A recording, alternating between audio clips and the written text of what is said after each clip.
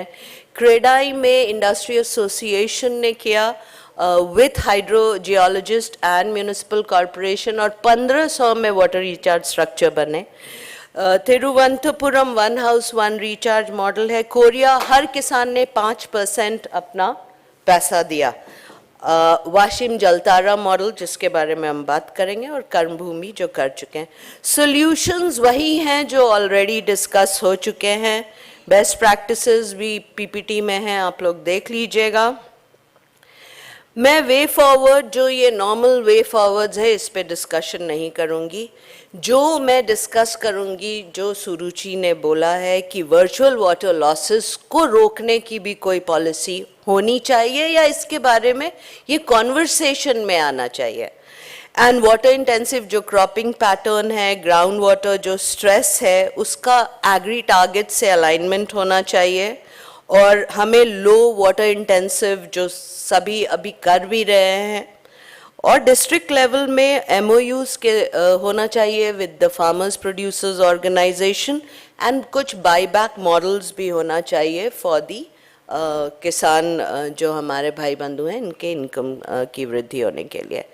उसका ये भी कहना है कि छत्तीसगढ़ जैसे स्टेट में जहाँ एम्बिग्विटी है सैंड माइनिंग पॉलिसी में, क्योंकि हम एनकरेज करते हैं कि आप CSR से डिसिल्टिंग ऑफ रिवर्स करें, ऑफ जहाँ पे ये सब प्रॉब्लम है, बट छत्तीसगढ़ में ये अलाउड नहीं है। Don't single out Chhattisgarh, there are other states also, there are other states also, मतलब in some states like Chhattisgarh.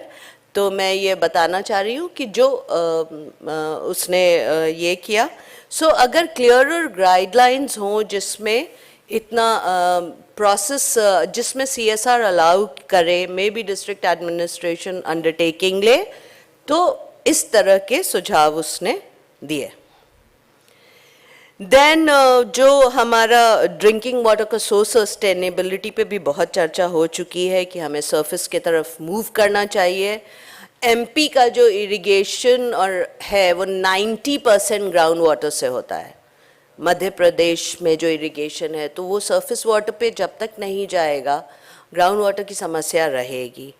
और ये जो रूफटॉप रेन वाटर हार्वेस्टिंग का जो प्रावधान है, इसका हमें ये होना चाहिए। इसको थोड़ा सा म्यूनिसिपल कॉरपोरेशंस को, डिस्ट्रिक्ट एडमिनिस्ट्रेशन को और स्ट्रांगली एनफोर्स करना चाहिए।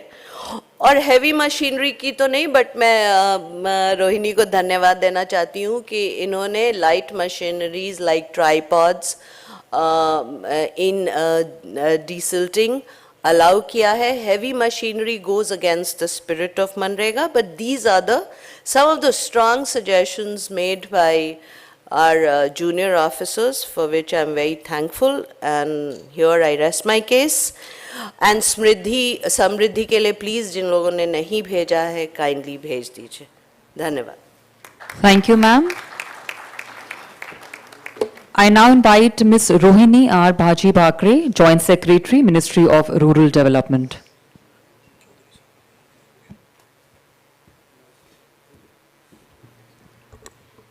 Good morning, namaskar. As Archana ma'am has set the context, and I wasn't present yesterday, but ma'am, thank you so much because of your summarization of the points. I could actually get a sense of what all I have missed yesterday, but I would try to make it up for today. I'll be talking about Mahatma Gandhi Narega and the vision for Sujalam Bharat, how we are completely in tune with each other, and here we go. MG Narega, I won't be talking much about it because all of you really know about the scheme, what it is. But still, since some points do require a little repetition, because it is a demand-driven scheme, so demand has to get generated at the Gram Panchayat level. People have to sit together in Gram Sabha and approve whatever works they are going to take up.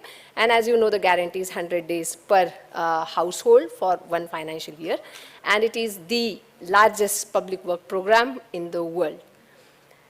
Provisions, you know, productive assets is what Manrega talks about while ensuring the guarantee for employment.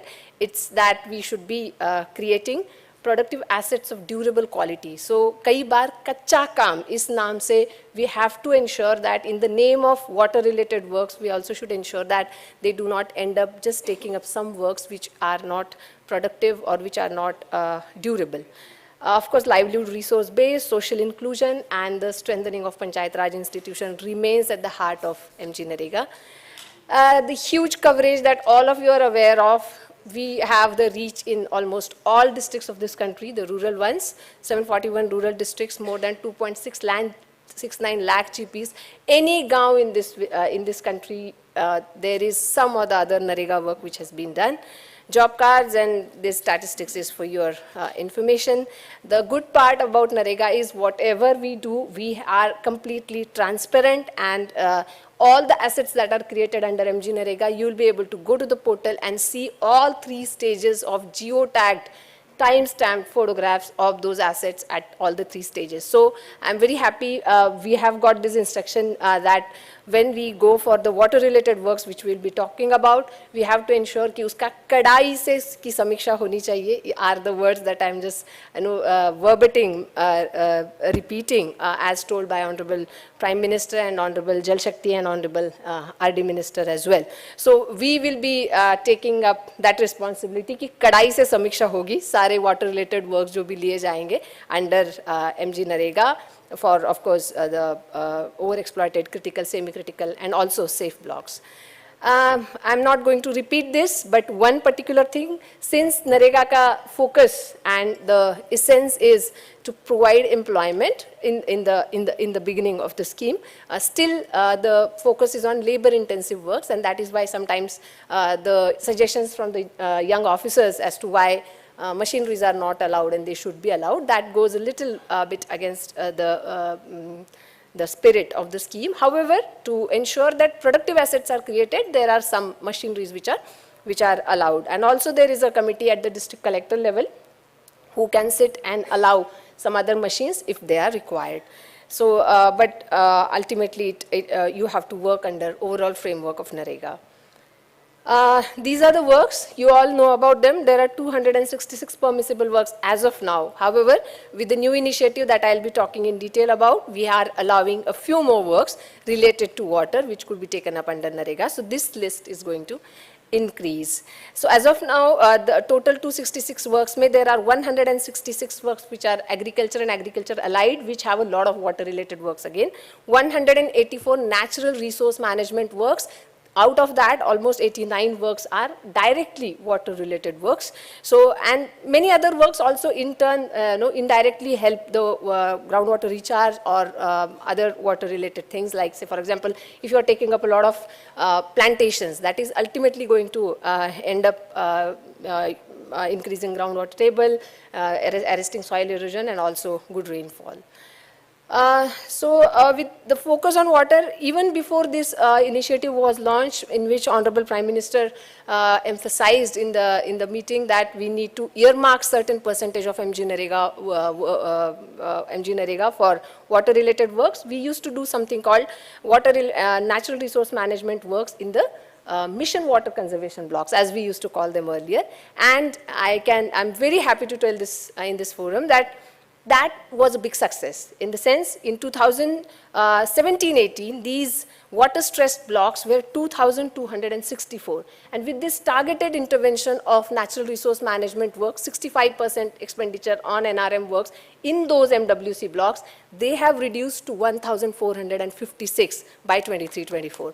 So this shows that if we target our interventions, if we target every penny that goes into this, if we target it properly, we do get results. So with the new initiative, we will be having a dynamic kind of interaction with Central Groundwater Board, and they will be kind of providing us the dynamic data as to which blocks are overexploited, critical, and when they come to semi-critical and when they migrate to safe blocks. So we will be working with them on that.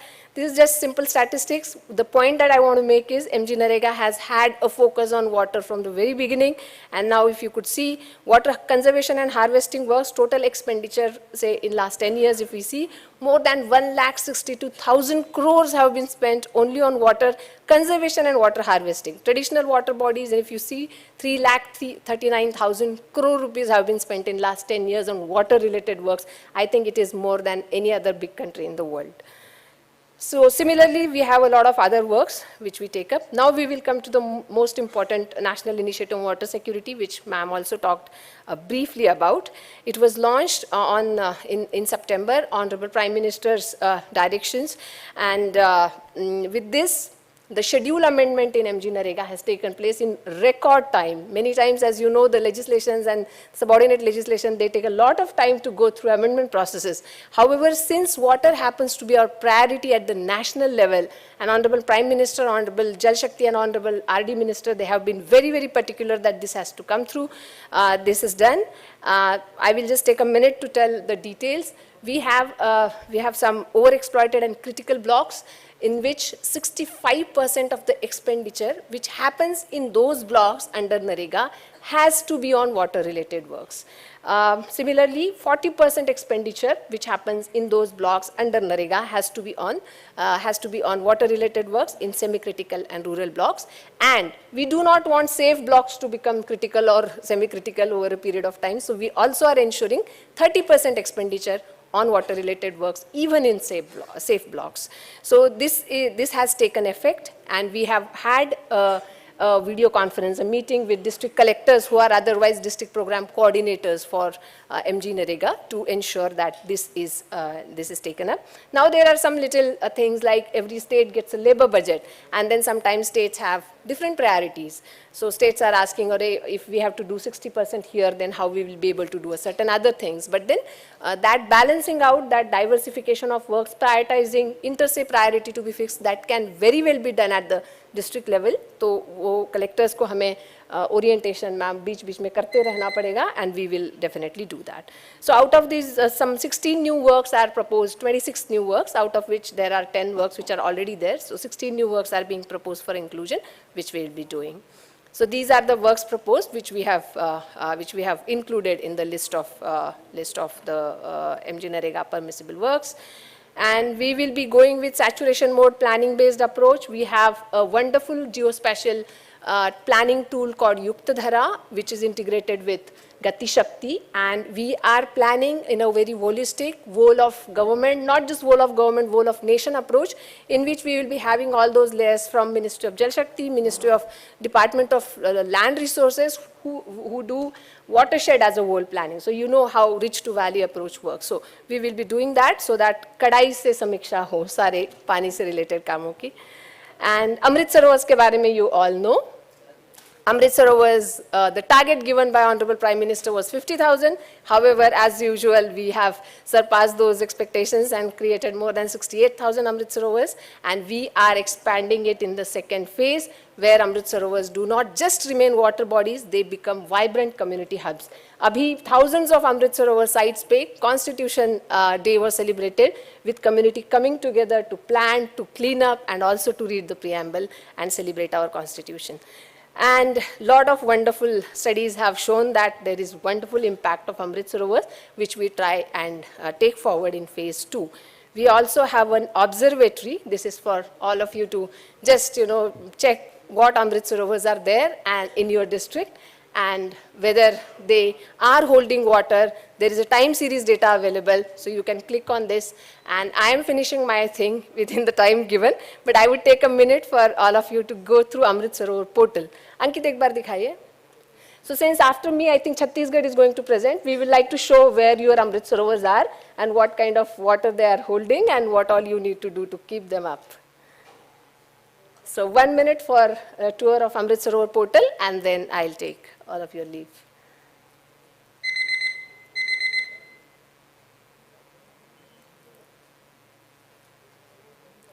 So this has been developed by IIT Delhi, and you can select any parameter and accordingly go and check if your Amrit Sarovar has been holding water, for how long, whether the water holding capacity has increased, decreased, for how long it was dry during the dry season.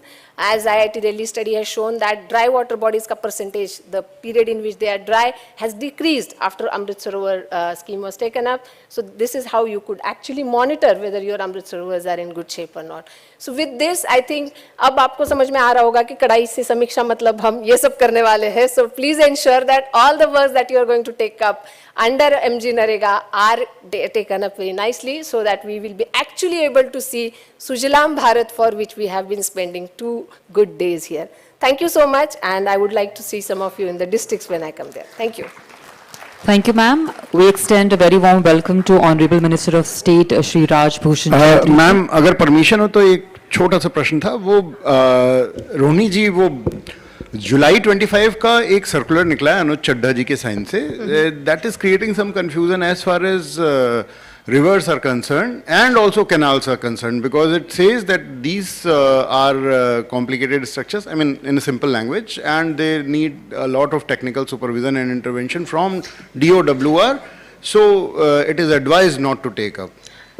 Yes, sir. I would like to say this, sir. As MG Narega, as you saw, these 266 works, that does not have complete river rejuvenation as a permissible work. Total river rejuvenation, because river rejuvenation, as you know, is a very big project to start with, and also it would require a lot of technical inputs for that. What MG Narega does is, there are a lot of works which actually are part of a river rejuvenation, which could help in river rejuvenation, but not as a name river rejuvenation. So that is why we have just clarified, because Narega can't have very high value, very high expenditure works to be taken up which are not there in the list. So it's not confusion, sir. Yeah. Canals, as far as canals are concerned, canals can be taken up, but then for renovation or rejuvenation, there is a time period. Like, you cannot take up the same canal if you have done that stretch within 5 years. So that is what it means. Canal and river rejuvenation. For river rejuvenation, it is not a kind of there in toto as such. That's the only thing. Otherwise, little works like spring shed development or some kind of embankment strengthening or desilting in little stretches, that can be taken up under Narega. Thank you. The next presentation is by Shri Rajesh Topu, Secretary, Water Resources Department, Chhattisgarh.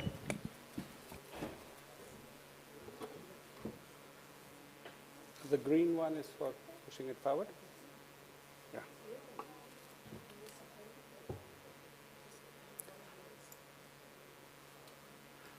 Good morning, everybody. Respected Archana ma'am, my learned colleagues on the dais, ladies and gentlemen. The Chhattisgarh template is what I'm going to talk about today. The Chhattisgarh template was based on 3 pillars.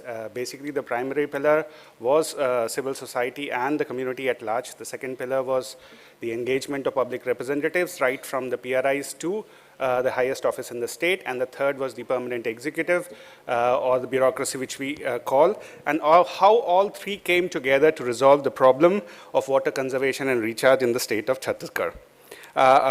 Before starting, just a background in Chhattisgarh, I could have used a better map of Chhattisgarh. Yeah, this is just a basin map. On the top, you can see the Ganga basin.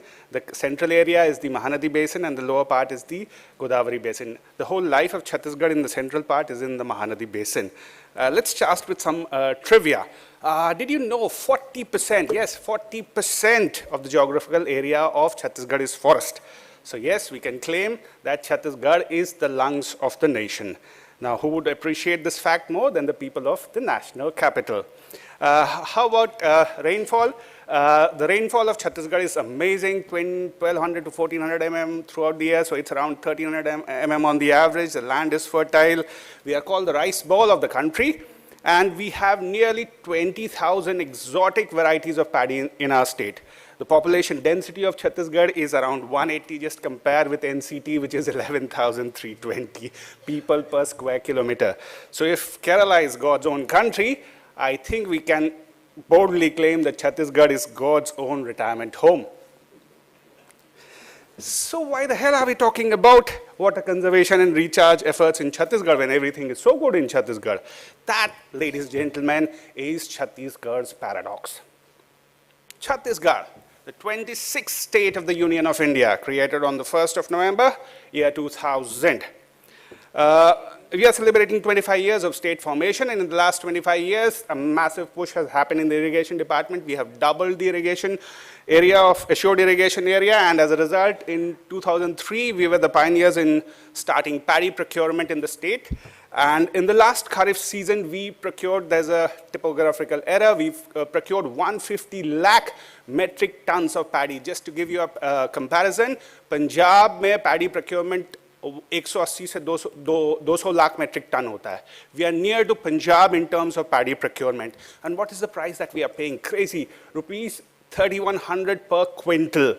You know, that is what is forcing now farmers towards growing more and more paddy both in the Kharif and in the Rabi season, leading to excessive, aggressive exploitation of groundwater. Now this problem gets even more compounded since the state has been new formed. Parallelly, we are having massive urbanization and industrialization. So what does the data say? The data will say horrible things. Yes, in 2004, number of slave blocks 138 out of 146. In 2020, the number of slave blocks have come down to 110. The number of semi-critical blocks have increased from 8 to 27. The number of critical blocks, 0 to 9. Now, if this is not a time to act, then what would have been? I think 2020 was the watershed year for the state of Chhattisgarh. And the problems, more or less, I've already talked about, was we needed to shift from surface to groundwater. As usual, the departments are working in silos. There was no demand-side management, and yes, MSP was causing a problem for us. So as I said, 2020 was a year for the resolute action. I think JSS CTR was launched in 19, but it became operational post-COVID in 2020, and it was kind of the heart and soul of the water conservation movement within the state of Chhattisgarh. I think we did planning both from the demand and the supply side. Supply side was more towards, focused towards creating efficiency in supply, and on the demand side, it was more on the engagement of the community at large and crop diversification.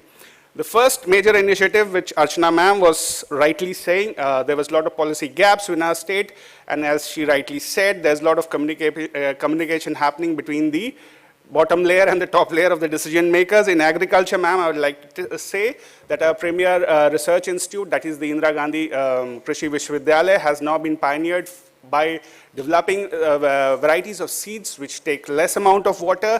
This is being pushed through our cooperative credit societies, which are the principal agencies for doing paddy procurement, and is aggregated to the farmers so that they use seeds which use less water. PHE, a major shift was made towards not using groundwater to MVS, that is multi-village scheme, that got parallelly coaxed with the launch of JJM in 2020.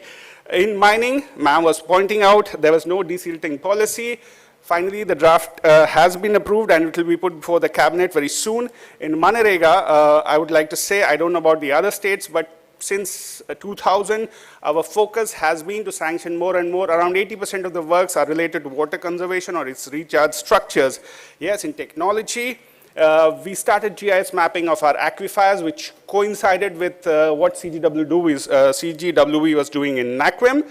We used IoT sensors for our soil moisture content estimation, which created a decision support system for our reservoir and canal scheduling. Yes, we increased our water storage structures also. In terms of governance initiatives, our state water policy came up in 2022. 3 river basin development plans are undergoing. The Mahanadi Basin Development Plan is over. Indravati and Ganga is under process. We established the Groundwater Regulatory Authority. And yes, in the year 2020, we have rationalized the water tariff mechanism, which specifically discourages industrial use of groundwater. And yes, it has a chapter on safe use of treated wastewater. Last but not the least was capacity building of our officials. All these strategies, as I said, was from the supply side.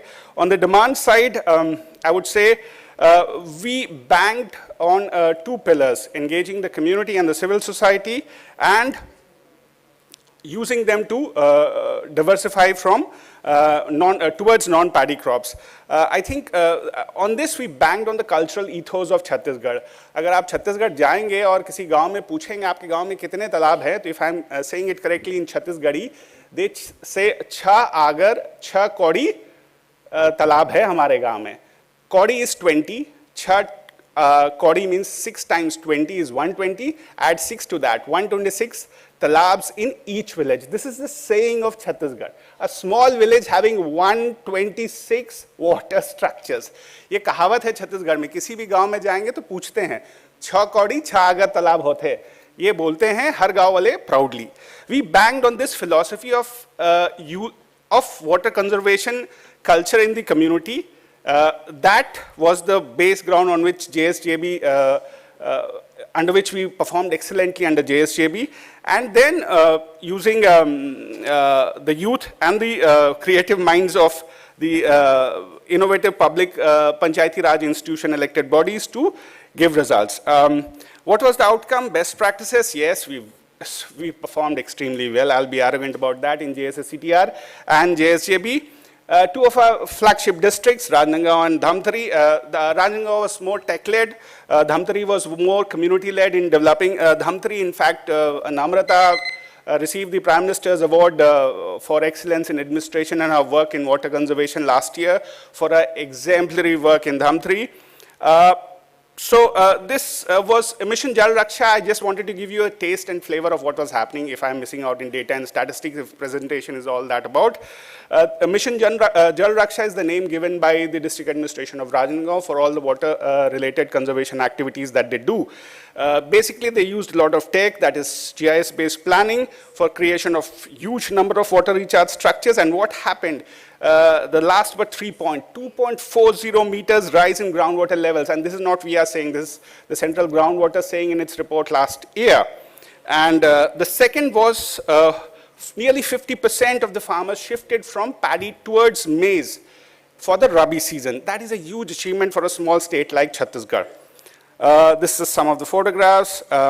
So last slide, what have we achieved? Yes, 2022, as I said, the watershed year, and 2025. If you say the number of saved blocks have increased from 110 to 120, semi-critical has reduced from 27 to 21, the critical has reduced from 9 to 5. लड़ाई जारी है, हम जीत रहे हैं, लेकिन धीरे-धीरे जीत रहे हैं, but we are not giving up, and we are saying that by 2030, at least the critical blocks will come down to 0, the semi-critical will come down to around 15 to 10, and that is the target on which we are working. These are the priority areas. Obviously, we are reducing, we are promoting surface water, modernization of tertiary canals, strengthening maintenance budget, solar irrigation clusters, and a framework of capacity building. These are the results that we have achieved under the leadership of our Chief Minister, who's also incidentally the Minister in charge of the district. Last but not the least, before I end, ma'am, I met you last, I think on the January of 2024, when I just joined as Secretary WRD, and it was Mahabalipuram, if I'm not mistaken. और ma'am बोली तुमको stage में चढ़ने नहीं देंगे, कुछ काम करो तभी बोलने का मौका मिलेगा. So, ma'am, thank you for believing in us. This is the photograph we had on our Prime Minister when the President felicitated us for us. And from believers, we have become achievers. And thank you for giving us your splendid dais and platform to showcase whatever work we are doing in Chhattisgarh. Thank you once again. Thank you, sir. We welcome Honorable Minister of State Shri V. Somanna ji. We welcome Honorable Minister of State Shri Raj Bhushan Chaudhary ji.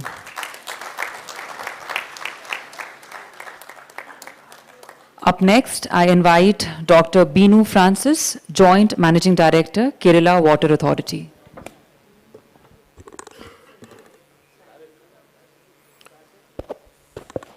Good morning.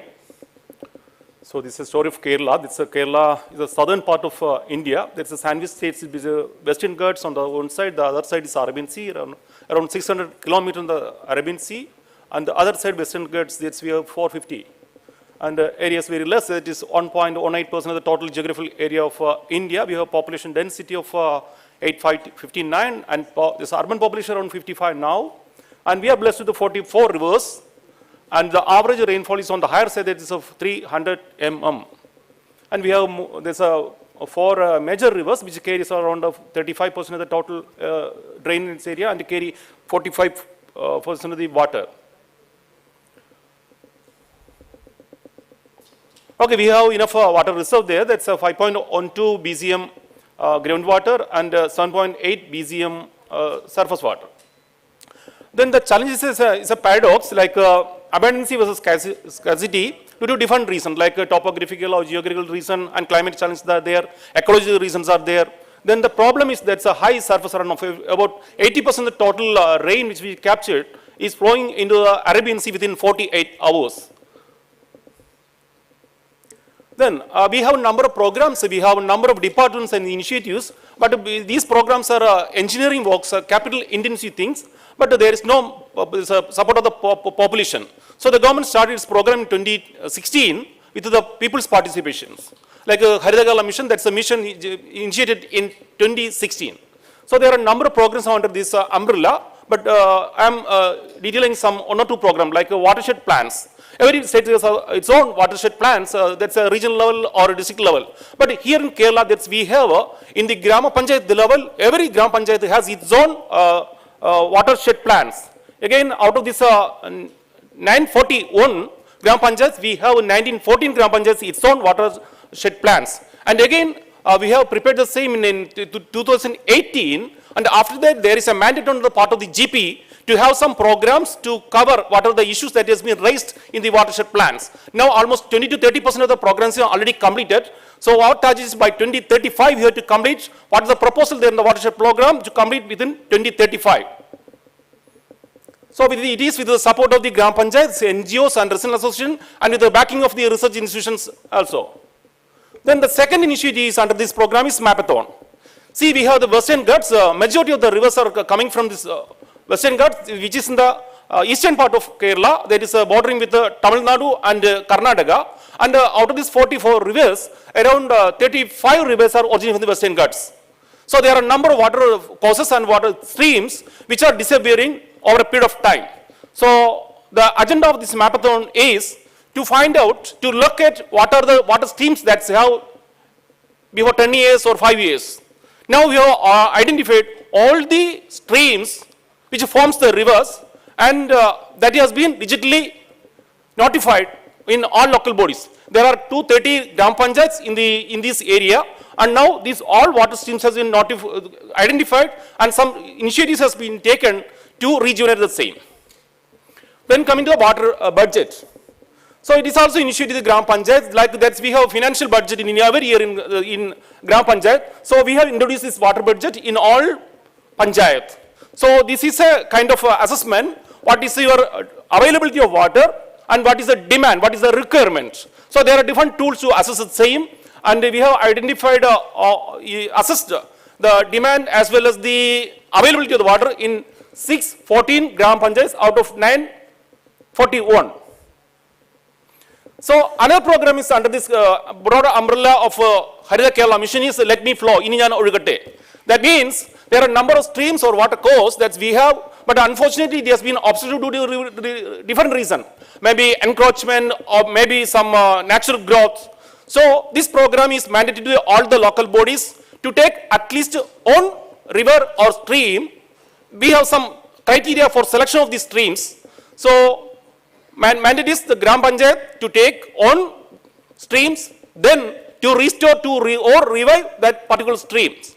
So far we have revived 34,000 kilometers of streams in all these local bodies. Then there are certain case studies, like we have around 43 major streams are already revived. These are one of the examples in the northern part of Kerala, which is flowing in our urban area. So there are so many issues with this river, and drains were not let into the streams, and it is like a mashy or disposal of waste. Everything is there. It's a polluted rivers. Now, number of activities have been initiated. Now it has been restored to glory, and agriculture activities has been restored in 165 acres. And in well, we have quality of water in almost all the wells nearby this river. And second case study is coming to the Legislative Assembly of Kattakada, that is in the southern part of Kerala in Trivandrum districts, where the scarcity of the water, stress on the water, and it is one of the semi-critical block within this Legislative Assembly. So, where we have an MLA that is elected in 2015, namely I.B. Sadish, he led this project without any fund, without any agency. So, he onboarded almost 15 agencies or mission on government departments with 19 initiatives. So, these are the initiatives involved in this program. There is a convergence of all the program in the Legislative Assembly level. So, this is one of the activities of the Groundwater Authority, and that is a convergence of NREGS, and so local self-government has been their own program, but it has been aligned with the master plan that has been prepared for this purpose. Then Jalanidika program, then Public Works Department's program, then IC Force, the software promoted by the government of Kerala, and Harda Kerala Mission, another program that we have, and Digital University that is also on board for the software purpose and e-purposes, and belt recharged by the another agency, and Kayar geotextiles that we have. See, in order to protect the ponds, we have laid the Kayar geotextiles that is almost everywhere that is common in Kerala, and see what is the result. See, this is a Novermber blocks where compared to the other blocks in Trivandrum districts. See the level of water that we have. Before 2015, this is same when compared to the other blocks. So, this is a trend. Say we have three layers, one is pre-monsoon and post-monsoon and an average. See, there is a tremendous increase in pre-monsoon. So, the water level is sustainable, it is increasing. That is the result of these activities initiated from 2015 onwards. The block has been raised from semi-critical to safe. Another initiative is also there in Trithal, that is nearby Ernakulam, another constituency that is started in 2020. Almost the same initiative that has been there in the Kattakada has been replicated there.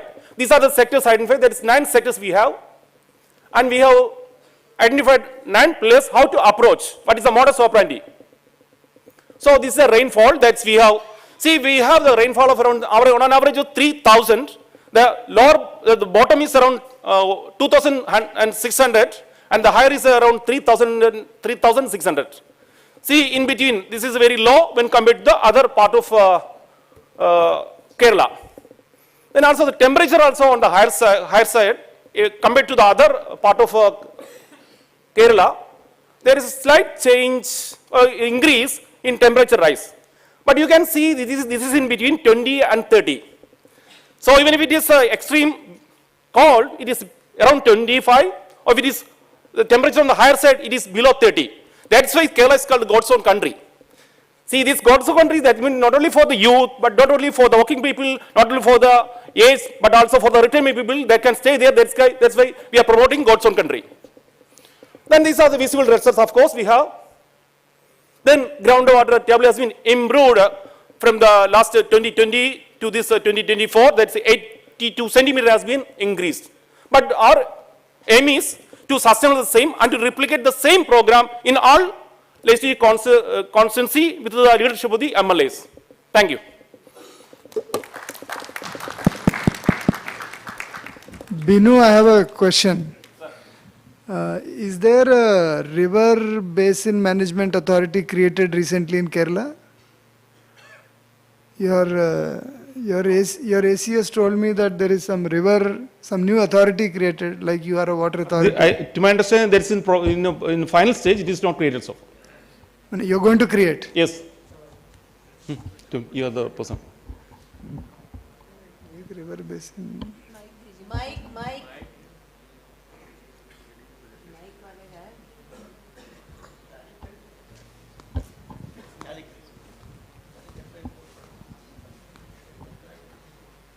Sir, I am Koshi, Superintendent from Irrigation Department. So, authority has formally approved on 26th of June 2025, sir. Okay. We are the primitive level, sir. What is this authority? What is it about? So, it's about, 1 minute, sir. It's an operational framework of Integrated River Basin Conservation in Manayam, sir. Operational framework.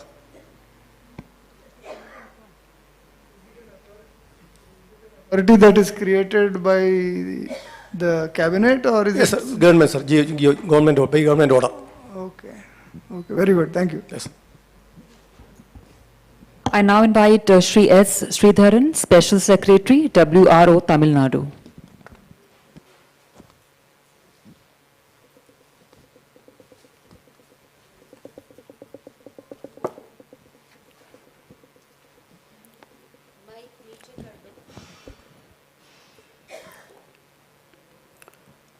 Honorable Ministers, respected secretaries, and other dignitaries, good morning to all. I start my presentation with Thirukural. வான் நின்று உலகம் வழங்கி வருதலால் தான் அமிர்தம் என்றுணர் பாற்று. Rain is deemed an elixir of life as its unfailing fall sustains the world. So these are the vital statistics of Tamil Nadu. So Tamil Nadu is mostly benefited from the northeast and southwest rainfall. So geographical area of the state is 4% of the country's land area, and the population is about 6% of the total population of the country. The cultivable area is 37.7% of the geographical area. So 29.2 lakh hectare is irrigated. So there are major hill ranges: Eastern Ghats, Western Ghats, Nilgiris, Anamalai and Palani Hills. The coastal line is 1076 kilometer, probably the next to the coastal length of the Gujarat state. The second largest economy and most urbanized state in the India. The second largest GDP contributor to the country, it is about 9.21% according to the statistics of 2023-24. The average land holding is about 0.75 hectare only.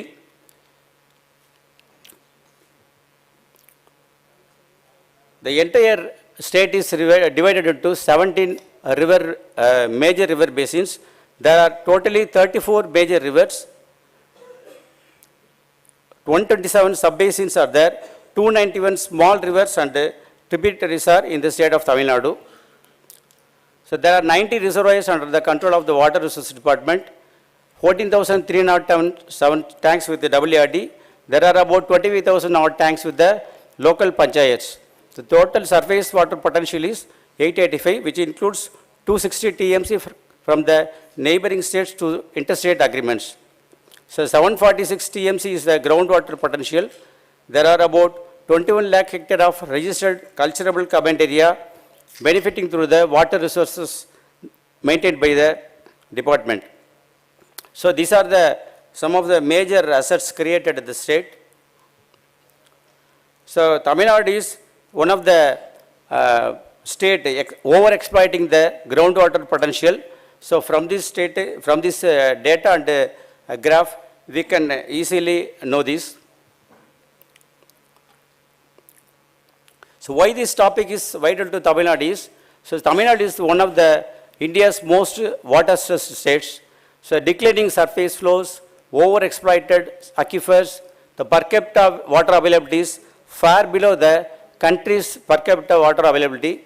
So there are no perennial rivers in the state, so with a which thereby reducing the base flow. Pollution, encroachment and sedimentation so aggravated the water source issues. So need for the river generation and recharge. So there is a miracle well in Tirunelveli districts because of the karst aquifer. Karst topography is existing in Tirunelveli districts for a stretch of 200 kilometer radius.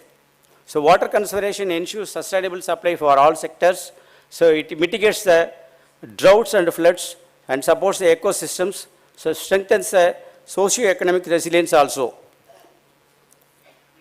So Tamil Nadu is implementing the best global practices like IWRM and participatory irrigation management.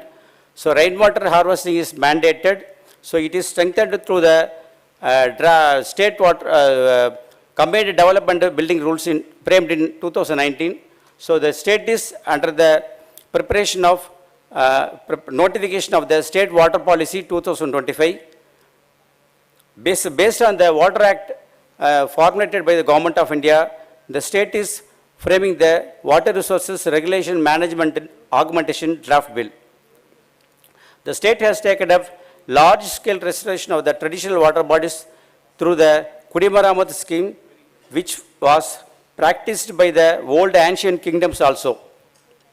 So these are some of the glimpses of Kudimaramat scheme. We have constructed 127 check dams, 101 anchors, and barrages and regulators during the past 5 years. The Atikada Avanavasi scheme and the Betur Sarabanga lift irrigation scheme are the new schemes, the first of its kind in the state of Tamil Nadu. So Tamirabarani, Karmeniyar and the Nambiya rivers are interlinked, which is flowing within the state itself. The state has implemented many programs like ARM projects, desilting works in the Kaveri Delta every year. So urban flood mitigation works, RRR, dam rehabilitation and improvement project. So these are the challenges faced by the state of Tamil Nadu: weak enforcement of the rules, fragmented responsibilities, insufficient long-term financing with funding focused on the construction rather than maintenance, encroachments and land use changes, so limited community engagement, so prioritizing the standalone structures only without integrating the watershed management, demand management and groundwater regulation, so groundwater governance gaps, no subcategorization of the safe FIRCAS, because in safe FIRCAS the water quality is poor, so that is why you could not take any scheme in the safe FIRCAS, so it has to be subcategorized based on the quality of water. High O&M and electricity cost in lift irrigations. Tamil Nadu, there are a lot of scope for lift irrigation schemes, but it can be utilized for a minimum period only. That is for 1 week or 15 days only. So that is why there is a lot of hesitation for taking up the lift irrigation schemes, and erratic monsoons and intense runoff also posing a lot of problems. So we have identified various possible solutions under the heading State Water Policy. So interdepartmental coordination is required. So revival of the traditional tank systems through Kudimaramat scheme. So promotion of the urban water sustainability, scaling of the groundwater recharge structures, subcategorization of the safe FIRCAS, improving the water use efficiency through micro irrigation, crop diversification, SRA techniques and all, capacity building and technology. So strengthening public awareness and behavior change, which is most important for this concept. Then promotion of the solarized lift irrigation schemes, integration with various schemes of the Government of India is possible in the state of Tamil Nadu. So Atal Bhujal Yojana, Tamil Nadu has already expressed its willingness. So we request the Government of India to consider the request of the Government of Tamil Nadu to onboard Tamil Nadu into the Atal Bhujal Yojana schemes so that the groundwater potential can be improved. So integrated water resources management is already implemented by the Tamil Nadu. So the TNM is the example for the IWRM concept. Various light departments are participating in this project. So these are some of the photos. In this project, so the methane emission has been reduced. The carbon credit initiative has been created in this project. SRI, alternate wetting and drying, so direct seeding of rice, so sustainable sugarcane initiative, integrated net nutrition management and integrated pest management are practiced in this project. So these are some of the interventions. So best practices include SCADA, RTDAS, and FIRCA-wise dynamic groundwater assessment rather than block-wise. So managed aquifer recharge also we have taken up with guidelines for best practice of the Denmark. So we have launched the TN RIMS portal recently, where some of the modules are open to the public also. The twin tag concept is taken by the Tamil Nadu by combining the nearby tanks, especially in the urban areas, to cater into the drinking water supply needs.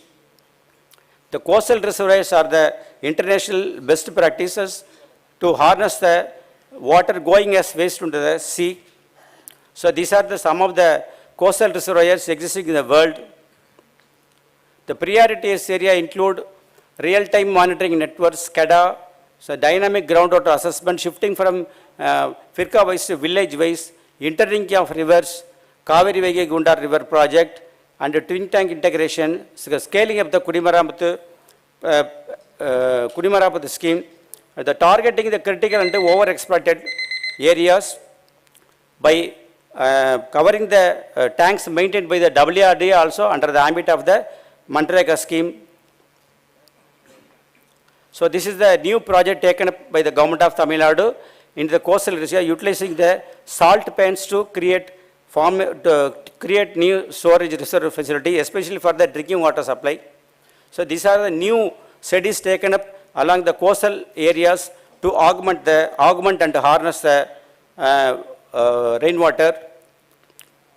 The way forward can be possible through legal policy reforms, administrative reforms, the various technological reforms, so budgetary financial reforms, capacity building and communication.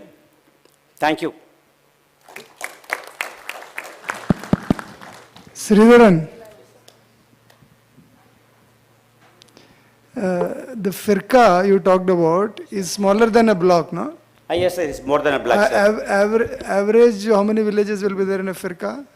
So totally we have identified 1,202, sir. No. On an average, how many villages will be there in a Firka? It's an administrative unit smaller than a block. Yes, sir. Yes, sir.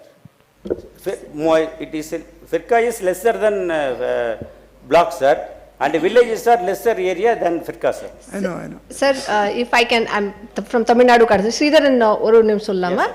Firka, sir, is basically sub-taluk. So, taluk is divided into firkas. Circle, as we call in some other states. So, and it comprises of revenue villages. Firkas or taluks are not coterminous with blocks are there. Development blocks are different than the taluks. They are not coterminous. So, one block probably will have 4 to 5 firkas. This is an easy question for you, but my next question is for you actually, the tougher one. Sir. Because you are right now planning Sir. at a block level. You have identified Yes. areas that are semi-critical blocks and critical blocks. Now in a place like Tamil Nadu, which has firkas, and a place like Andhra, which has mandals, which are similar to firkas. So will you do a much granular planning so that your Manrega funding is more focused? Sir, I had a quick discussion with ma'am when he talked about, when I saw his recommendation, the challenge that he has because of the firkas.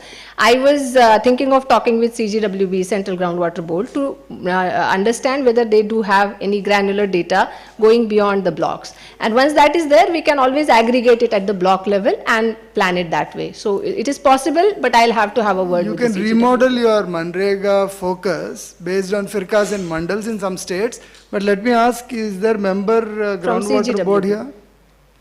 Groundwater board? Boloji, one of the points that Sridharan made is that they have now gone up to firka level and they plan to go to the village level for groundwater planning. Sir. तो आप बताइए. हाँ sir, they have gone. They have gone even earlier also. They were doing it firka wise. So we have got the data up to firka level for Tamil Nadu, which is aggregated to block level in the national report. But in the state report, we have data up to the firka level. So,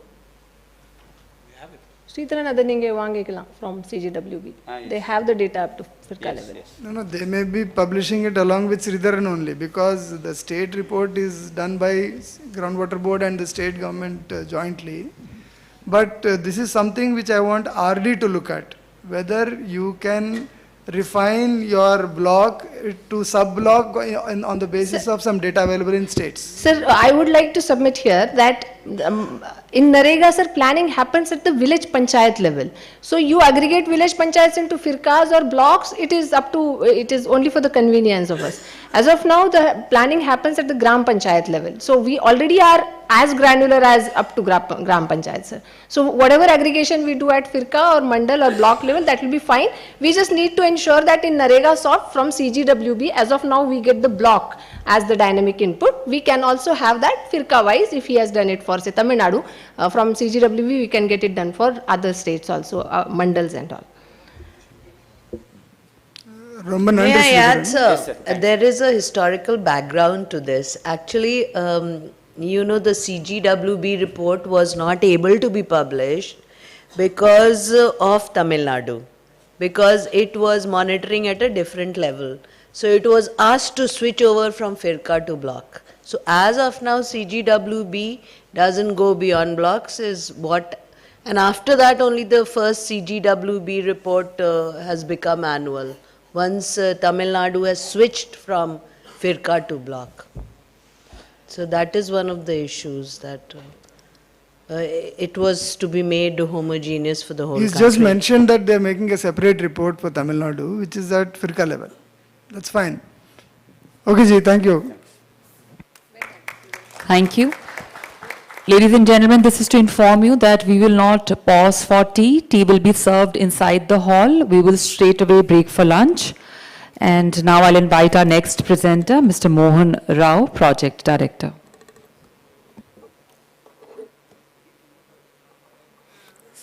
Good morning all. I am Mohan Rao representing Effort NGO from Andhra Pradesh, having 40 years of experience in the field of social development, particularly sustainable agriculture and NRM. So, Andhra Pradesh is 88% of the farmers are small and marginal farmers. The net sown area is 60 lakh, and most of the agriculture is 42% under canal irrigation. That's mainly from Godavari and Krishna Delta. Then 42% is groundwater. Irrigation is from groundwater. So the major challenges are water scarcity. So depleted groundwater and erratic rainfall and seasonal droughts. This is one of the major issues. Then poor infrastructure, pollution. So farmers indiscriminately they use chemical fertilizers and pesticides. There is a lot of pollution is taking place. The irrigation inefficiency. The farmers are adopting traditional methods. They are not adopting water management practices. The knowledge gap. There is awareness level is very low. Still, a lot of programs are going on. Many programs are going on. Awareness level is very low. Solutions. Reviving traditional water bodies. That is one of the lakhs of traditional water bodies are there. If you revive them, that will be the best solution to address the issue of water scarcity. Then micro irrigation technology. That is a promotion of sprinkler, drips. This is all mulching and also all these activities. Then watershed management. There is one of the best option. Watershed management to conserve the soil, conserve the water, to conserve the vegetation, all. Then community-led water sharing. That is another best option. Community water sharing mechanism. Already some areas the farmers they have gone for lift irrigation schemes, and they are managing on their own lift irrigation scheme, sharing the water, and even maintenance also they have taken. Maintenance also they are taking care. They are managing on their own, paying their own money lift irrigation schemes. That is the knowledge and policy support. This need to be taken up. We need to take up more capacity building activities, awareness generation activities. So we have taken up a watershed development program, 90 watersheds with the support of NABARD and some corporates, Reliance Foundation, Godfrey Phillips India. So the program we have taken up in 200 villages. That is the farmer, they have contributed 16% of the contribution is mobilized by the farmers in form of labor or kind. So we have promoted watershed communities. So they own the program and they have facilitated the program. Even after completion of the programs also, they have mobilized the maintenance fund. Now they are taking care repairs and all maintenance. So the watershed activities, soil conservation and water conservation, vegetative conservation and productivity enhancement. These are the 4 major interventions. And all Water conservation acts are taken up in the area treatment as well as drains also. Drains, check dams, percolation tanks, pump, then under area treatment, pump ponds, different activities. So under water conservation, check dams, pump ponds, and the recharge of wells, and enhance the groundwater level. Then soil conservation, contour bunding, then trenching, and soil moisture preservation. Then groundwater, that is mainly recharging of bore wells and all that. Vegetative conservation, vegetative barriers, tree plantation program, bund plantation, then common land development and all. So we have taken up 150 watersheds, 500 farm ponds, 200 villages. So totally 50,000 hectares of land is treated. Then totally 75 lakh cubic meter water is harvested. These are some of the water conservation structures: check dams, percolation tanks, then trench cum earth and bund, trenches, then vegetative barriers, palm ponds, then a water pond, palm ponds, then borewell recharge structures, this promotion of drip under micro irrigation. And as part of sustainable agriculture in the same area, we have taken up climate resilient farming through natural resource management. That is one. We have taken up 155 villages, 30,250 farmers with the support of Reliance Foundation and DK Austria. This is both the combination of agriculture as well as managing the natural resources. And another thing also, biodiversity conservation parks we have promoted with the support of Godfrey Phillips India. We have promoted 3 parks, 30 acres in Prakasham district, Andhra Pradesh. 50,000 variety of species have planted in these 3 parks. These are the photographs of biodiversity parks. Then one success story, we have facilitated one watershed in from 2008 to 2011 in the Jagannathpuram village of Prakasham district. It comes under Prakasham district, Andhra Pradesh. It is a small village having 150 families. So most of the families, all 100% families are there dependent on agriculture. The village has faced severe problems, water scarcity, then low productivity agriculture. So these are major issues. Then after seeing that village, we have conducted a PRA and micro planning with the involvement of village communities, and we have developed watershed as a best approach to address the issues of that village. And this watershed we have facilitated with the support of Millepede Foundation, Hong Kong-based organization. So after facilitation of this watershed, we have seen visible impact in the village, the change in the land cultivation area. Previously, only 172 hectares of land is cultivated. It has increased to 326. Then under cultivation, previously 176 hectares is uncultivated. Now that comes under 25. Then irrigated dry, 78 hectares are under irrigated dry, and it has raised to 113. The cropped area also increased. Chili, red gram, and all crops. The cropped area also increased a lot. Then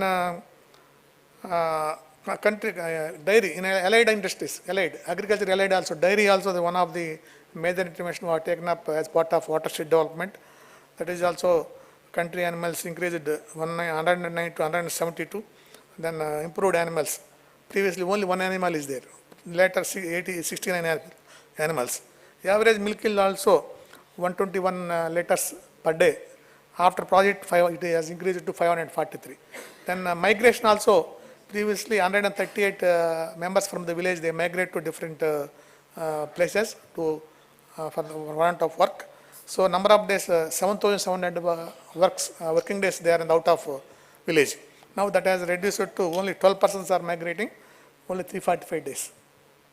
Another major, this income level also increased a lot after this project. Another major thing what we have observed is from 2011 to 2025, there are 4 dry spells in the villages we have experienced. So in the neighboring village, they are facing severe water problem. All the bore wells have dried up in the village as well as in the agriculture field. So government is, they are transporting water through tractor trucks for domestic purpose as well as digging purpose. This village where we have facilitated watershed, that village, there is no problem of water. All the bore wells are yielding good water. There is no water supply from government that water. That is a major observation we have noticed in Jagannathpuram village. These are some land use pattern. Before land is like that with all bushes and all, that land is developed. Then we have applied tank silt application. Later farmers have gone for cultivating the vegetables and different crops. This is after project, not only agriculture, they have gone for horticulture crops, then fodder development, paddy also for their own consumption purpose, dairy with under convergence of NABARD and all. The major strength is the village development committee, which we have promoted and strengthened the village. They took active role and they played vital role right from planning to managing the structures. That is the key strength of success of this watershed. So children also previously they are in the, most of the children they go to the work. Now after completion of this watershed, the children also, all the children from all the families they are in the schools. So they way forward, implementing watershed program to in remote village, strengthen watershed conservation, improve groundwater recharge, and enhance the agricultural products. This is one of the things. And expand the community-led natural resource management. Then saturate watershed, untreated watershed clusters with soil and water conservation measures. Then integrate micro irrigation and climate smart agriculture practices to optimize water use. Then strengthening convergence with MG and REGs. Then use digital tools, GIS, drones, geotagging, and IoT sensors, and building strong community institutions to manage, maintain, and own the watershed assets and sustainability. Thank you.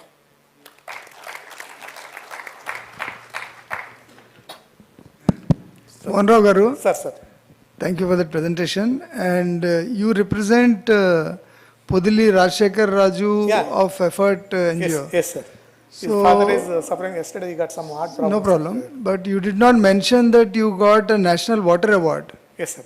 Congratulations. Yes, recently we have received National Water Award from Minister of Jal Shakti, the Honorable, hands of Honorable President of India. So this is the first year we introduced a National Water Award for individual efforts. Yes, sir. And you have got an award for South Zone. We give awards to 4 people. Yes, sir. So in how many, when did your NGO start and in how many villages have you worked so far? Yes, actually, for last 40 years I have been in the field of rural development, sir. Our NGO started in 1989, sir, almost 26 years back. Previously, I was in other NGO. So our presence is there across 9 Indian states, both southern and northern states. Northern states, Punjab, Haryana, Uttar Pradesh also for last 2016 to 2025 June. Up to June, our presence is there in northern states also. Now our presence is there only in southern states, sir. Tamil Nadu, Kerala, Karnataka, Andhra, Telangana. So totally we are working with 1859 villages, covering 2.5 lakh farm families.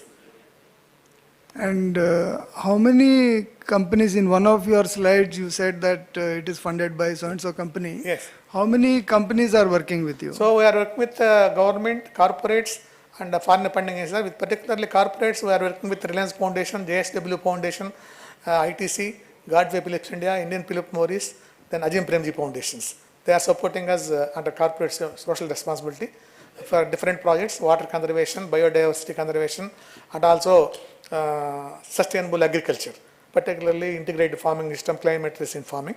Then foreign funding also we are working with Fair Trade International, DK Austria, IDH, and previously we have worked with GIZ. And government majorly we are closely associated with NABARD, who have facilitated 90 watersheds covering 90,000 hectares. Effort acted as the lead NGO involving 16 grassroots level NGOs covering 3 districts, Prakasam and Guntur and Nellore, western part of where Dotpuni area region, that we have facilitated under 90 watersheds. It is a successful program. So there is a lot of improvement is there, a lot of results we can see, sir. Excellent. Excellent. Thank you. Thank you, sir. Thank you very much. Thank you. We'll now showcase a video highlighting the ground level activities by Dr. Purushottam Vail, researcher, Jaltara Project, Jalna, Maharashtra.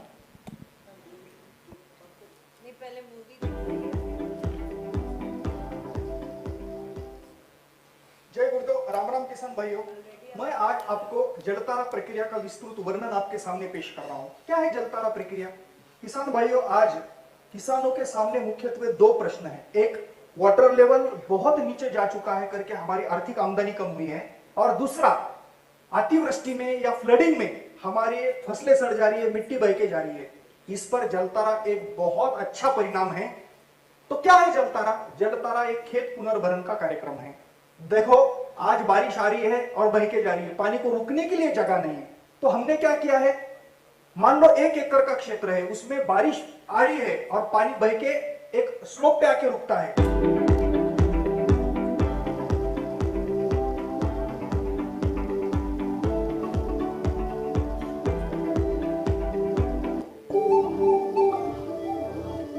उस slope पर JCB machine के माध्यम से एक 5 bye 5 और 6 feet का basalt rock लगने तक, मुरूम लगने तक हमने उसको नीचे खोद दिया और ये गड्ढा बना दिया जिसको हम शोषपीट कहेंगे। और उसमें बारिश के पानी के साथ मिट्टी जाके वो बुझ ना जाए, इसके लिए उसमें बड़े पत्थर 5.5 फीट भर दिए।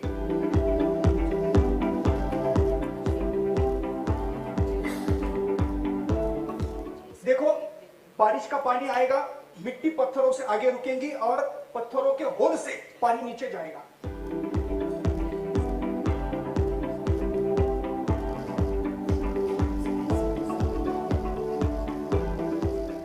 ऐसे हर एकड़ में 1 या 2 गांव को अगर 1000 एकड़ क्षेत्र है तो हम 1000 जलतारा शोषपीट बनाएंगे।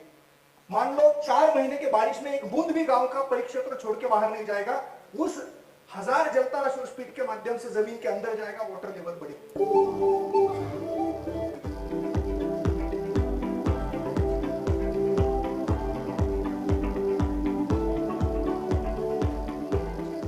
तो जलतारा के मुख्यत्वे 4 परिणाम हैं जो किसानों को आर्थिक समृद्धता की ओर लेके जा रहे हैं। पहला, गांव में 1000 एकड़ में 1000 जलतारा शोषपीट है, जलतारा शोषपीट के माध्यम से पानी जमीन के अंदर जाएगा, वाटर लेवल बढ़ेगी। किसान 2 अनाजों से 10 अनाज के ऊपर जाएगा, हजारों से लाखों में जाएगा। 12 महीना पानी रहेगा, 12 महीने कुएं चलेंगे, बोरवेल चलेंगे। तो पानी ये खेती का अहम साधन है, जो अगर उसको प्राप्त होता है तो वो लखपति आराम से बनेगा। दूसरा, जो आज हमारे ऊपर संकट है कि फ्लडिंग हो रही है, अतिवृष्टि हो रही है, ज्यादा बारिश हो रही है, उसमें फसलें सड़ रही है, मिट्टी बह के जा रही है, तो वो भी जमीन के अंदर पानी को एक मार्ग मिला है। इसलिए 2 दिन में जमीन सूखेगी, फसलें बचेगी, रब्बी का हार्वेस्टिंग भी राइट टाइम होगा। ये मैंने खुद एक्सपीरियंस किया है। और तीसरा परिणाम और लाभ, उस 4 महीने में उस शोषपीट के माध्यम से जो पानी जमीन के अंदर जाएगा, तो वो जाके उस पानी का जो मॉइस्चर है वो 1 एकड़ में फैलेगा और वो मॉइस्चर 12 महीने टिक कर रह के उसमें के सूक्ष्म जीवों को जीवित रखेगा, जो माइक्रोन्यूट्रिएंट और सूक्ष्म अन्नद्रव्य निर्माण करेंगे और हमारे खाद को वही अन्नद्रव्य मिलेगा। उससे हमारा उत्पन्न बढ़ेगा, क्वालिटी बढ़ेगी और किसानों को समृद्धता प्राप्त होगी। और चौथा जो परिणाम है इसका सबसे लाभदायक है, आज गांव-गांव में ज्यादा बारिश में बांध फूटकर हमारे पड़ोसियों को उसकी तकलीफ हो रही है। तो किसी भी किसान का बांध फूटने का काम ही नहीं है। बांध के अंदर जलतारा शोषपीट होगा, पानी उससे जमीन के अंदर जाएगा, बांध बचेंगे।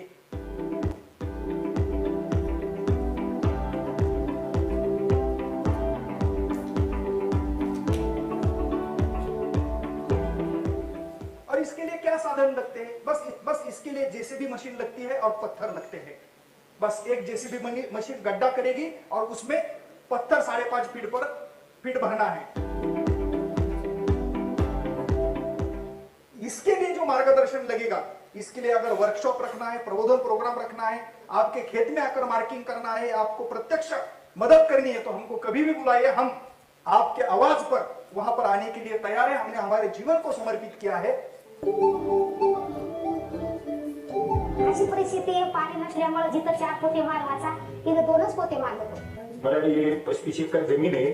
जमिनीमध्ये माझ्या जवळपास 45 खड्डे घेतलेले आणि त्यांनी सांगितल्याप्रमाणे आम्ही व्यवस्थित दगड भरून त्याचं नियोजन केलं आणि त्यामुळे पाण्याची पातळी, पाऊस पडल्यामुळे पाण्याची पातळी झालेली आणि त्याच्यापासून सोस खड्ड्यापासून फार फायदा झालेला आहे। ही माझी ती तूर आहे, तर अशी कधीच आली नव्हती, पण अशी तूर आली आहे तिला भरभरशीला उत्पन्न असं होईल आणि होणार आहे। आता तुम्ही सांगा कोणता महिना आहे? 6 महिन्यात आमचं पाणी संपत असतं, तर अजून 2 महिने खूप पाणी वाढलं म्हणजे उत्पन्न वाढलं म्हणजे कुठेतरी आपल्याला 2 पैसे मिळायला लागले। यहाँ से शुरू किए हैं, आप यहाँ से देखिए पूरे देश में तो पहले कहीं। I believe I can help with this Jantara idea.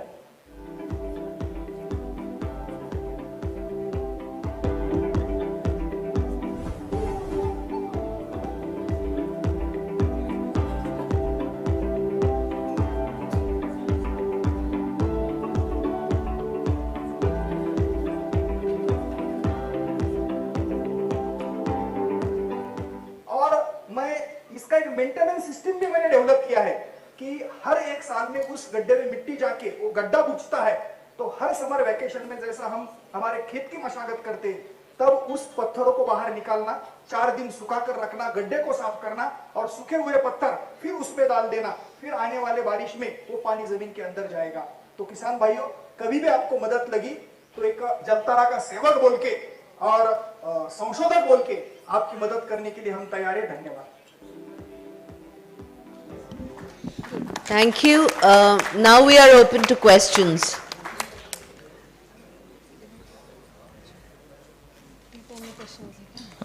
Sir एक क्वेश्चन था इस पर कि ये जैसे खेत में अगर हम लोग ये जलतारा मॉडल बनाएंगे तो क्या नाइट्रेट का लेवल ग्राउंड वाटर में नहीं बढ़ेगा सर? क्योंकि खेत में यूरिया डाला जाता है, उसमें नाइट्रोजन बहुत होती है सर, तो ग्राउंड वाटर नाइट्रेट बढ़ सकता है लिमिट से सर? 5 साल में जो हमने इसके परिणाम का अनुभव किया है, तो उसमें आपने जो क्वेश्चन मुझे पूछा है कि जो फर्टिलाइजर्स इस पानी के माध्यम से ज़मीन के अंदर जाएंगे और उनका स्तर बढ़ेगा, लेकिन मैंने एक एक्सपीरियंस किया है कि सच में पानी का स्टोरेज ज़मीन के नीचे है और ज़मीन के नीचे ऐसे कितने जीवाणु जीवित है जो आज वो फिल्टर सिस्टम को मेंटेन कर रहे हैं, और बहुत सारे रॉक्स भी है कि जो तुम्हारे फर्टिलाइजर्स को भी एब्जॉर्ब करके रखते हैं। तो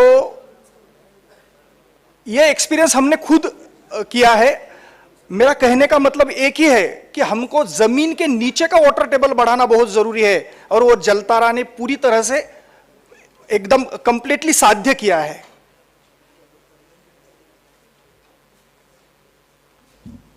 कोई और क्वेश्चन?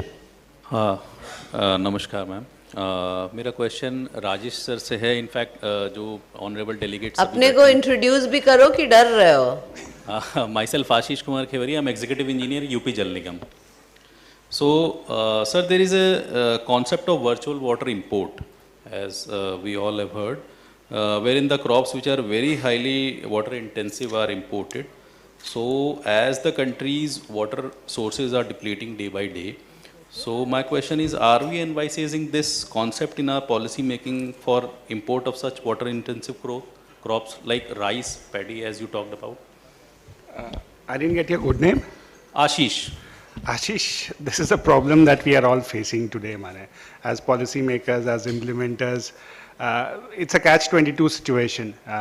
Farmers का income भी double करना है, food security भी ensure करना है, और water भी conserve करना है. So we have to find a balance, and the concepts like virtual water जो आया is just a parameter in which we क्या है, पानी को हम लोग क्वांटिफाई नहीं कर पाते कि लॉसेस कैसे हो रहे हैं, ठीक है ना। तो जब मैडम बोली कि हमको 1 एकड़ पे पैडी उगाने में 2500 लीटर लगता है, तो then you tend to understand कि इसको किस तरह से पानी बचाया जाए। Basically we are working towards crop diversification in terms of just like in Rajnandgaon, जैसे मैं तुमको उदाहरण दूंगा, मुझे भी नहीं मालूम था, the procurement price of paddy and maize जो alternative था, maize कम है, ठीक है ना। तो फिर हम फार्मर्स को कैसे फोर्स करें कि आप पैडी के बदले मेज लगाओ। लेकिन बाद में मुझे पता चला कि 1 एकड़ में अगर 100 यूनिट पैडी होता है, तो उसी सेम एकड़ में अराउंड 250 यूनिट्स ऑफ मेज होता है। So although the maize का procurement price is less, लेकिन क्योंकि quantity ज़्यादा produce होता है, तो end of the day you end up with larger value of money for the farmer. और farmer से ज़्यादा smart mathematician और कोई नहीं होता, ठीक है ना, कोई नहीं होता। irrespective of how much extension work we do, how much ज्ञान we go and give them, वो simply पानी कहाँ बहता है उसी की तरह farmer भी बहता है, उसको जहाँ ज़्यादा value for money मिलेगा उसके effort के लिए वो जाएगा। तो हमको उसी तरफ उसको कजोल करके ले जाना है। तो ये जो virtual water है और ये सब concepts उसको समझाने से वो इस चीज़ को समझता है, और फिर by default वो अपने तरफ से ही जाता है। It is more of a democratic way of convincing the end person to shift towards from A to B. मतलब अभी सर कहीं ऐसा नहीं है? नहीं। Okay, thank you. Rajesh, one question from I am Rajiv Mittal. Sir. Ji sir. Rajesh, in your presentation you talked about policy being framed for safe reuse of treated water. Yes sir. It's very heartening to see that. Sir. So I would just like to know what kind of targets you are looking for in terms of what percentage by what year, because our minister is very keen So that He is says that we should immediately move to around 50% in next couple of years. Yes sir.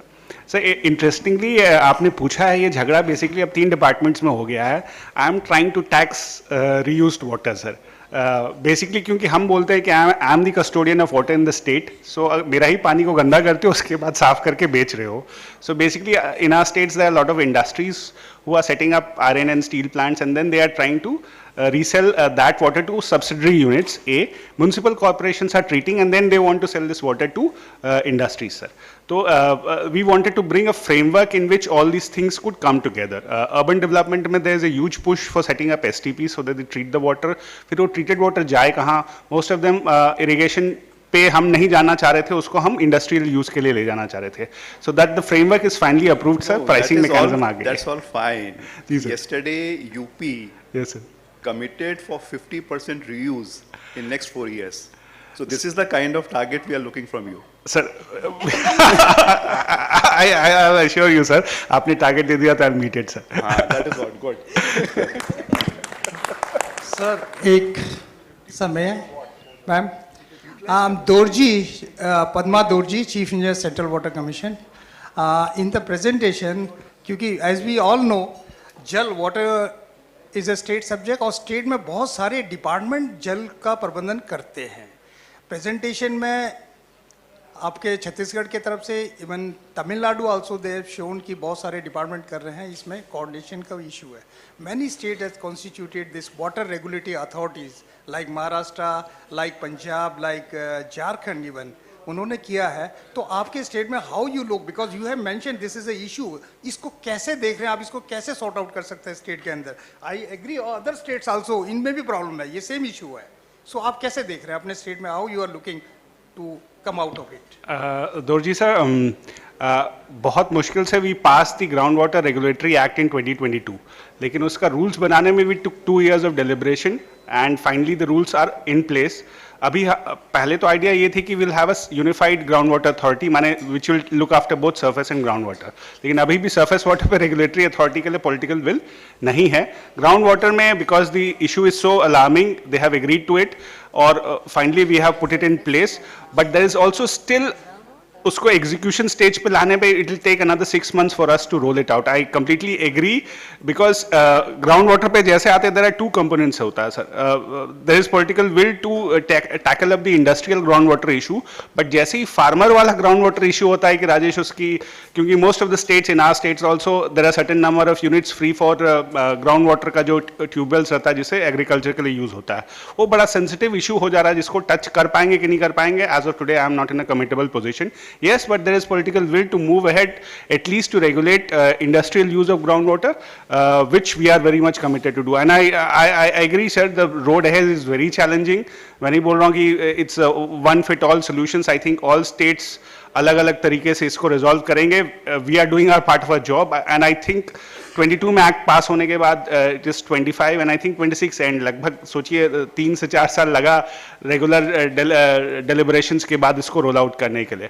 But since it's a democratic country and I think sustainable solutions ऐसे ही होती है sir, dialogue के बाद ही roll out करने से it is more sustainable. नहीं तो एक करने के बाद it will fall down and it will just be an act in the books and उसका ग्राउंड पे कुछ नहीं हो रहा sir.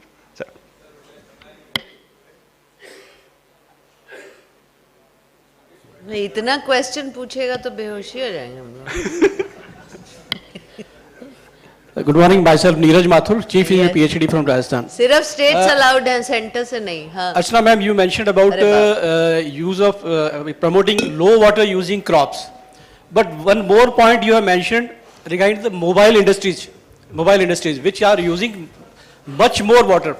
So in my opinion, in future workshop for water consumption, we must include some representatives from those industries also which are using water in much more quantity, so that they also feel that there is it is their responsibility also to save water.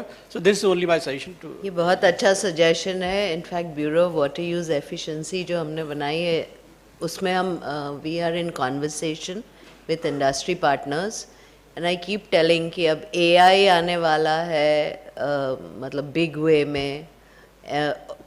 Smartphones हैं, सो दी energy needs और जो water consumption needs है वो बहुत बढ़ेगा.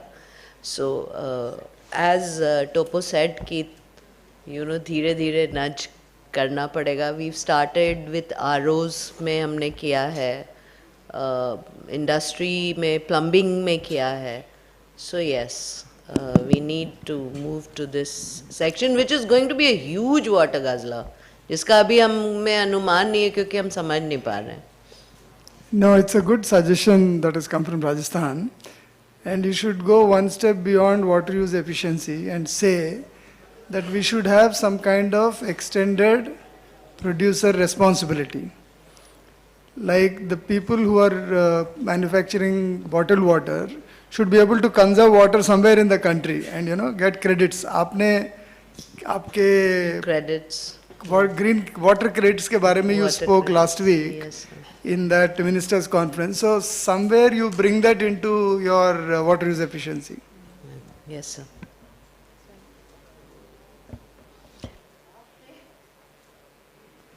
Jaldi bolo bhai, we are exceeding time by 15 minutes. नमस्कार ma'am, मैं अजय दिवाकर. ये last question है. चीफ इंजीनियर जल निगम. मैडम, ग्राउंड वाटर रिचार्जिंग में जो मेजर प्रॉब्लम है, जैसा कि बीच में बात की कंटामिनेशन का, तो मेरा सजेशन ये रहेगा कि सारी रीजनल इंस्टीट्यूट्स जो लोकल है, चाहे वो चारकोल हो चाहे कुछ हो, उसको कैसे यूज़ करें जहाँ पे जो पेस्टिसाइड और फर्टिलाइजर्स यूज़ हो रहे हैं वो उनको एब्जॉर्ब या एड्जॉर्ब करें एंड ग्राउंड वाटर कंटेमिनेशन को प्रिवेंट करने में हमारी स्टडी में मदद करें. बिकॉज हम पहले 60 मीटर ट्यूबवेल खोदते थे, अब 250 मीटर कर रहे हैं. तो ड्रिंकिंग वाटर के लिए recharging is the need of the day. And जैसा बताया, एग्रीकल्चर नीड के लिए हमको ऊपर सरफेस वाटर वाले ग्राउंड वाटर रिचार्जिंग करना है ताकि डीपर ग्राउंड वाटर एक्वीफर नहीं निकाल पाए. But contamination is the major threat. उसके लिए जो भी टेक्निकल इंस्टीट्यूट्स हैं लोकल, जो पेस्टिसाइड फर्टिलाइजर यूज होते हैं उनको एड्जॉर्प्शन से कैसे हो सके, ये अगर करेंगे तो शायद हम फास्टर रिचार्जिंग कर पाएंगे. सरफेस वाटर शिफ्ट होने में हमको अभी टाइम लगना है. Thank you ma'am. So thank you very much. Over to Aishwarya now. A round of applause, ladies and gentlemen, for our esteemed speakers. We thank them for their thoughtful contributions. I now request, we would please give us a minute to thank you. I request Sri Suman Narayan, Joint Secretary NWM, to kindly join us on stage and present mementos. We'll begin with thematic lead, Ms. Archana Verma. Kindly keep the applause going as we now thank our esteemed speakers for sharing their expert insights with us.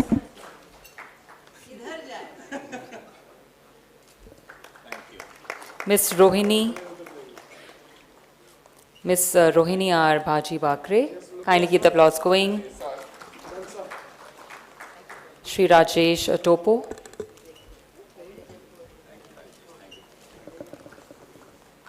We now present to Dr. Binu Francis.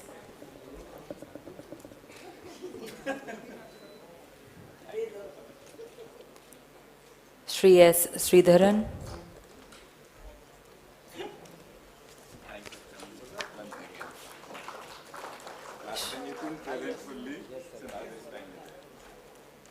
Dr. Purushottam Vail, Shri Mohan Rao,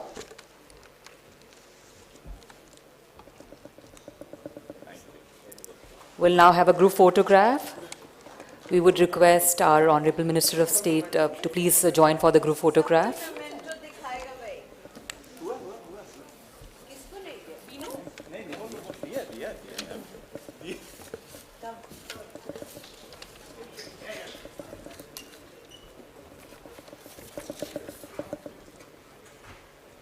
Our secretaries have also, honorable secretaries have also joined us for the group photograph.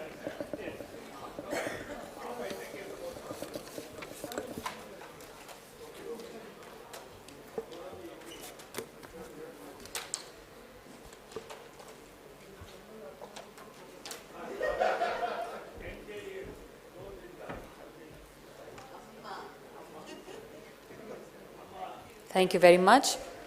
Ladies and gentlemen, we'll now begin the next thematic session, session 5 on grey water management and reuse.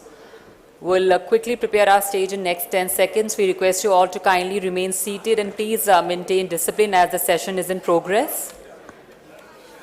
We are starting in next 10 seconds. Our stage is all set. Please join me in welcoming the honored speakers for this session.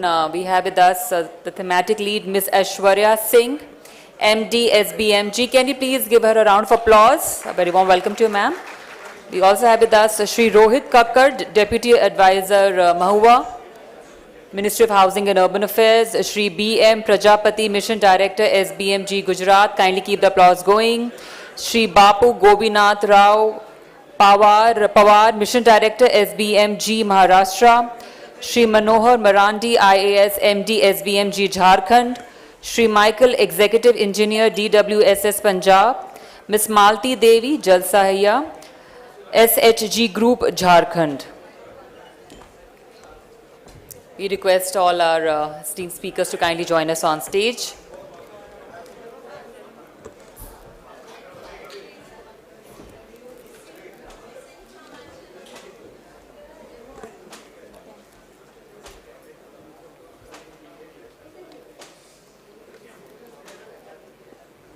To set the tone for this session, may I now invite thematic lead Ms. Aishwarya Singh to kindly take over from here.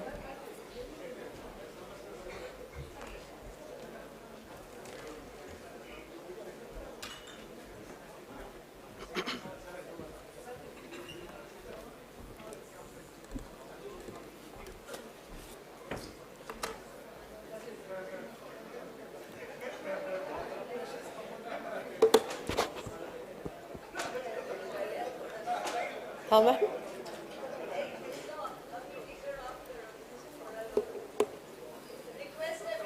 Go to the title slide.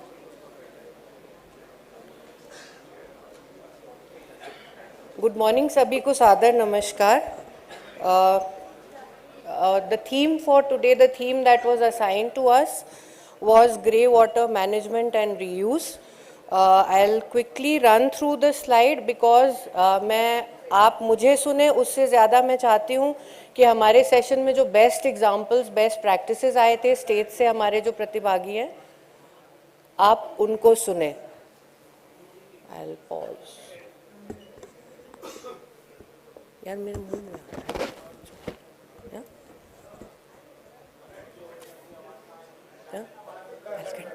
I'll continue.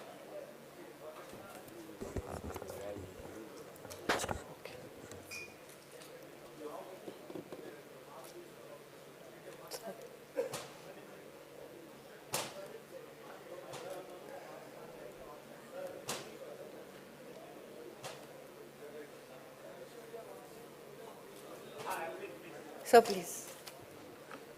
Thank you, sir. So this is the outline of my presentation. Next. Just the grey water management, the grey water scenario in the rural setting, ये बहुत अलग होता है urban setting से. Almost 65% of the household water that is sort of effluxed is grey water. Why the need for grey water? We are aware of it. You know, with the increased FHTC expansion in rural areas, the water being provided and hence the quantum increases. Health, environment aspects, you know, recharge, it is needed for sustainable agriculture practices and cleanliness. SBMG phase 2 3R approach hota hai, reduce, reuse, recharge, and grey water management is an important component जब हम कहते हैं कि कोई गांव ODF plus model गांव घोषित किया गया है. पॉलिसी इंटरवेंशंस इसमें समय जो 2020 से होते रहे हैं, ये हमारा बेसिक ऑपरेशनल गाइडलाइन है. ग्रे वाटर मैनेजमेंट पर भी specifically we have a manual that has been given, a tool kit that was given. This was in 2021. 2024 में एक जो आखिरी आप देख रहे हैं एक कंपेंडियम जारी किया गया था जिसमें प्रैक्टिसेस जो हमारे पास आई हैं including the ones recommended from higher authorities are there. This is a quick snapshot. Where do we stand? Good thing is more than 91% of our villages have declared that they have some kind of grey water management arrangements. Thank you. But this now needs to be sustained. This now needs to be taken care of by us. तो infrastructure बन गया, बहुत अच्छी बात है, हमने अपने को शाबाशी भी दे दी है, लेकिन उसको सुदृढ़ तरीके से चलाना, मेंटेन करना और उसमें हम सबकी क्या भागीदारी है वो अब बहुत ज़्यादा ज़रूरी है. Number of assets, community, house hold can be seen on the slide. हमारा जो वर्कशॉप हुआ था सुजलम भारत समिट के अंतर्गत, तो इसमें वर्कशॉप हमारे एडिशनल सेक्रेटरी साहब एमडी के रूप में उन्होंने इसको चेयर किया था. 22 सितंबर को वर्कशॉप में 500 से ज़्यादा प्रतिभागी आए. स्टेट नोडल ऑफिसर्स पंचायतों से आए हमारे पास. 6 स्टेट्स ने अपने बेस्ट प्रैक्टिसेस दिए थे. अर्बन काउंटर पार्ट में हमारे साथ महुआ से, CPHEO से पार्टिसिपेशन था, वाटर एड था. इसका जो कंपेंडियम था वो कंपेंडियम ऑफ प्रैक्टिसेस बना के रीयूज जो सॉल्यूशंस आए, that has been duly uploaded. Now state specific notes जो हमारे पास आए, जैसे अर्चना मैम ने कहा, हमारा ये कर्तव्य है कि आपने हमें जो बताया वो हम यहाँ पर प्रस्तुत करें. तो चैलेंजेस जो ग्रे वाटर मैनेजमेंट और रीयूज के फ्रॉम द नोट्स जो निकले, इसको थोड़ा कैटेगराइज करने की कोशिश की गई है. डेडिकेटेड पॉलिसी फ्रेमवर्क, जहाँ पे ना केवल इंफ्रास्ट्रक्चर क्रिएशन हो, उसका ONM कौन करेगा, रीयूज जो वाटर का है, ट्रीटेड वाटर का कैसे होगा, that is not there. Integration, जिससे कि रीयूज ऑफ ट्रीटेड वाटर को और बढ़ावा मिल सके. प्रोग्रामेटिक लेवल पे स्टेट शेयर में रिलीज में देरी हुई. नोडल डिपार्टमेंट्स विभिन्न होते हैं, विभिन्न राज्यों में चेंज होते रहते हैं. पार्टिसिपेटरी अप्रोच स्ट्रेंथन करना है ग्रासरूट लेवल इंस्टीट्यूशंस को. रीजनल चैलेंजेस, जो हमारे प्रोग्राम की जो खूबसूरती है, हमने कोई एक मॉडल भारत भर के लिए नहीं सुझाया. हमने आपको विभिन्न मॉडल बताए और कहा कि अपने परिवेश के अनुसार आप उसको मॉडल को आप you can adopt the model that you want. However that also poses a challenge where North East hilly areas, smaller villages or even peri-urban villages need that urban-rural linkage, which are all challenges on their own. Technical expertise, manpower, especially when we come to, the environmental engineering concept of it. It's not just कि किसी भी size का आपने गड्ढा खोद दिया और पानी रिसने लगा. It is a technically, it needs the civil competence, it needs the environmental engineering, anaerobic, aerobic components. वो competence grassroots level पे कैसे लाएं? Simple language में. Behavior change, obviously, sustenance. Potential solutions जो निकले state specific notes से, obviously they come from the challenges. So decentralized, nature based local solutions चाहिए हैं. पॉलिसी फ्रेमवर्क चाहिए है. राज्यों ने ये भी कहा कि नेशनल लेवल पे क्या आप सोच सकते हैं, आप हमको कोई रीयूज की पॉलिसी दें. So grey water management ONM के लिए हमने एक गाइडेंस नोट जनरल दिया है. We are also seeing how we can progress on that, the suggestion that came. Effective ONM पॉलिसीज, behaviour change, not only this, संपूर्ण स्वच्छता, स्वच्छ सुजल गांव की बात हो, संपूर्ण स्वच्छता की बात हो. पार्टिसिपेशन, यूथ को कैसे लाएं इसमें, SHGs, NCC, NSS, youth clubs को लाएं. फंक्शनैलिटी असेसमेंट होता रहे, जैसा मैंने कहा इंफ्रास्ट्रक्चर बन गया and yes we have tick the box, we are very happy. No, this is not the vision that is there for Viksit Bharat. It is something that continues and we are responsible. Programmatic level, convergence, empowerment, innovative financing. आप केवल सरकार के finances को देखें और कहें ये बहुत कम है, तो स्कीम का पैटर्न ही ये है कि और मॉडल्स भी आप और सोर्सेज भी टैप इन करिए. CSR, PPP, etc. also need to be tapped in. Capacity building, encourage reuse, encourage it through IEC. Behavior change एक हिचक होती है, नहीं क्यों डालें, ख़राब होगा. जैसे अभी एक क्वेश्चन आया था कि वो नाइट्रेट, क्या वो नाइट्रोजन उसमें नहीं जा रहा पानी में, क्यों सॉइल ख़राब होगा एंड ऑल दैट. तो that needs to be suitably tackled.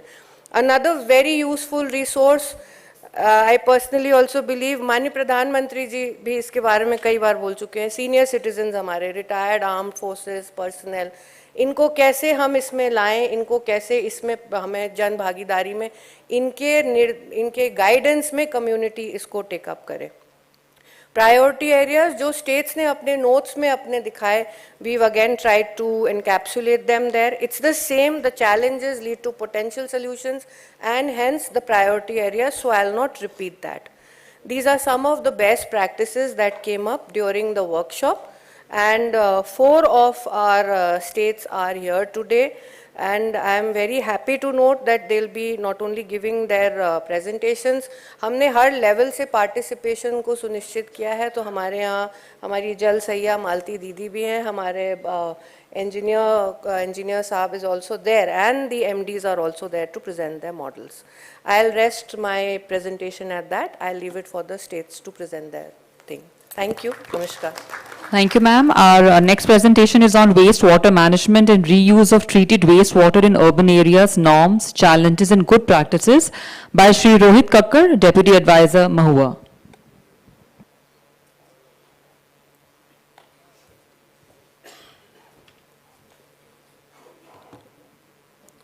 Thank you. Good morning and greetings from Ministry of Housing and Urban Affairs. I'm Rohit Kakkar, and I'll present the national urban perspective at policy level. We heard in the morning there could be some teething problems as well as actual implementation problems at the state level, but जो policy है urban का उसके ऊपर हम क्या सोच रहे हैं, and because treatment and reuse both, in fact treatment के साथ repurposing of जो treated water है वो हमारा main objective है. तो इसमें जो treatment का जो part था बहुत 2 मिशन हमारे चले हैं और एक mission is NMCG. All 3 of us together we found that the requirement in urban areas around 50,000 MLD. उसमें से हमने जो है around 25,000 MLD हमारे पास पहले से था, और अभी ये तीनों मिशंस ने मिलके around 22,000 MLD. That means any city which could be above 20,000 population, any town which could be above 20,000 population, उसके लिए हमने ट्रीटमेंट के लिए प्रोविजंस कर दिए हैं. ग्राउंड पे अब इम्प्लीमेंटेशन होने शुरू हो रहे हैं under the current SPM2 as well as AMRUT mission. तो वो तो हमारा पार्ट था, लेकिन साथ ही साथ काफ़ी साल से 2008 से we had this aim that there should be reuse of our treated water, because everybody understands, और काफ़ी लोगों ने बात किया कि पानी is a limited resource. So उसमें जो हमारा नेशनल अर्बन सैनिटेशन पॉलिसी 2008 में बना था, उसमें 20% तो ये था कि कोई भी टाउन है उसको कोशिश करना चाहिए that 20% should be reused. And then we have this recent 2023 में NMCG ने जो बहुत ही elaborate framework बनाया है, we are all aware of that. Okay. So reuse of treated water जो है, जैसे मैंने कहा, वो हमारा इंटीग्रल पार्ट है हमारे हर पॉलिसी हर प्रोग्राम इम्प्लीमेंटेशन का.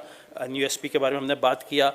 अमृत में बिल्कुल क्लियर जो है डायरेक्शन दे दिएगा जो हमारे बड़े टाउन से डील कर रहा है, 500 बड़े टाउन से, कि उनका जो पानी निकलेगा at least that should be 20% should be reused within the urban this thing for your alternate purposes for urban landscaping and such resources, and 40% across the state level, not at the particular town level, because the industry होना भी चाहिए उसको use करने के लिए.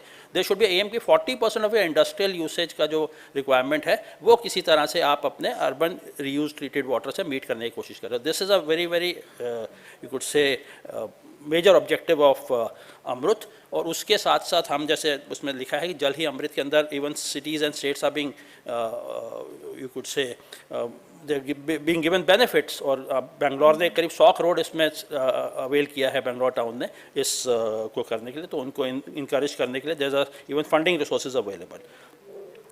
Okay. And NMCG का framework जो है वो बहुत ही अच्छा है.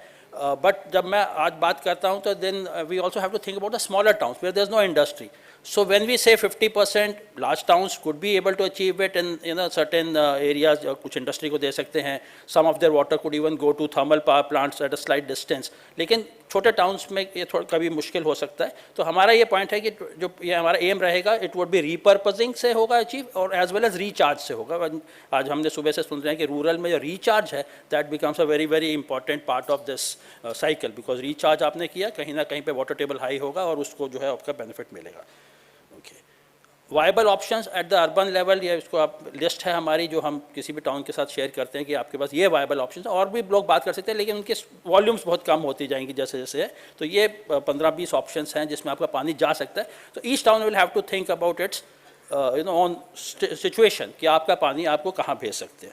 और जो कंसर्न्स आज भी सुबह भी बात किया, हैवी मेटल्स के बारे में भी आजकल हम बहुत सुनते हैं, माइक्रो पॉल्यूटेंट्स हैं, इमर्जिंग पॉल्यूटेंट्स हैं, ये सब बात हैं हो रही हैं. And everything needs to be considered. तो जो हमारा ट्रीटमेंट होगा वो उसके हिसाब से ही होगा. Right. So industry is one resource जो हम बड़े लेवल पर देखते हैं इन अर्बन पर्सपेक्टिव, और रूरल को हम यही कह सकते हैं कि जो उस इंडस्ट्री के पास में है, बिकॉज लाइक वी से कि हमारा सबसे बड़ा user could be the thermal power plants, जो हमारा ऑलमोस्ट इवन इंडस्ट्री को जो हम बात करते हैं 7 to 10% of our waste water को या जो सरफेस वाटर उसको यूज़ कर सकता है, लेकिन उसमें भी सबसे बड़ा एलिमेंट है थर्मल पावर प्लांट्स। और थर्मल पावर प्लांट्स जो होते हैं कुछ डिस्टेंस पे होते हैं, सो अर्बन से, लार्ज अर्बन सिटीज़ से it could be possible to lay a pipeline and then the thermal power plant तक वो पानी पहुंच पाता है। स्मॉल टाउन्स क्या आप बहुत आउट ऑफ द वे होगा उसके साथ मिला पाएंगे या नहीं मिला पाएंगे, तो this could be your challenge, but this is definitely one of the points जहाँ पे हम देख रहे हैं। और जैसे हमने पहले भी बताया कि जो नेशनल मिनिस्टर पावर के साथ जो हमारा एक वो this is a national policy कि उनको थर्मल पावर प्लांट्स को यूज़ करना है। सेकेंड पार्ट इज़ कि बाकी इंडस्ट्री क्या कर सकते हो, जैसे हमें पता है टेक्सटाइल इंडस्ट्री है, पेपर इंडस्ट्री है, these are some of the big guzzlers of water. So हमने फिर हम उनके साथ भी जब हम टाउन लेवल पे बात करते हैं, सिटी लेवल पे बात करते हैं, we realise that they are also looking at ZLD। जब वो ZLD करते हैं तो हो सकता है कि उनको हमारी इतने पानी का रिक्वायरमेंट हो, तो each town will have to think about it.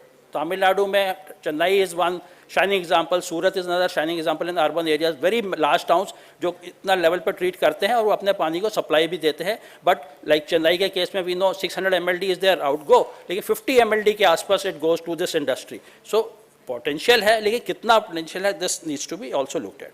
हमारे पास जो है rural and urban convergence comes in, but the problem which the mission director secretary from Chhattisgarh was just stating कि ग्राउंड पे थोड़ा इम्प्लीमेंटेशन मुश्किल होगा, लेकिन it's such a win win situation. हम सब कंट्रीज़ का सर्वे करते हैं इंडिया से, like we are currently also 2 of my officers from CPHO are in Israel।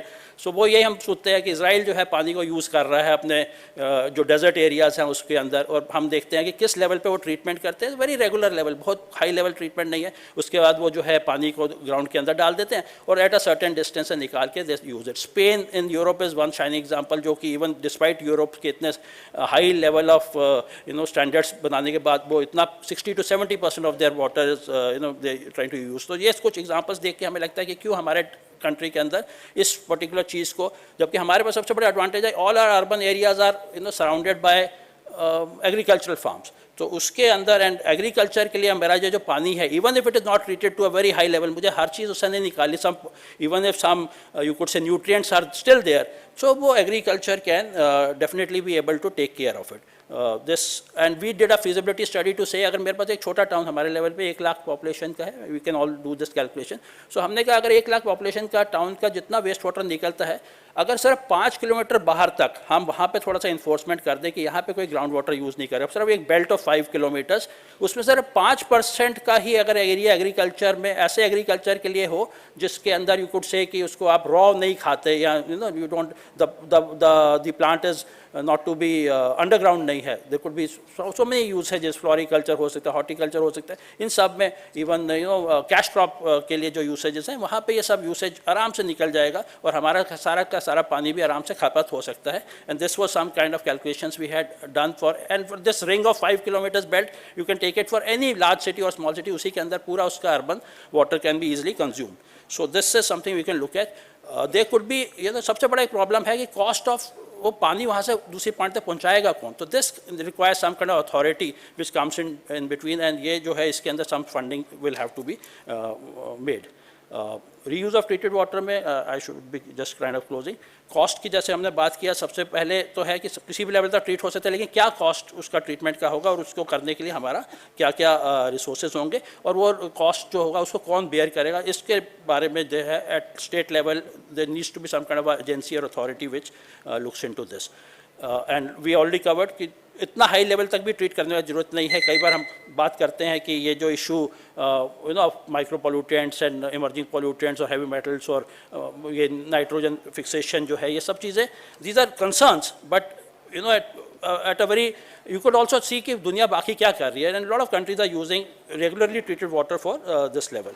सबसे अच्छी चीज़ हमारे पास एक IS कोड है 2296, please go through this. IS code बताता है कि जो क्लास E वाटर है which is fit for irrigation, उसके लिए आपको क्या क्या चीज़ों को करने की ज़रूरत है, चेक करने की ज़रूरत है, and you will find most of your treated water जो होता है even regularly treated water secondary level पे इस लेवल को मीट कर जाएगा।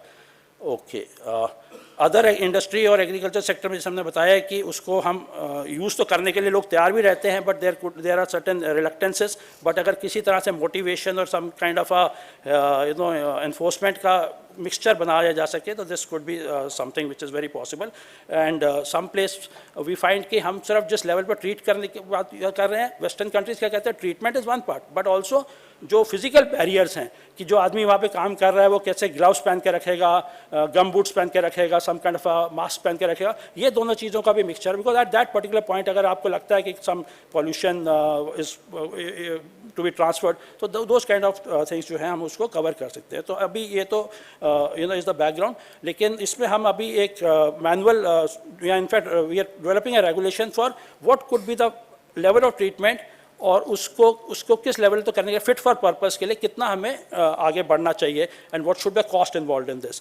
Why this has come across is some of you would be aware that NGT and such other regulations पीछे कुछ सालों से जो है इसके अंदर उन्होंने अपना इशू डाला है, and various norms have now come up. There is 1986 norms कि एफ्लुएंट का क्या लेवल होना चाहिए, एंड देन 2017 में MOEF had come up with a regulation कि उसमें कुछ पैरामीटर्स के लिए. And if you note this and some of the engineers on ground they should also note it very particularly कि while the 1986 norms are still applicable, that is for effluent. जब हम बात करते हैं कि एफ्लुएंट जो है डिस्चार्ज जा रहा है उसका क्या लेवल होना चाहिए, where as the other two norms जो कि I have a minute. So this is very important to note कि जो बाकी जो नॉर्म्स हैं, इवन जो NGT जो बात कर रहा है वो कह रहे हैं जो STP से पानी निकलेगा उसका क्या लेवल होना चाहिए. So you have to be clear कि हम STP किस चीज़ को बोल रहे हैं. Is it that mechanical implementation, उसके अंदर जो के बाद 1 2 3 स्टेप्स होंगे और उसके बाद पानी निकलेगा, उन्हीं के लिए they are putting this harder और the more stringent norms. But problem is that some of the states are like this example of Kerala, which has in 2025 come up with such a stringent norm. Nowhere in any developed nation this kind of water is being used for agriculture, the level of. So please, we have to be very particular and this thing about considerate about what are the kind of costs involved in this. So इसमें like the cost का एक table था कि काफ़ी महंगा होता जा रहा है, and NGT is also aware of this कि ये थोड़ा सा एडिशनल इम्प्रूवमेंट करने के कारण हम जो है if you find कि हम पहले नॉर्म्स थे और अभी के जो नॉर्म्स है उसमें हार्डली few minuscule improvement के कारण, लेकिन the cost has gone up much. So NGT in its own orders have in 2023 noted this कि जो है सीवेज को हमें सस्ते में करना चाहिए. This is for smaller towns के लिए जो हम एडवाइस देते हैं, maybe larger rural cities will rural habitations will also have the similar concerns. So NGT has is in cognizance of this, और उसके बाद ये 2023 में they gave to MoHUA कि आप इसको fit for purpose use बनाने की कोशिश करिए. 13 of our states have already developed the state level reuse and recycling policies. So I think उसके साथ आपका rural integration definitely is very much possible, and it's a need of the day. And lastly, I already covered this कि हम ये guide करते हैं अपने छोटे टाउन्स को, बहुत हाई लेवल ट्रीटमेंट करने की जरूरत नहीं है, सेकेंडरी लेवल तक ट्रीट करिए. जिस इंडस्ट्री को यूसेज के लिए पानी एक्स्ट्रा लेवल का चाहिए, let it take that water if that industry is willing, और वो उसको फर्दर ट्रीट कर ले. और अगर आपको लगता है एग्रीकल्चर के लिए तो secondary level treatment is good enough for most agriculture users where the food is not to be consumed raw. With this I am finished. Thank you so much. Thank you, sir. Our next presenter is Shri B.M. Prajapati, Mission Director, SBMG, Gujarat.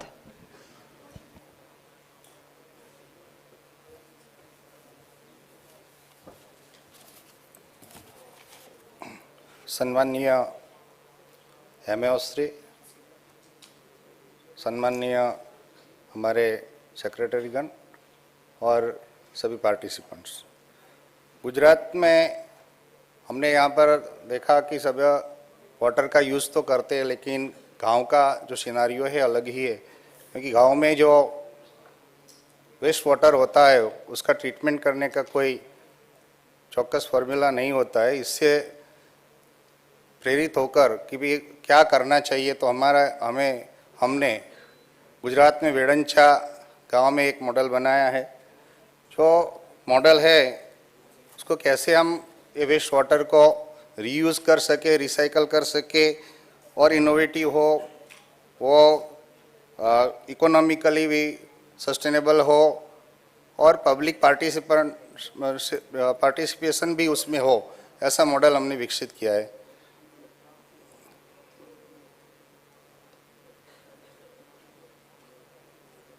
Next.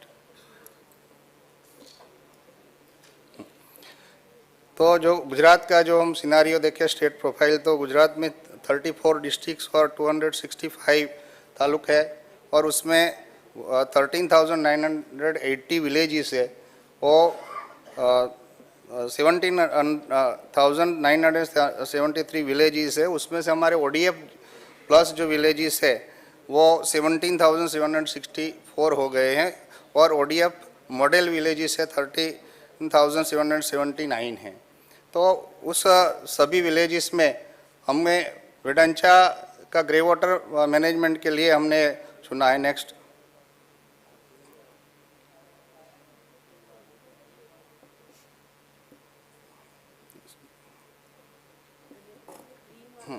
हाँ, ये वेडंचा village जो है वो उसके लिए हमें pilot के लिए किया था। तो वेडंचा में की जो बस्ती है उसमें जो विलेज के 924 HH हाउस होल्ड है और उसमें 8 लीच पिट है और 41 जो HS है वो इंडिविजुअल हाउस पिट से जुड़े हुए हैं। तो वेडंचा मॉडल को पसंद करने का कारण यही था कि वहाँ के जो लोग थे वो हमारे डिस्ट्रिक्ट एडमिनिस्ट्रेशन के पास आते थे और कहते थे कि हमारे गांव में जो ग्रे वाटर है उसका ट्रीटमेंट के लिए कुछ होना चाहिए। तो उसके हिसाब से हमारे जो वास्मो वाटर एंड सैनिटरी मैनेजमेंट का जो ऑर्गेनाइजेशन है उनके साथ और हमारे डायरेक्टर DRDA जो है ऑफिस उसके साथ मिलकर हमने उस गांव का विजिट किया। तो शुरू में तो गांव वाले इतना उत्साह दिखा रहे थे, लेकिन बाद में जब वहाँ गए तो गांव वालों ने कहा कि नहीं ये तो गवर्नमेंट की रिस्पॉन्सिबिलिटी होनी चाहिए, हम क्यों ये सारा करें, क्योंकि उसके पास इतना फंडिंग भी नहीं था और उसकी टेक्नोलॉजी भी नहीं थी। तो हम कैसे करेंगे, उसका TS कौन देगा, और ये सब क्वेश्चन उन्होंने अराइज किए थे। गांव के लोग पार्टिसिपेशन करने के लिए तैयार थे लेकिन रिस्पॉन्सिबिलिटी लेने के लिए तैयार नहीं थे। तो फिर हमने एक विलेज सैनिटेशन प्लानिंग बनाई जिसको DPR भी बोल सकते हैं। सबको मिला कि गांव वालों को भी साथ में लिया कि आप हमारे साथ आओ, हम बैठ के उसका सॉल्यूशन निकालते हैं। तो पहले हमने प्राइमरी जो डिटेल है वो गांव से निकाली, जिसमें ड्रिंकिंग वाटर की क्या स्टेटस है और सैनिटेशन का क्या स्ट्रक्चर है। तो कम्युनिटी को साथ में लेकर उनके साथ बैठ के सारा का सारा मुआयना किया कि किस क्या क्या कहाँ पर उसका हम कर सकते, किस हिसाब से हम कर सकते हैं। तो उसके ऊपर और रेवेन्यू जनरेशन भी हो कि जिससे गांव बाद में ये सारा प्रोजेक्ट कर सके। तो उसके लिए मैपिंग के लिए हमने कम्युनिटी के साथ बैठ के सारा मैपिंग किया और इम्प्लीमेंटेशन के लिए रोड मैप बनाया और सबका रिस्पॉन्सिबिलिटी भी हमने फिक्स किया। ये मॉडल शुरुआत में 2019 से हमने शुरू किया। उसमें डायरेक्टर DRDA वास्मो के साथ डिस्कशन करके हमने ये शुरू किया था। 2020 में DRDA वास्मो और यूनिसेफ के साथ ये टेक्नोलॉजी हमको विकसित करने का समय लगा। उसके बाद उसका डिज़ाइन 2021 में बना और उसका OPEX कैसे होगा और एस्टिमेट क्या होगा वो सब हमने उसमें फिक्स किया। 2022 में ये ऑपरेशनल हुआ। तो इतना समय थोड़ा हमें लगा क्योंकि लोगों को साथ लेकर हमको ये करना था। तो अभी जो है तो हमने ये वाला जो हमारा ग्रे वाटर मैनेजमेंट ट्रीटमेंट है अब 159 यूनिट्स में हो गया और 21 डिस्ट्रिक्ट में उसको इम्प्लीमेंट किया है।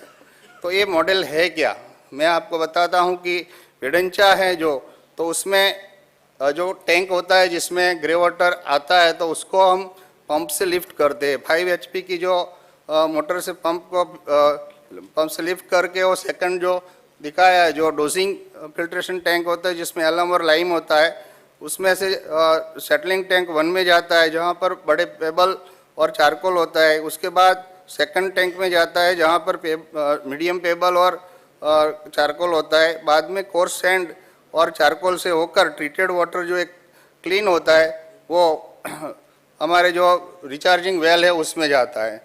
तो ONM मैनेजमेंट के लिए पंचायत के साथ बैठकर हमने उनके फंड में से ही उसका ऑपरेशन मेंटेन किया। स्वच्छ भारत स्वच्छ गांव स्वस्थ गांव के जो प्रोग्राम के तहत ग्रांट है उसमें से हम करते हैं।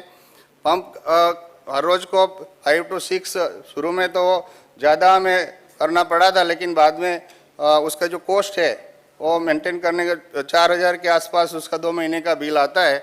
और एलम और लाइम का जो है वो 13 रुपीज़ पर केजी है। तो उसके बाद उसका जो पोस्ट ट्रीटमेंट हमने उसका भी जो है जांच कराया है। तो ट्रीटेड वाटर जो है वो सीबी के नॉर्म्स के हिसाब है और एनजीटी के जो नॉर्म्स है उसके हिसाब ही है। तो और सालाना हम 2 बार उसका टेस्टिंग भी कराते हैं। तो ट्रीटेड वाटर है वो ग्राउंड वाटर में रिचार्ज करने के लिए उपयुक्त हैं। तो उसको हम इरिगेशन में यूज़ कर सकते हैं। जो रेवेन्यू जनरेशन के लिए तो ऑर्गेनिक मैन्योर उसमें हम बना सकते हैं, जो एफसीओ के स्टैंडर्ड के हिसाब से होता है। 36 टन्स ऑफ जो मैन्योर है वो हमने बनाए हैं। 1200 बैग्स हमने बनाए हैं और उसमें उसका जो कॉस्ट आता है 150 पर बैग हम सेल करते हैं। गांव में कोऑपरेटिव सोसाइटी है वो सारा का सारा उसको हम देते हैं और वो जो फार्मर उसकी डिमांड करता है उसको बेचते हैं और उसके इस हिसाब से उसका यूज़ होता है। तो ये की लर्निंग उसमें ये है कि ये तो स्केलेबल है, रेप्लिकेबल है, लो कॉस्ट है, सस्टेनेबल ऑपरेशन है। मल्टी प्रोग्राम उसमें हमने अलाइन किए हैं, जैसे कि जल जीवन मिशन, स्वच्छ भारत मिशन, ग्रामीण और अटल भूजल योजना। और सक्सेसफुल मॉडल हमने ये विकसित करने के बाद शुरू में हमने 16 डिस्ट्रिक्ट्स में उसको 16 प्लेसेस में उसको इम्प्लीमेंट किया स्टेट वाइड और उसका अच्छा रिजल्ट मिलने के बाद हमने 159 विलेजेस में उसको इंट्रोड्यूस किया है। तो इरिगेशन में चारकोल का जो अभी बात कर रहे थे तो उसका भी उसमें इस्तेमाल हो रहा है। तो इस हिसाब से उसका ऑपरेशन मेंटेनेंस कम से कम हो, इस हिसाब से हम ये काम कर रहा है। जो हमने जो लर्निंग जो सीखा उसमें से अभी हमने जो नए मॉडल्स बनाए, पहले वाला जो आपने देखा होगा कि हाइट पे था, तो अब जो अमरेली, नवसारी, पंचमहल, कच्छ और उसमें गांव को जिस हिसाब से उसको मेंटेनेंस कम हो, ऊपर चढ़ने के लिए सीढ़ी वगैरह ना लगाना पड़े, जो मैन्योर आता है उसको निकालने में दिक्कत ना हो, इस हिसाब से हमने बनाया है। जो अभी जो हर एक स्टेट को जो पॉलिसी बनानी है तो मैं कहूँगा कि इनोवेशन उसमें होना चाहिए। हमारी जो पॉलिसी है उसमें जो वो मार्क करती है कि रिड्यूस, रीयूज और रिचार्ज की पॉलिसी उसमें होनी चाहिए। गांव को सस्टेनेबल हो, उनकी टोपोग्राफी को ध्यान में रख के बनाना है, फील्ड असेसमेंट के बाद बनाओ, क्वालिटी मेंटेन होनी चाहिए, सस्टेनेबिलिटी एंड रीयूज होना चाहिए। और जो सेंट्रल और स्टेट के जो स्कीम्स है उसके साथ मैपिंग करके हो, पब्लिक पार्टिसिपेशन हो और लोकल कैपेसिटी भी बिल्ट हो। तो इस हिसाब से ये हमें बनाना चाहिए। तो एक वीडियो में रन करने के लिए बोलूँगा।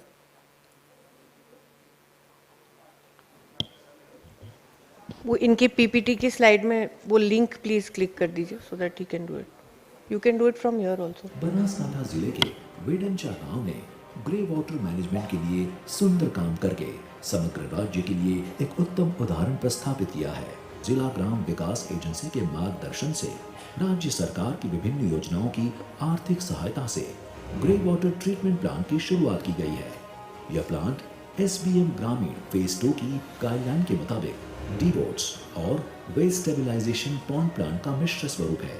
गांव के 30% घरों में से आता रोजाना अंदाजन 2 लाख लीटर गंदा पानी जो तालाबों में डाला जाता है, उस पानी को 5 HP की मोटर द्वारा लिफ्ट करके ग्रेन्युअल फिल्टर में से एल्यूमिनियम अल्कलाइन और चूने के प्रवाही में मिक्स करके फिल्टर यूनिट की प्रथम चेंबर में लाया जाता है। बड़े मोम चारकोल और ग्रेवल्स वाले इस प्रथम टैंक में से ग्रे वाटर को पास किया जाता है। इस टैंक में से पास होने के बाद पानी की अशुद्धियां नीचे जमा हो जाती है, जिसका सेंद्रीय उर्वरक में रूपांतर होता है। उसके बाद पानी दूसरे टैंक में रहे छोटे चारकोल और ग्रेवल्स में से पास होकर शुद्ध बनता है। यहाँ पर भी बाकी रही अशुद्धियां उर्वरक के स्वरूप में जमा होती है। उसके बाद तीसरी टैंक में पानी रेत में से पास होकर ज्यादा स्वच्छ बनता है। इस तरह ट्रीटमेंट प्लांट में से पास हुआ पानी शुद्ध बनकर खेतीबाड़ी के साथ साथ भूगर्भ जल रिचार्ज के लिए भी उपयोगी साबित हुआ है। बनासकांठा जिले के वेडंचा गांव के इस ग्रे वाटर ट्रीटमेंट प्लांट में से हर 21 से 25 दिन पर अतिरिक्त लाभ के रूप में अंदाजन 5.5 से 6 टन जितना सेंद्रीय उर्वरक उत्पन्न होता है, जिसको गांव की सहकारी मंडली द्वारा पैकिंग करके 30 किलोग्राम की बैग को 200 रुपए प्रति बैग की कीमत से किसानों को बेचा जाता है। इस बिक्री से ग्राम पंचायत को 40,000 रुपए जितनी आय होती है, जिससे यह मॉडल ग्राम पंचायत के लिए आत्मनिर्भर साबित हुआ है। तो ये हमारे इनिशिएटिव को फिक्की का अवार्ड भी मिला है और CIPS का भी अवार्ड मिला है। और जो हमने दूसरे भी मॉडल्स ऐसे बनाए, वर्टिकल फिल्टर चैम्बर भी, इंटीग्रेटेड शटलर, ABR भी बनाए हैं, कंस्ट्रक्टेड वेटलैंड, डिवेट्स, mini STP, unconventional decentralised multi stage reactor, ऐसे दूसरे भी मॉडल्स हमने विकसाए। जो भी गांव जो भी चाहिए उसको जिस मॉडल में उसको जाना है उस हिसाब से हम उनको छूट देते हैं। Thank you very much. Thank you, sir. Our next presenter is Shri Bapu Gobinath Rao Pawar, Mission Director, SBMG, Maharashtra.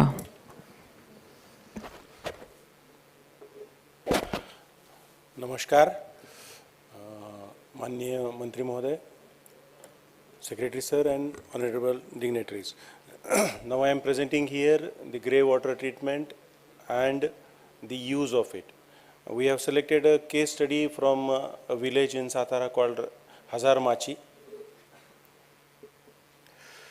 This is the total number of villages. We have about 40,000 plus villages, including which also includes 1 lakh habitations.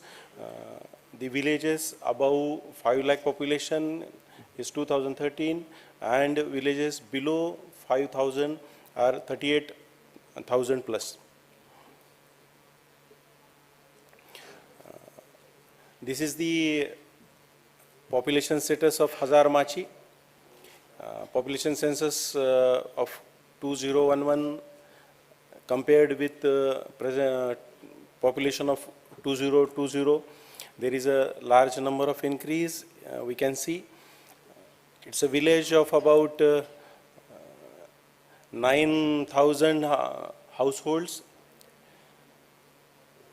Grey water from this village is collected at 5 different locations, in which we have proposed their tiger biofilters at 2 locations, wherein 100 KLD and 300 KLD grey water is available for treatment. This is the technology of details of technology of biofilters used. We have proposed here a tiger biofilter. DPR of 1 crore 45 lakh was proposed, and against that we have constructed there in a 1 crore 31,000. The operational cost is shown here, which is about 2,25,000 per year. Now this is the exact what we have built.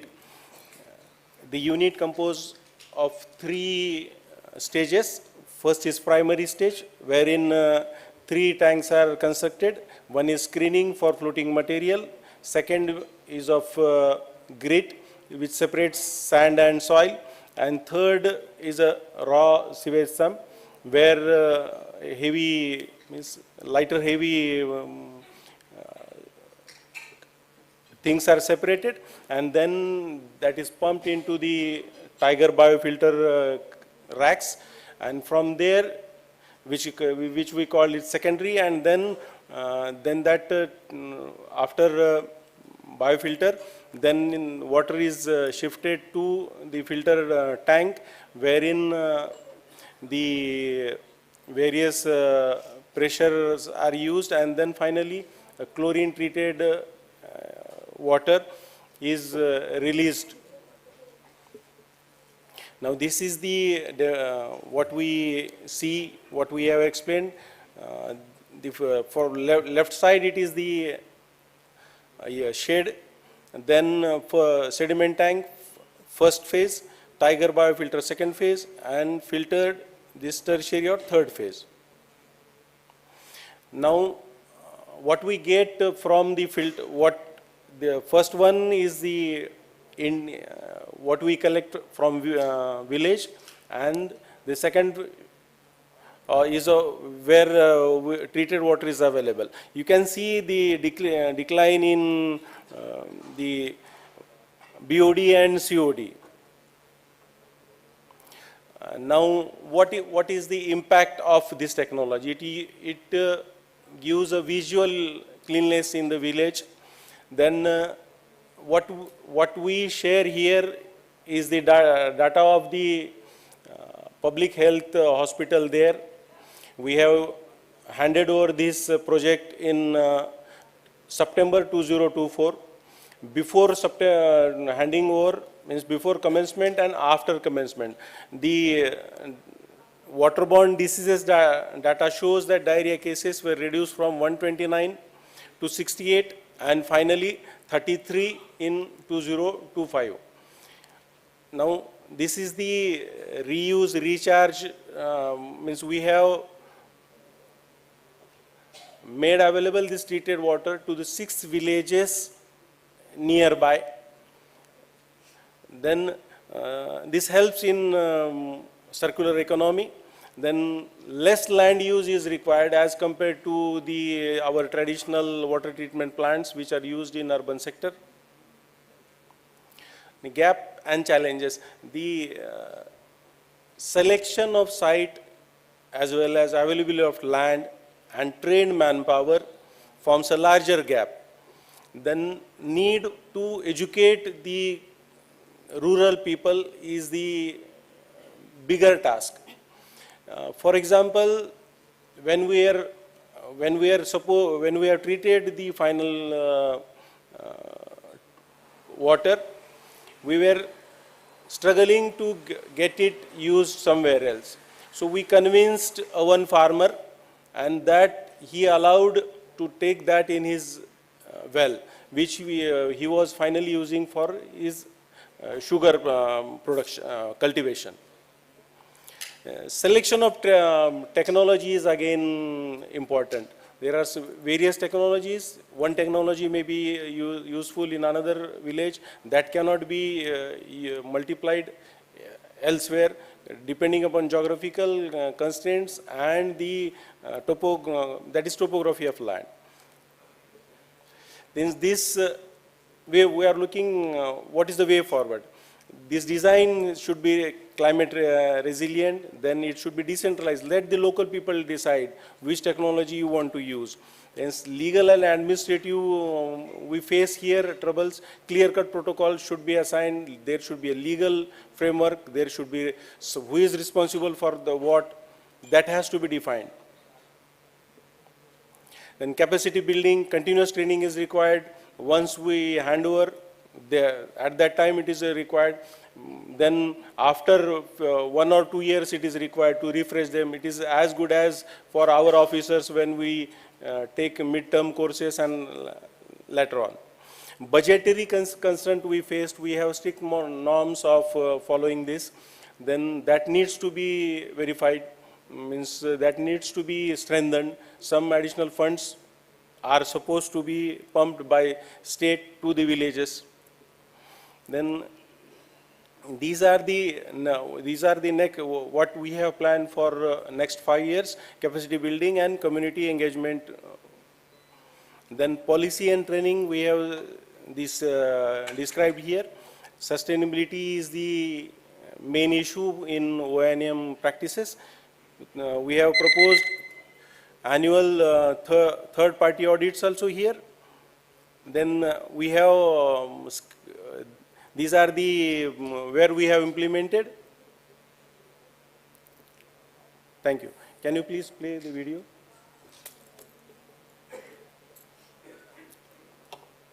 Satara जिले के कराड़ तालुका में हजारमाची सदाशिवगढ़ गांव कराड़ शहर से लगभग 7 kilometre दूर स्थित है।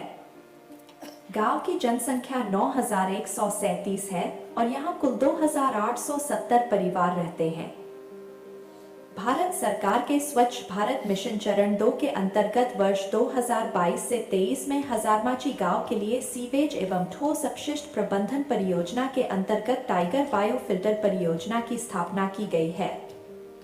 यह परियोजना गांव में परिवारों द्वारा निर्माण होने वाले अपशिष्ट जल को संसाधित करने के लिए कार्यान्वित की गई है और इसकी क्षमता 3 लाख लीटर प्रतिदिन है। वर्तमान में 2 वार्डों में लगभग 400 परिवारों द्वारा निर्माण होने वाले अपशिष्ट जल को टाइगर बायो फिल्टर परियोजना के माध्यम से शुद्ध किया जा रहा है। यह परियोजना लगभग 4000 वर्ग फीट क्षेत्र में फैली हुई है और गांव का सीवेज पहले एक स्क्रीनिंग चैम्बर से होकर गुजरता है ताकि तैरते हुए कचरे को साइट पर अलग किया जा सके। फिर अपशिष्ट जल को एक ग्रिड चैम्बर में भेजा जाता है जहां भारी अपशिष्ट को पानी से अलग किया जाता है और शेष पानी को 32,000 लीटर के एक भंडारण टैंक में भेजा जाता है। इस टैंक के पानी को टाइगर वर्म से भरे 434 क्रेटों में पंप किया जाता है। टाइगर वर्म अपशिष्ट जल में उपस्थित कार्बनिक पदार्थों को खा जाते हैं, जबकि शेष पानी को 20,000 लीटर के भंडारण टैंक में संग्रहित कर लिया जाता है। इस टैंक के पानी को रेत फिल्टर और कार्बन फिल्टर से गुजारा जाता है ताकि शेष घटक पानी से अलग हो जाएं। इन सभी प्रक्रियाओं के बाद अपशिष्ट जल में मौजूद सभी प्रदूषक तत्वों को अलग कर दिया जाता है और यह जल प्रदूषण नियंत्रण बोर्ड के नियमों के अनुसार निस्तारित करने योग्य हो जाता है। इसके बाद इस जल का उपयोग क्षेत्र में कृषि और बागवानी के लिए किया जाता है। हजारमाची ग्राम पंचायत और जिला परिषद सातारा की ओर से भारत स्वच्छता भारत मिशन टप्पा क्रमांक 2 हमारे गांव में हुआ। तब से हमारे गांव के दो वार्ड का सांड पानी ये प्रकल्प में आता है। कम से कम 400 बकेट है इसके अंदर और 350 लोक वस्ती का घरों का इधर सांड पानी आता है। It is the सांड पानी पे प्रक्रिया होती है। It is the he is expressing his ideas. पूरी तरह now we have this 300 KLD our project which we have presented here. Now we have planned 2 ml means we have actually scaled this technology and 2 MLD plant is in operation in Pune. Thank you. Thank you, sir. Up next, I invite Shri Manohar Marandi, IAS, MD, SBMG, Jharkhand.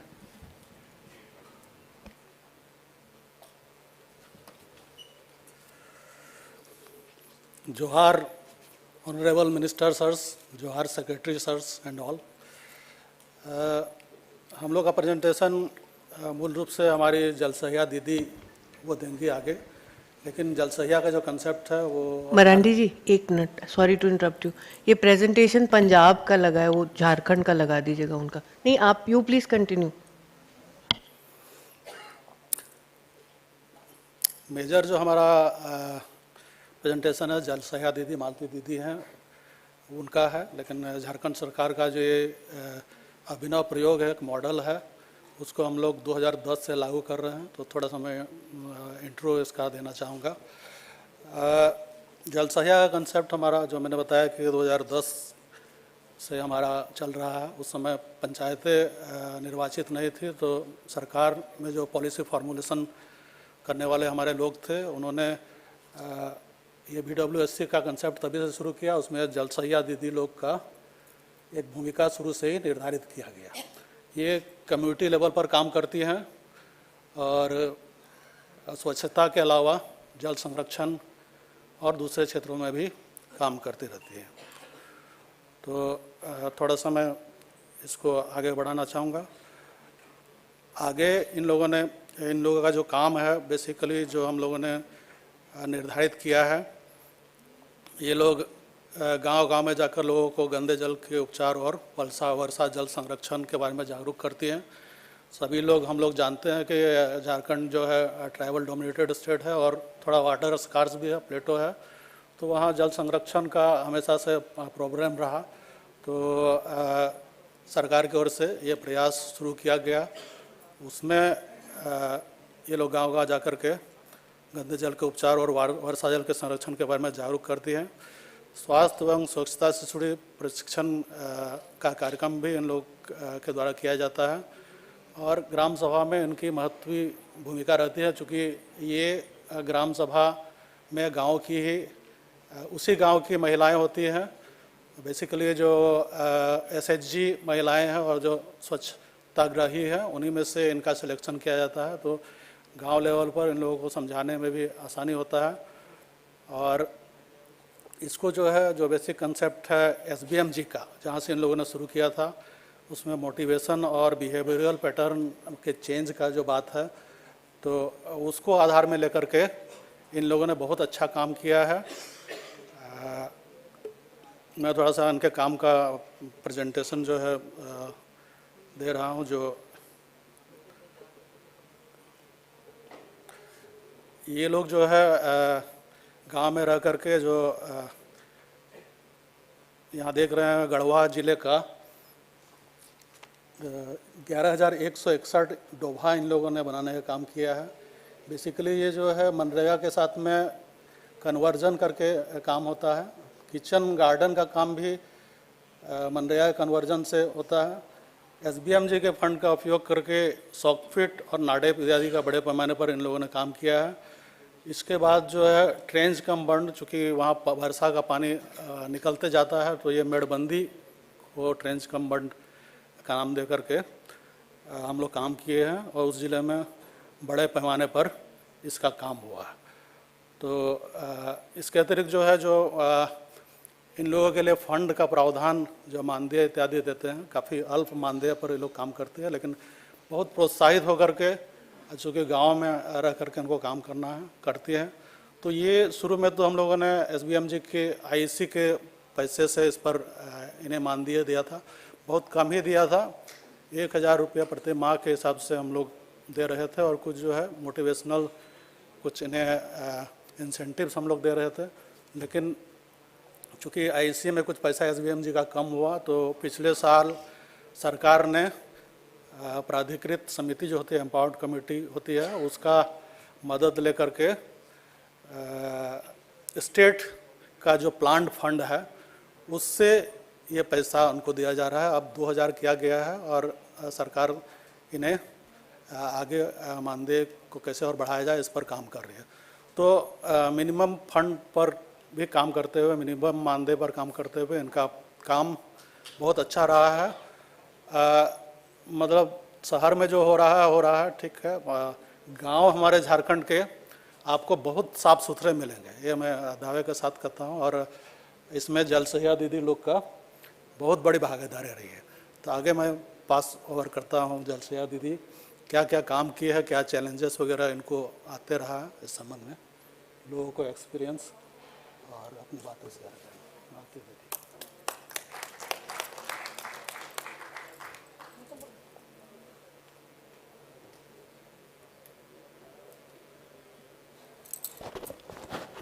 यहाँ पर उपस्थित सभी लोगों को झारखंडी जोहार।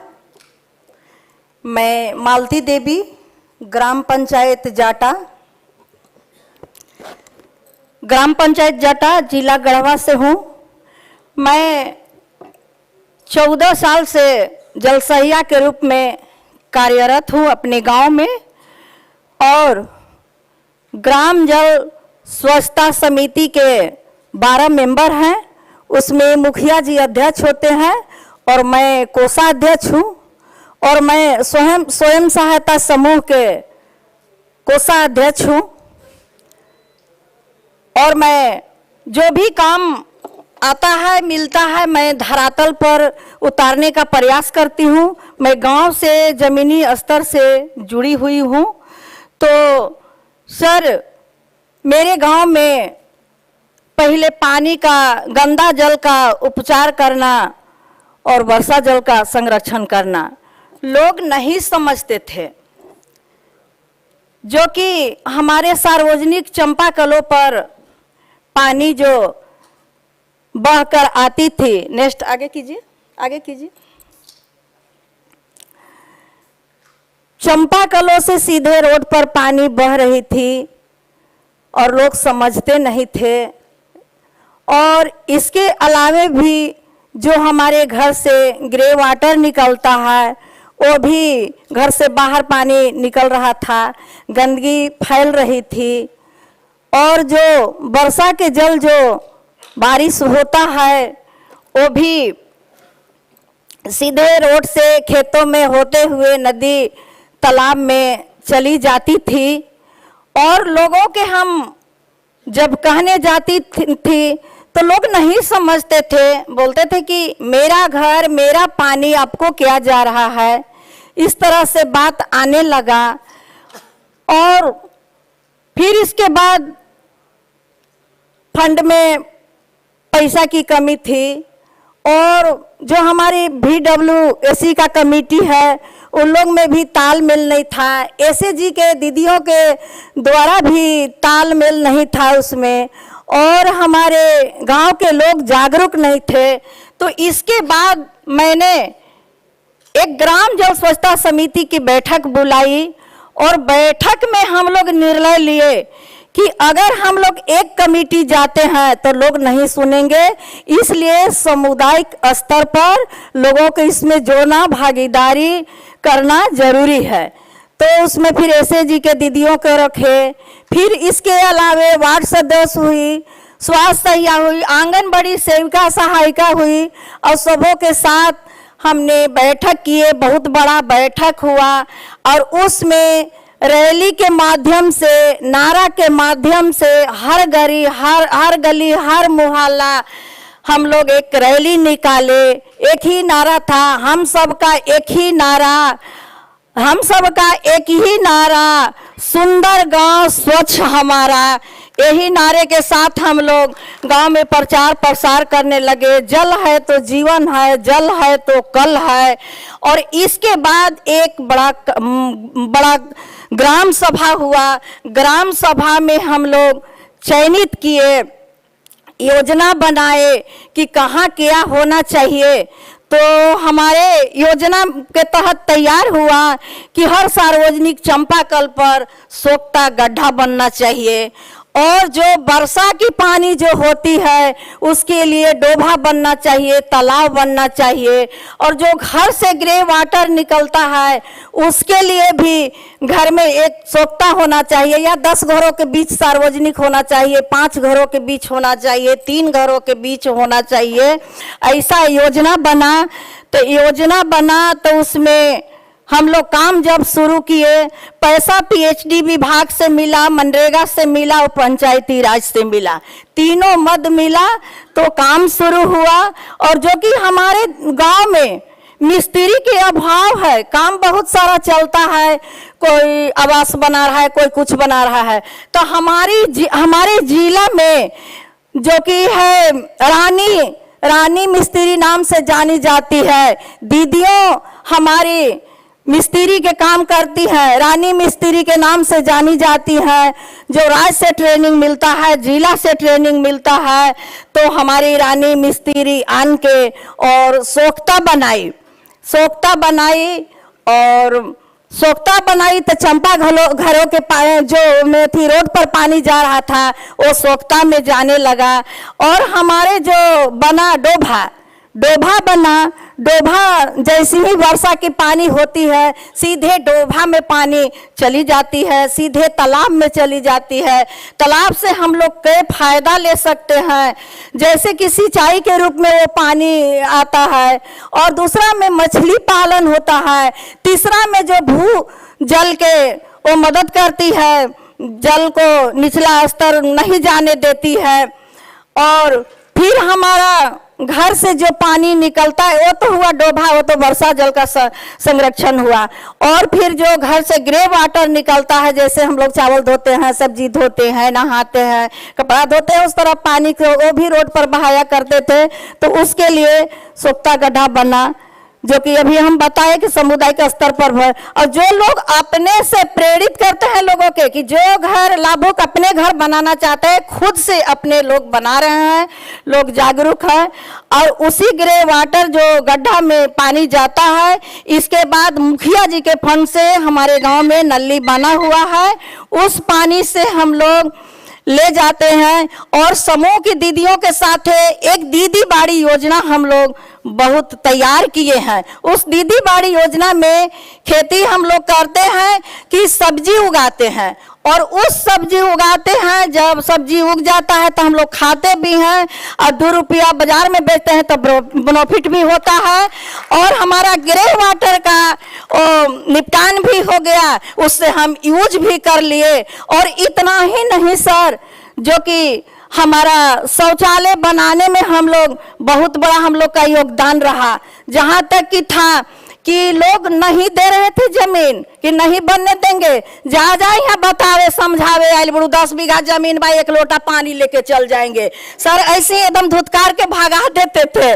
तो हम बोले कि देखिए आप नदी किनारे जाइएगा, नदी का पानी गंदा होगा, तालाब किनारे जाइएगा, तालाब का पानी गंदा होगा, कई ऐसा समस्याएं हैं। तो जब लोग कुछ समझने लगे, शौचालय बन गया, लेकिन यूज करना नहीं चाहते थे। फिर बहुत मुश्किल से लोग यूज करना चाहे, जो कि हम लोग गांव में निगरानी समिति बनाए, जो कि भोर में नदी किनारे हम लोग जाते थे निगरानी करने।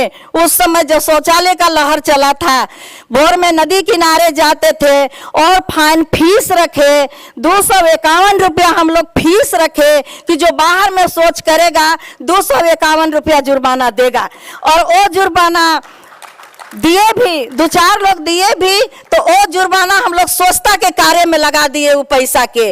और एक बच्चों के टीम बनाए हुए थे, उस टीम को बांदर सेना के नाम से पुकारा जाता था, और वो टीम के नदी किनारे उन लोग व्हिसिल जाता और व्हिसिल बजाता कि लोग बाहर में शौच नहीं करे।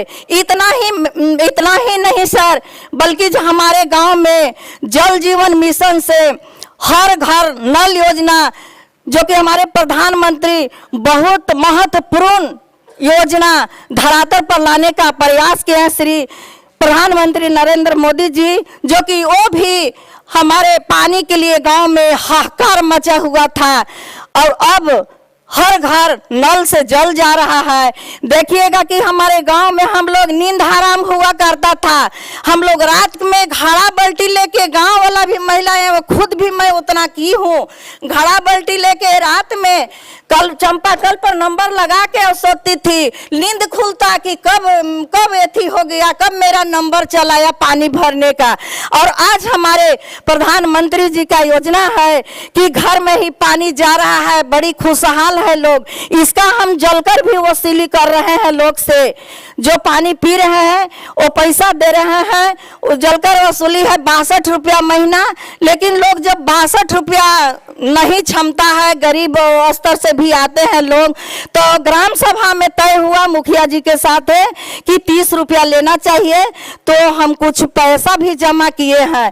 और इसके अलावे जल के गुणवत्ता भी हम लोग बताते हैं, जल जांच करने जाते हैं। हम लोग के विभाग से स्मार्टफोन 12,000 के मिला हुआ है, और झार ऐप में जाके जल जांच को पाटल 1 पर जाते हैं और जांच करते हैं। लेकिन FTK मिला हुआ है, उससे भी हम लोग जांच करते हैं, जल को गुणवत्ता बताते हैं, pH हो गया, क्षारिकता हो गया, आयरन हो गया, कठोरता वगैरह। इसी तरह से 11 प्रकार के जांच है, और जो जल में कमी होता है, जांच में कमी होता है, जो पानी की गुणवत्ता अच्छा नहीं होता है, वो विभाग के हम लोग सूचना देते हैं, और विभाग से आनकर लोगों का बताने का प्रयास करते हैं।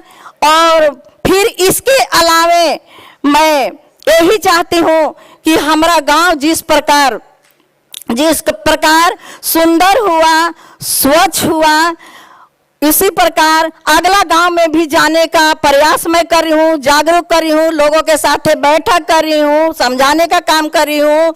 और बहुत अच्छा हमारा मैंने काम हुआ गांव में, उसी प्रकार मैं सोचती हूँ कि मेरा पंचायत हुआ, अगला गांव, पंचायत, जिला और मेरा राज्य सुंदर हो और 1 नंबर पर आवे।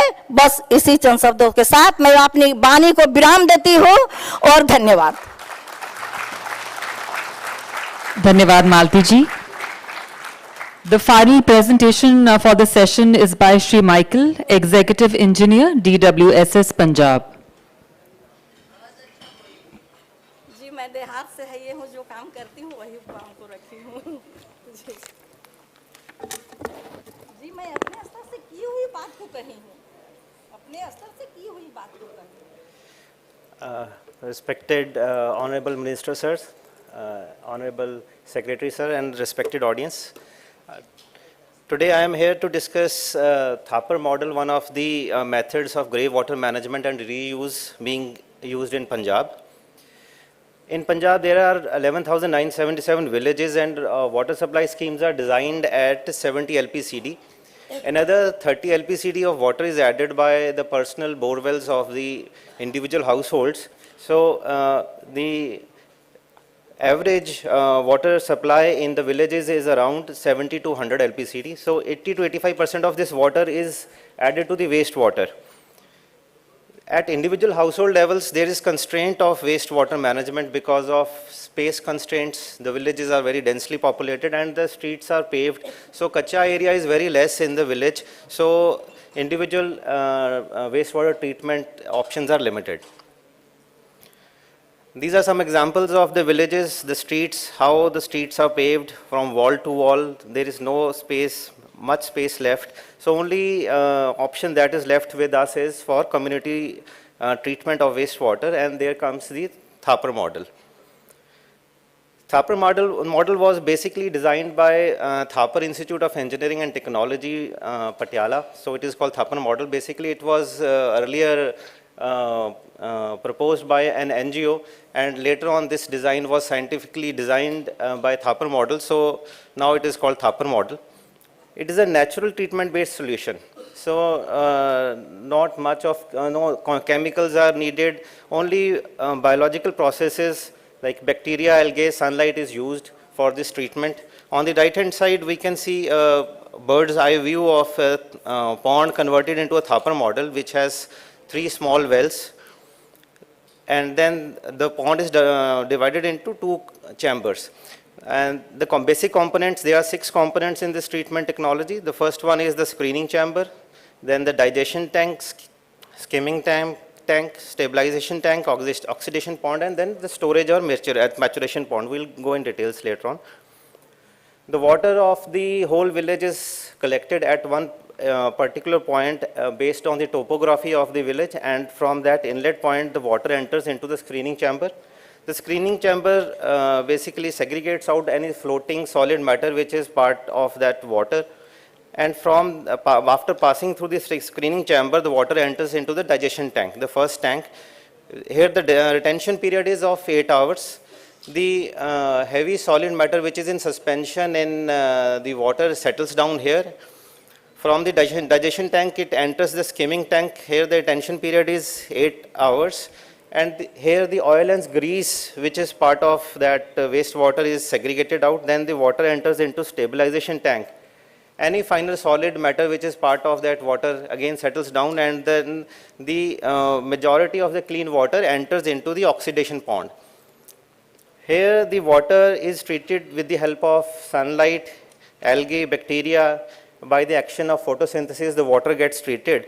Here the water stays for around 12.5 days, and then this treated water is passed on to the storage pond, where this water is again further the treatment process carries on, and the matured water is then used for irrigation through the pipelines laid by the soil conservation department, or the individual pumping done by at the community level or by the individual farmers. They use it for irrigation.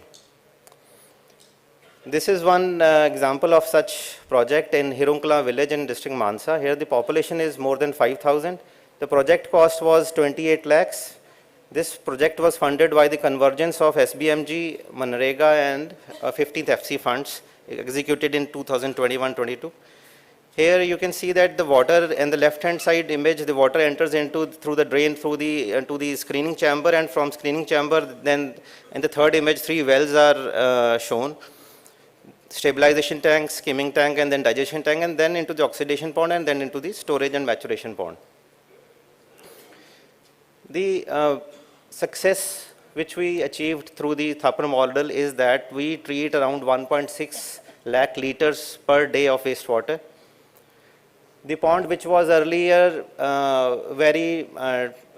not very clean, it had shabby look, there was flies and everywhere, and a lot of smell was there, that is all gone. The Sarpanch has become a team leader for the whole of the village. It has led to bringing the whole village as a community, and they now work as a team. Scientific multi-stage treatment is adopted, and it also creates village level employment for the people who are engaged in the O&M of the tanks. Advantages of this technology is that it is very less technology intensive. No tedious process is involved, only the mechanical segregation of the dissolved material, and then some natural process of cleaning the village, this wastewater is used. It is easy to operate and maintain by the Gram Panchayat. No power intensive projects are required. Skill requirement is very low. No trained personnel is required. And this wastewater, which was earlier nobody's baby, now everyone wants to use it for irrigation. So it has added economic value to this water. Now the challenges for this technology is that it has got capital cost involved, like for a village of up to 2,000 persons or 1 acre land is required, around 20 to 25 lakh is required, and if it goes to up to 4,000 or above population, 2 acres land is required, and cost goes up to 40, 45. Then seasonal variation in treatment is there, because during the winters the sunlight is less, the warmth is less, so the biological processes slow down. Further, it requires disciplined O&M, because if the tanks are not regularly cleaned, the process becomes slow. This treatment method complies with the state pollution control board regulations, CPCB norms. So, and the treated water is fit for irrigation, and it can be used for irrigation and horticulture purposes. Punjab has developed 3-tier network of water testing laboratories. We have 31 state laboratories, 1 state laboratory, then regional, and then district and block level laboratories, and we have 2 mobile vans also which can be taken to villages for water testing. In these labs we can do chemical, biological and heavy metal testing. So this network ensures that whatever wastewater is generated through Thapar model, that is fit for irrigation purpose and follows all the PPCB and Central Groundwater Board norms. Now the O&M of this method is requiring, like screen chamber is required to be cleaned after every 15 days. Digestion tank, stabilization tanks can be cleaned once in 6 months. Skimming tank can be cleaned in 15 days. So regular O&M by the Gram Panchayat is required. Maintenance activities must be performed regularly, only then this function, this technology will perform very well. The different roles and responsibilities, Gram Panchayat's major role is to provide the funding for this project. GPWSCs are constituted in this, all the villages. They carry out the regular inspection and maintenance activities. The technical members of the departments, junior engineers and the rural development officials provide technical help, and the basic role of the community and the villages is to keep the village clean and not to dump solid matter, and to keep the surrounding area of the pond clean. These are some of the pictures. You can see that the ponds are used for recreational purposes. This shows that the aesthetic importance of this project. So there is no bad foul smell, and it is being used. So this is the basic costing of the project. 25 lakhs is the civil structure cost. Extras 13 lakh is required for the beautification. Total comes at around 38 lakhs presently. That can be funded under different heads. Way forward, we have done Thapar model in 2,219 villages. 1,812 villages are in progress, and we wish to achieve around 50% of our villages with Thapar models by 2026. Periodic testing is required. Village level O&M is required. For that, IEC activities are required to be carried out. Further, O&M policy, as discussed previously, also reduce, reuse, recharge is must. R&D needs to be done for other technologies which are less technology intensive and are more nature friendly. Roles of GPWSC and DWSM, District Water and Sanitation Mission, must be defined so that the monitoring of such projects is carried out regularly. Thank you.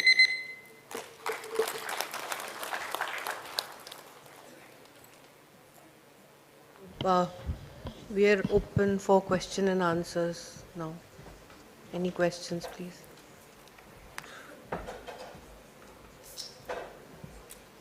Yes, please.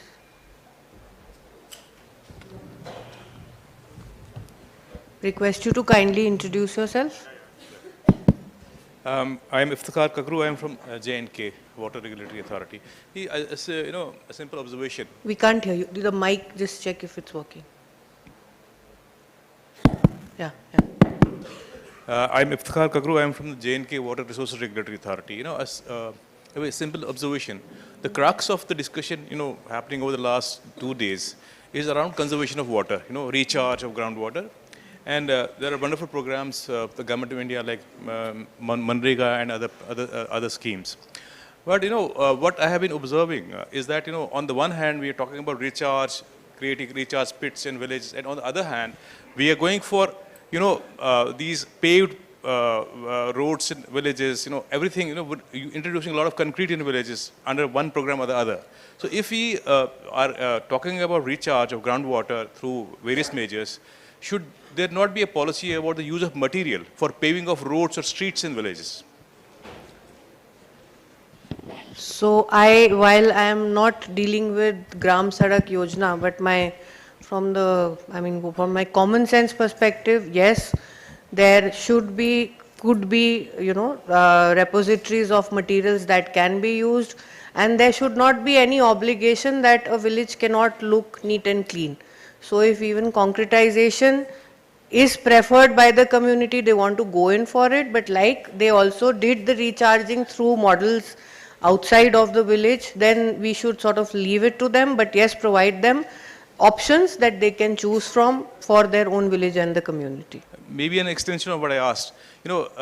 Should there be a case for, a kind of a manual for works which are, to be taken up under Manrega, so that, these kind of activities are avoided and the overall picture is not lost off? I think the manual is already there. My colleague earlier had spoken during the earlier session. They have the manual. I think she's left. I'll connect you with her so that you can.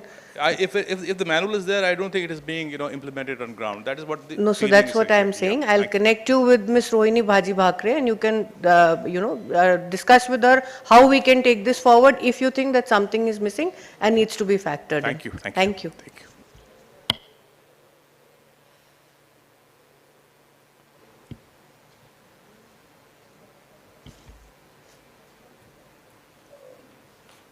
Any more questions, please, if any?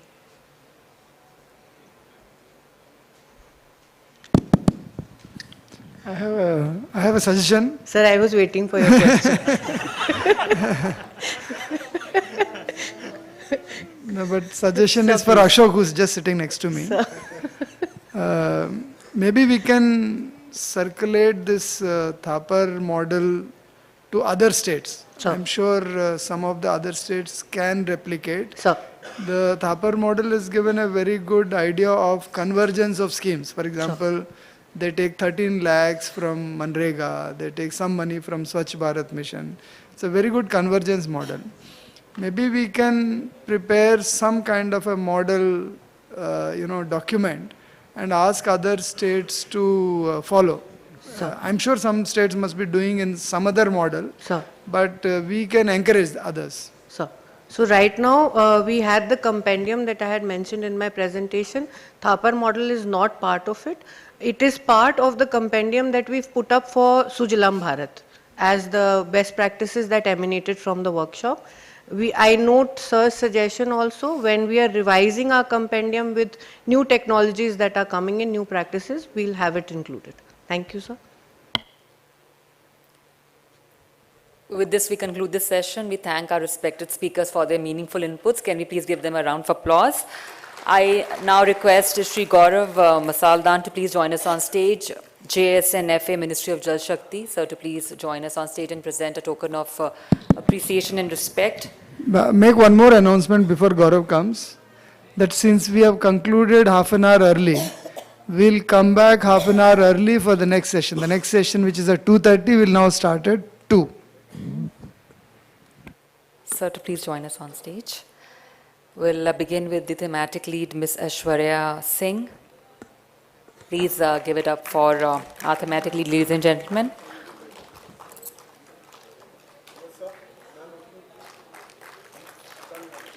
Shri Rohit Kakkar.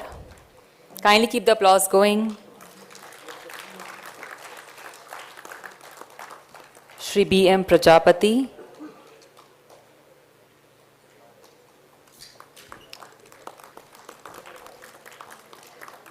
Shri Bapu Gopinath Rao Pawar. Thank you, sir. Shri Manohar Marandi.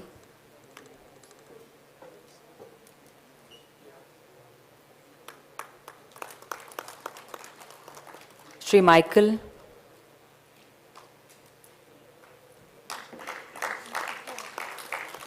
Miss Malti Devi.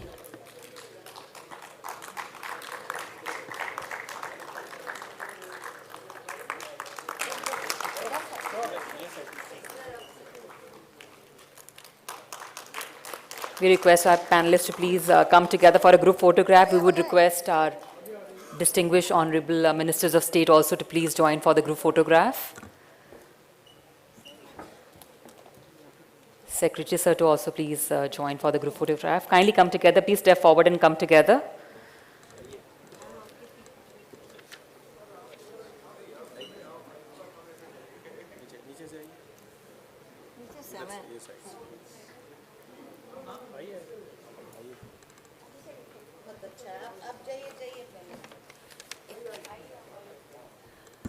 अच्छा, I have an announcement to make. Sessions के बाद एक group photograph होगा last में with honorable ministers and secretaries and all of us.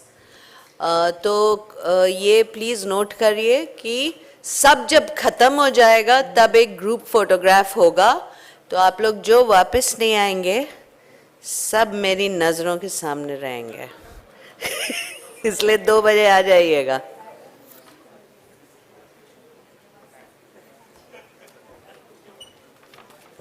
Ladies and gentlemen, we request you to please join us for lunch. Lunch is organized in L1 pre-function area in front of MR 18 and 19.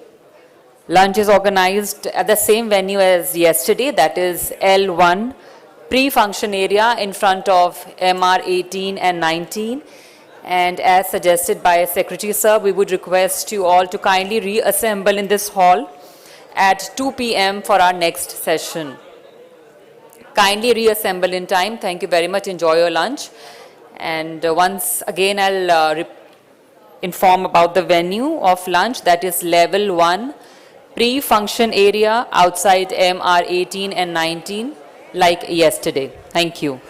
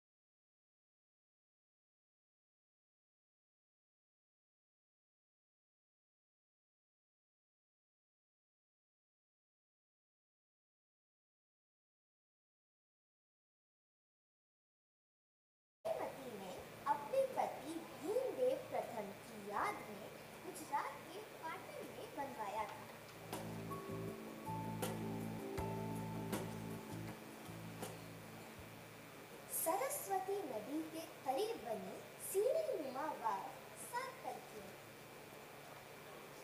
भूजल जमीन के नीचे नदी में मिलता है और शुष्क महीनों में किसी भी नदी के लिए पानी का मुख्य स्रोत है। रानी की वाव सरस्वती नदी में जमीन के नीचे मिलने वाले भूजल के द्वारा भरता है।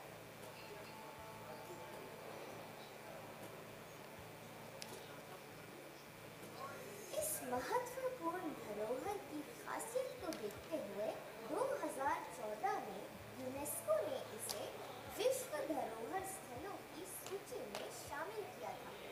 भारत सरकार ने भी सांस्कृतिक विरासत के महत्व को ध्यान में रखते हुए इसे नए बैंगनी रंग के 100 रुपए के नोट पर जगह दी। रानी की वाव न केवल अपनी स्थापत्य संरचना और जल स्रोत तथा संरचनात्मक स्थिरता में तकनीकी उपलब्धियों के साथ प्रभावित करती है, बल्कि विशेष रूप से इसकी मूर्ति कला सजावट सच्ची कलात्मक महारत के साथ भी प्रभावित करती है। प्राचीन भारतीय इतिहास में किस तरह से पानी का संरक्षण और संग्रह किया जाता था, उसका बहुत बड़ा उदाहरण रानी की वाव में देखा जा सकता है। पानी के संग्रह की हमारी संस्कृति और परंपरा को बेहतर जानने के लिए हम कब वक्त निकाल रहे हैं।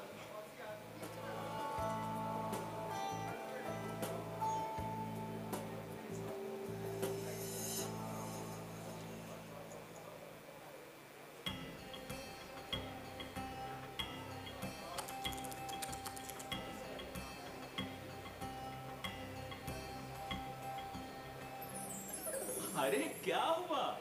किन ख्यालों में डूबी हो रिकू? अरे रिकू, तुम सोच रही थी बारिश का मौसम आने वाला है और उसके आते ही मुसीबतें ही मुसीबतें। अरे मानसून आते हैं तो खुशियां आती हैं और तुम कह रही हो मुसीबतें ही मुसीबतें। बोलो तो, जगह जगह पानी कब जमा होता है? मानसून में? ट्रैफिक जाम कब होता है? मानसून में। घरों के आगे गले गले तक पानी कब भर जाता है? मानसून में। तो बोलो, अब मानसून को मुसीबत ना बोलूं तो क्या बोलूं?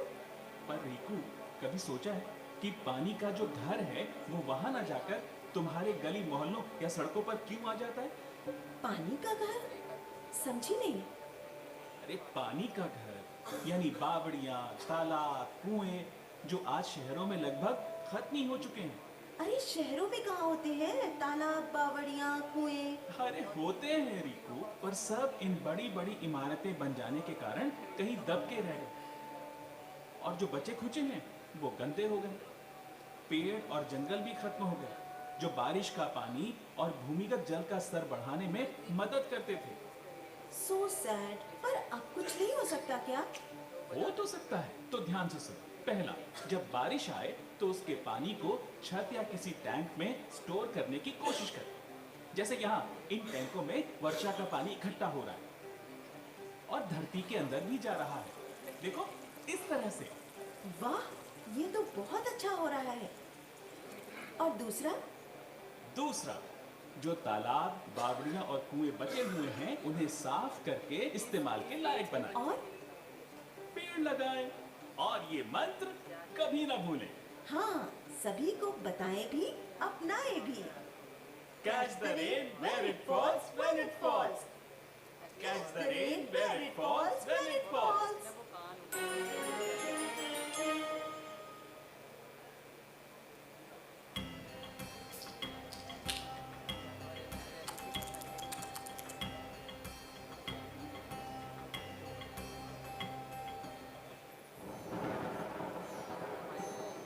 लगता है आज बरखा रानी बहुत जम के बरसने वाली है। बरखा रानी जरा जम के बरसो, मेरा नाना नाना नाना झूम के बरसो। वाह बाबा, आज तो बहुत खुश नजर आ रहे हो। बरखा जो आने वाली है पीकू। हाँ वो तो ठीक है बाबा, पर सोचा है कि बरखा रानी आएंगी तो बिराजेंगी कहाँ? ये क्या सवाल हुआ पीकू? और क्या, बारिश का पानी जमा होगा खेतों में, हमारी गलियों में, और कहाँ? हाँ बच्चों, यही तो परेशानी है। हाँ भाई, एक वक्त था जब बारिश के पानी से बावड़ियों, कुओं, तालाबों में पानी भरा रहता था। सिर्फ 4 महीने की बारिश से 12 महीने पानी का सुख मिलता था। वो कैसे? वो ऐसे छोटी कि बारिश का पानी धरती में जाकर कुओं, तालाबों और बावड़ियों में पानी का स्तर बनाए रखता है। यानी बारिश के पानी से भूजल रिचार्ज हो जाता है। हाँ, अच्छा बताओ तो, ट्यूबवेल में पानी कहाँ से आता है? भूजल से। और भूमि में जल कहाँ से आता है? बारिश से। बिल्कुल सही बोला छोटी। पर अब तो पीकू बावड़ियों, कुओं, तालाबों पर सिर्फ कूड़ा कचरा ही दिखाई देता है। अरे रोती क्यों हो छोटी, कोई जुगाड़ करते हैं।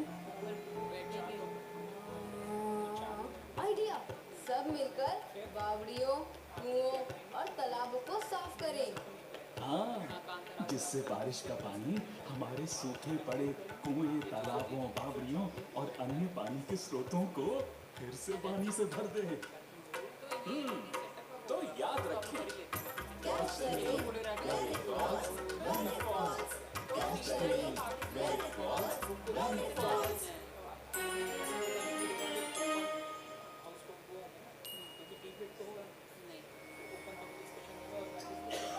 जलमेव जीवनम, जल ही जीवन है और भावी पीढ़ी को जल उपलब्धता सुनिश्चित हो, इस उद्देश्य की ओर जल शक्ति मंत्रालय भारत सरकार निरंतर कार्यरत है। लेकिन जलवायु परिवर्तन, बढ़ती जनसंख्या और अनियोजित जल के उपयोग ने इस जीवन रेखा को संकट में डाल दिया था। इस चुनौती से निपटने के लिए national action plan on climate change के तहत भारत सरकार द्वारा राष्ट्रीय जल मिशन की स्थापना की गई। जल के बिना जीवन संभव नहीं। हमारी प्राचीन परंपरा में भी पानी के महत्व का वर्णन प्राप्त होता है। इस धरती पर जीवन प्रदान करने वाला रस जल ही तो है। राष्ट्रीय जल मिशन के प्रमुख उद्देश्य हैं जल का डेटाबेस सार्वजनिक रूप से प्रस्तुत रखना और जल संसाधनों पर जलवायु परिवर्तन के प्रभाव का आकलन करना, जल संरक्षण वृद्धि और संरक्षण के लिए नागरिक और राज्य कार्रवाई को बढ़ावा देना, शोषित क्षेत्रों सहित संवेदनशील क्षेत्रों पर ध्यान देना, 20% तक जल उपयोग कुशलता में वृद्धि करना और बेसिन स्तर के एकीकृत जल संसाधन प्रबंधन को बढ़ावा देना। राष्ट्रीय जल मिशन के तहत वर्ष 2019 में एक क्रांतिकारी पहल की गई, जल शक्ति अभियान, जिसके अंतर्गत लाखों की तादाद में रेन वाटर हार्वेस्टिंग स्ट्रक्चर्स बनाए गए, अनेक जल निकायों का पुनर्विकास किया गया, विभिन्न जिलों में जल शक्ति केंद्र स्थापित किए गए, हजारों ट्रेनिंग प्रोग्राम्स और किसान मेले लगाए गए, वाटर बॉडीज की जियो टैगिंग और GIS मैपिंग की गई और जिला स्तर पर साइंटिफिक डिस्ट्रिक्ट वाटर प्लान भी अपनाए गए।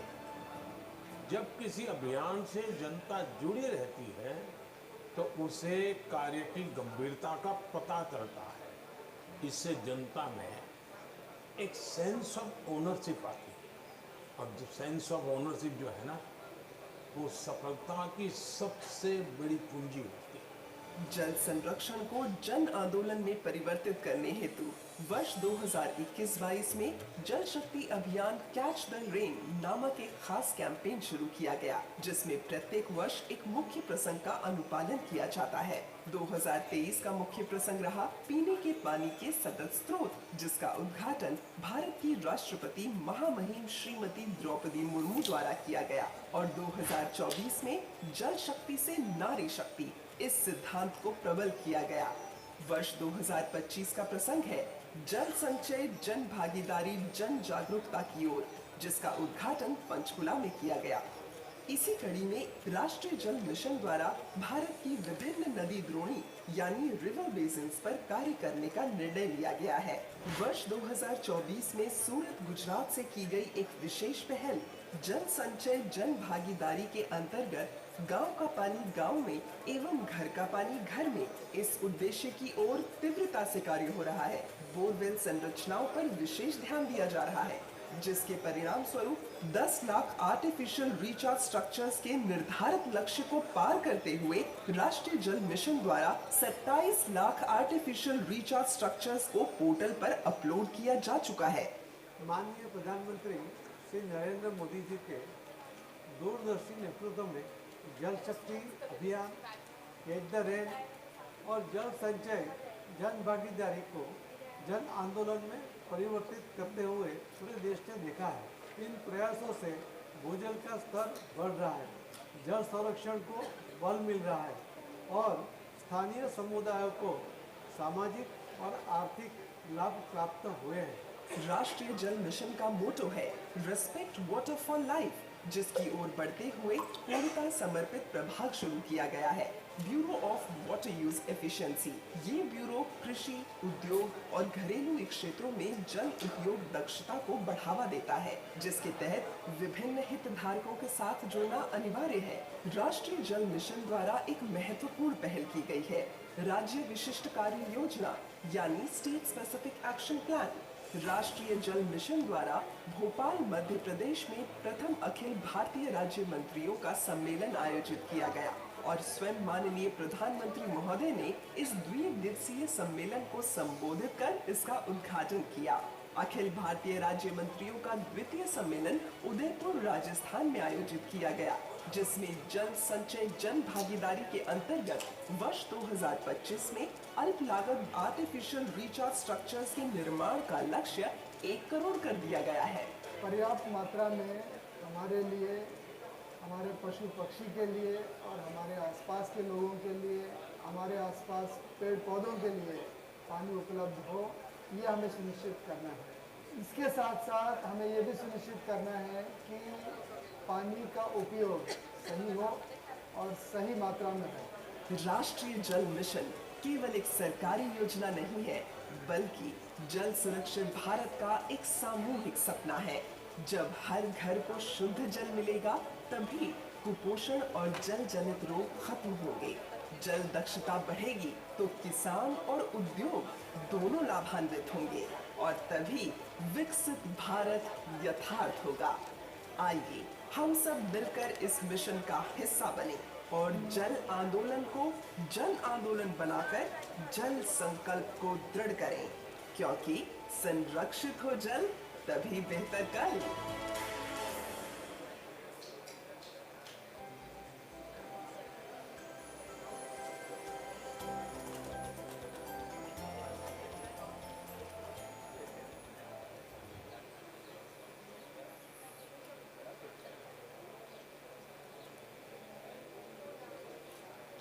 पीकू, आज संडे है, शहर घूमने चले? चलो पीकू, आज चलते हैं चांद बावड़ी। चांद बावड़ी? मुझे तो शहर घूमना है, मुझे नहीं जाना इस पुरानी जगह। अरे पीकू, चांद बावड़ी एक जादुई जगह है, तुम्हें अच्छा लगेगा वहाँ घूमना। जादुई जगह? वो कैसे?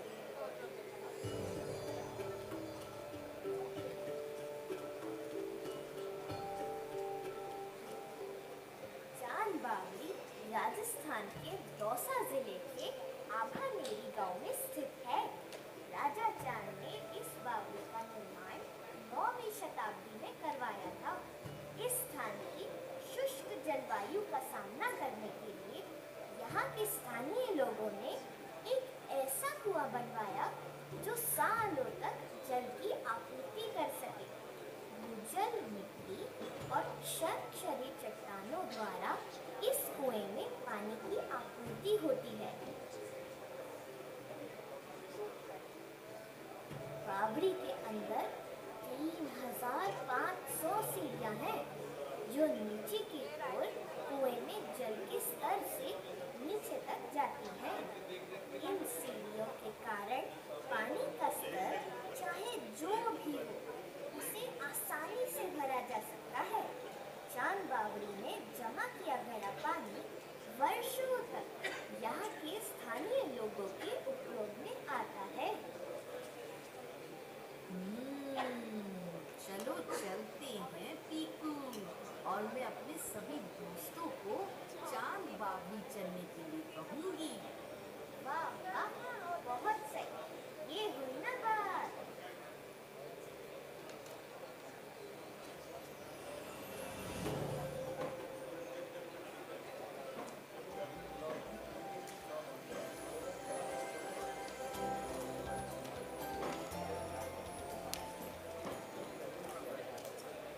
चलिए आज आपको गुजरात के पाटन ले चलता है, जहाँ मैं आपको रानी की वाव के बारे में बताऊंगा। मानव सभ्यता पानी के इर्द गिर्द ही घूमती नजर आती है। भारतीय संस्कृति में भी पानी का महत्व किसी से छुपा हुआ नहीं है। इसी का एक उदाहरण है रानी की वाव, जो 11वीं शताब्दी में चालुक्य वंश की रानी उदयवती ने अपने पति भीमदेव प्रथम की याद में गुजरात के पाटन में बनवाया था।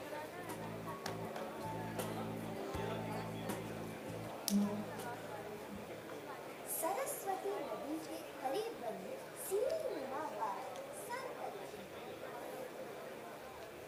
जल जमीन के नीचे नदी में मिलता है और शुष्क महीनों में किसी भी नदी के लिए पानी का मुख्य स्रोत है। रानी की वाव सरस्वती नदी में जमीन के नीचे मिलने वाले भूजल द्वारा बनता है।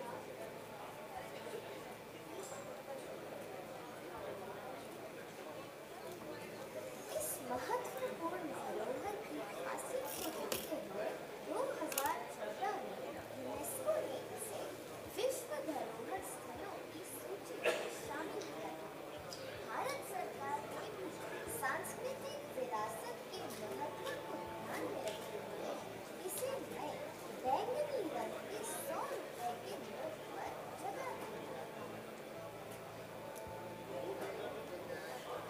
रानी की वाव न केवल अपनी स्थापत्य संरचना और जल स्रोत तथा संरचनात्मक स्थिरता में तकनीकी उपलब्धियों के साथ प्रभावित करती है, बल्कि विशेष रूप से इसकी मूर्ति कला सजावट सच्ची कला की कहानी के साथ भी प्रभावित करती है।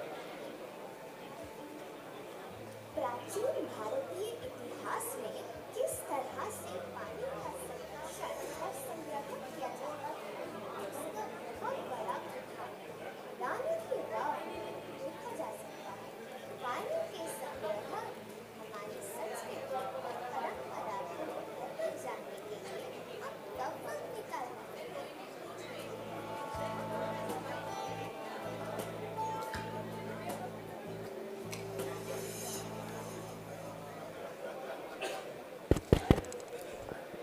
Welcome back, ladies and gentlemen. We request you all to kindly be seated as we'll begin the session in few minutes from now.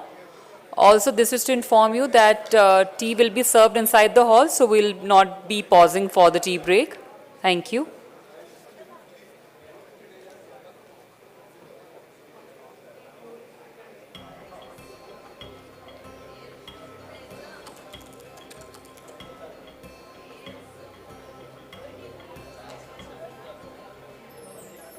अरे क्या हुआ? किन ख्यालों में डूबी हो रिकू? अरे पिको, तुम सोच रही थी बारिश का मौसम आने वाला है और उसके आते ही मुसीबतें मुसीबतें। अरे मानसून आते हैं तो खुशियाँ आती हैं और तुम कह रही हो मुसीबतें मुसीबतें। बोलो, जगह जगह पानी कब जमा होता है? मानसून में? ट्रैफिक जाम कब होता है? मानसून में? घरों के आगे गली गली तक पानी कब भर जाता है? मानसून में। तो बोलो, अब मानसून को मुसीबत ना बोलूं तो क्या बोलूं? पर रिकू, कभी सोचा है कि पानी का जो घर है वो वहाँ ना जाकर तुम्हारे गली मोहल्लों या सड़कों पर क्यों आ जाता है? पानी का घर? समझी नहीं। एक पानी का घर यानी बावड़ियाँ, तालाब, कुएं जो आज शहरों में लगभग खत्म ही हो चुके हैं। अरे शहरों में कहाँ होते हैं तालाब, बावड़ियाँ, कुएं? अरे होते हैं रिकू, पर सब इन बड़ी बड़ी इमारतें बन जाने के कारण कहीं दब के रह गए और जो बचे खुचे हैं वो गंदे हो गए। पेड़ और जंगल भी खत्म हो गए जो बारिश का पानी और भूमिगत जल का स्तर बढ़ाने में मदद करते थे। So sad, पर अब कुछ नहीं हो सकता क्या? हो तो सकता है, तो ध्यान से सुनो। पहला, जब बारिश आए तो उसके पानी को छत या किसी टैंक में स्टोर करने की कोशिश करें, जैसे यहाँ इन टैंकों में और धरती के अंदर। We once again request all to kindly be seated as we are now starting the next thematic session and the final thematic session for the summit. May we request all to kindly be seated and help us begin the session in time. Our upcoming session is focusing on community and institutional engagement for behavior change. We once again, it's a humble request, ladies and gentlemen, to please be seated. We also have our Honorable Minister of State, sir, joining us for this session. So it's a request for all to please be seated. We are starting in no time. Kindly switch your phones to silent mode.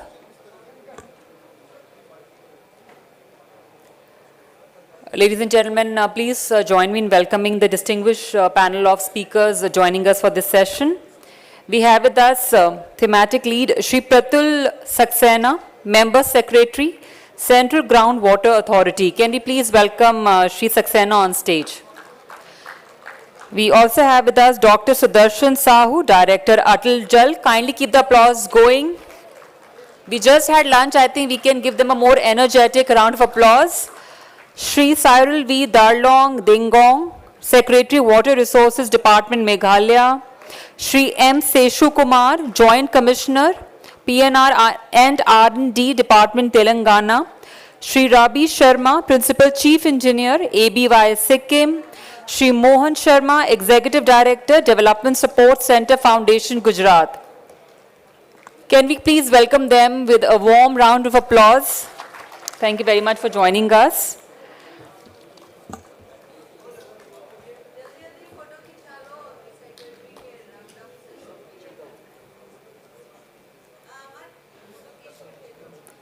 To open the session,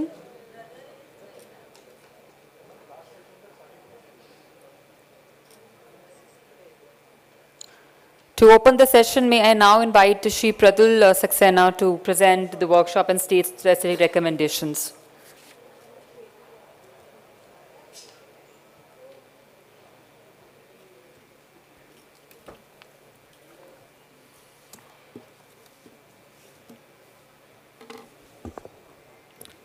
Thank you, and a good afternoon to all of you, to the Honorable Minister, to the secretaries, to the dignitaries on the dais and off the dais.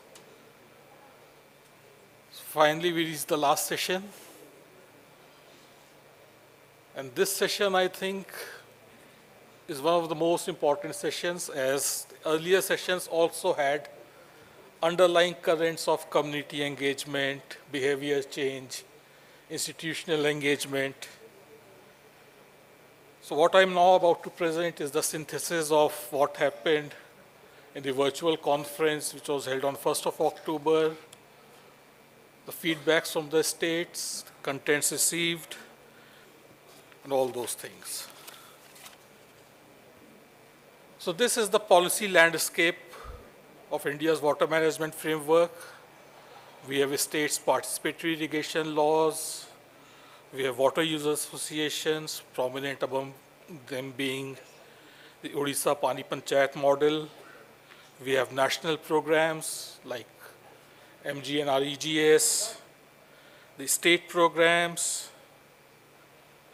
Haryana has Mera Pani Meri Virasat, Bihar Jal Jeevan Haryali, Maharashtra Jal Yukt Shivir.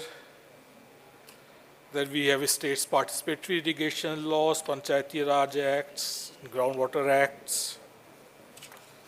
So based on the consultations with the states, we have found some major challenges which can be grouped into 5 themes: policy and regulatory gaps, programmatic gaps, capacity building, financial and economics, governance, and coordination gap.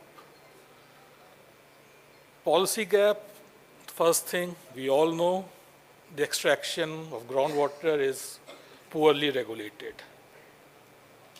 And by that I mean only 2 sectors, industrial and infrastructure, is being regulated. We are ignoring the elephant in the room. The agriculture incentives, what we call as perverse incentives, in which crops which are water intensive because of some MSP mechanisms, they are being subsidized. And then, of course, we have the free or heavily subsidized electricity. Policies are good, laws are good, but enforcement is not as good. We have to focus on these things. Though the policies which we make, they overlook the traditional knowledge. We don't consult communities, but hopefully, after this conference, this might change. We focus on infrastructure. That is, we build and forget. We don't have any formal O&M policies. We work in silos, and our approach is on creating infrastructure. And in that process, that social and behavioral mentoring, it takes a backseat. Our local institutions, their capacity to train facilitators, provide support is rather limited.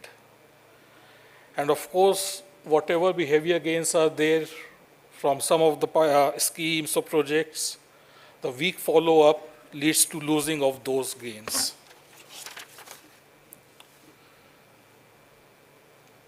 I have touched upon the perverse subsidies. The funding for O&M is very meager. Lack of volumetric pricing, thorny issue, but pricing of water should be given a thought. And of course, we work in silos. We don't have an integrated data system. There's a public resistance to metering and tariff, and behavior change remains a major challenge. So what are the possible solutions? Strengthening behavior change through systemic and systematic IC campaigns, using the local cultural theme, media, folk plays, folk songs, recognize local champions who have done excellent work, institutional and policy reforms. First and foremost thing, ensure gender equity and inclusiveness. Strengthen legal mandate to finalize community participation. Capacity building, have inter and intra-states exposure visits. There are some excellent water games to build the capacity. Maybe some CSR funding could be taken up to finance these visits. Integration of technology, digital monitoring systems, integration of data and dashboards, and all those things. Strengthening governance, have a grievance redressal mechanism, have a water audit, have a public disclosure system. And then the scope for convergence with other schemes, cross-departmental coordinations, intersectoral schemes should not be restricted to government only. Collaborate with NGOs, voluntary organizations, have a program level convergence, share the data, and of course, financial and incentive mechanism should also be there to incentivize good practices, best practices. What can be the priority areas? Monitoring and accountability for a transparent water governance system. Community leadership in the local governance structures. Livelihood linkages with ecosystem-based economic growth. Behavior change through water literacy initiatives. Technology integration for smart water management systems. Groundwater security through sustainable water resources management.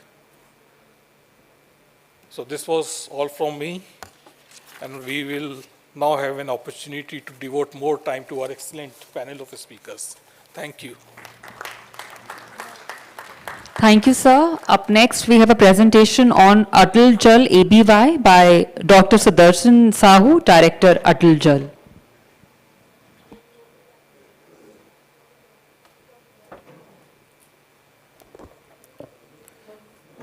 Respected ministers, secretaries and other dignitaries on the dais and of the dais. So I am here to speak something about Atal Bhujal Yojana, the scheme, central sector scheme which has been implemented across 7 states in India from last 5 years, and it was closed in the last month of October. So it was, next slide. So it was the scheme which was implemented.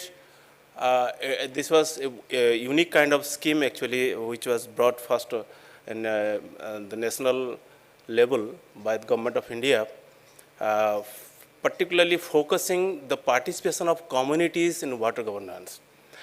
Because earlier all the schemes were all the works were done in a top-down approach, and though in the national level and various states we are having different success stories of water governance, water management in different states, they were not taken up to scale, and this was the first scheme which was taken to scale across the nation. And because of growing scarcity of water in different parts of the country, not only scarcity, quality as well, and there were, you can say, large-scale depletion in groundwater levels across the country in different states, affecting irrigation as well as drinking. So there was a, you can say, one kind of need which was emerging, such kind of approach which should have been taken across the states to have for better management of the water resources, and to meet out, at the same time, to meet out the needs in irrigation and drinking. So this was a kind of scheme which was taken, and it was understood that without the involvement, without the participation of people, community at grassroots level, it is not at all possible to manage such a resource which is belonging to the people themselves. So, and at the same time, such type of schemes, I will say, not only Atal Bhujal Yojana, this scheme particularly was meeting several sustainable development goals of the UNDP.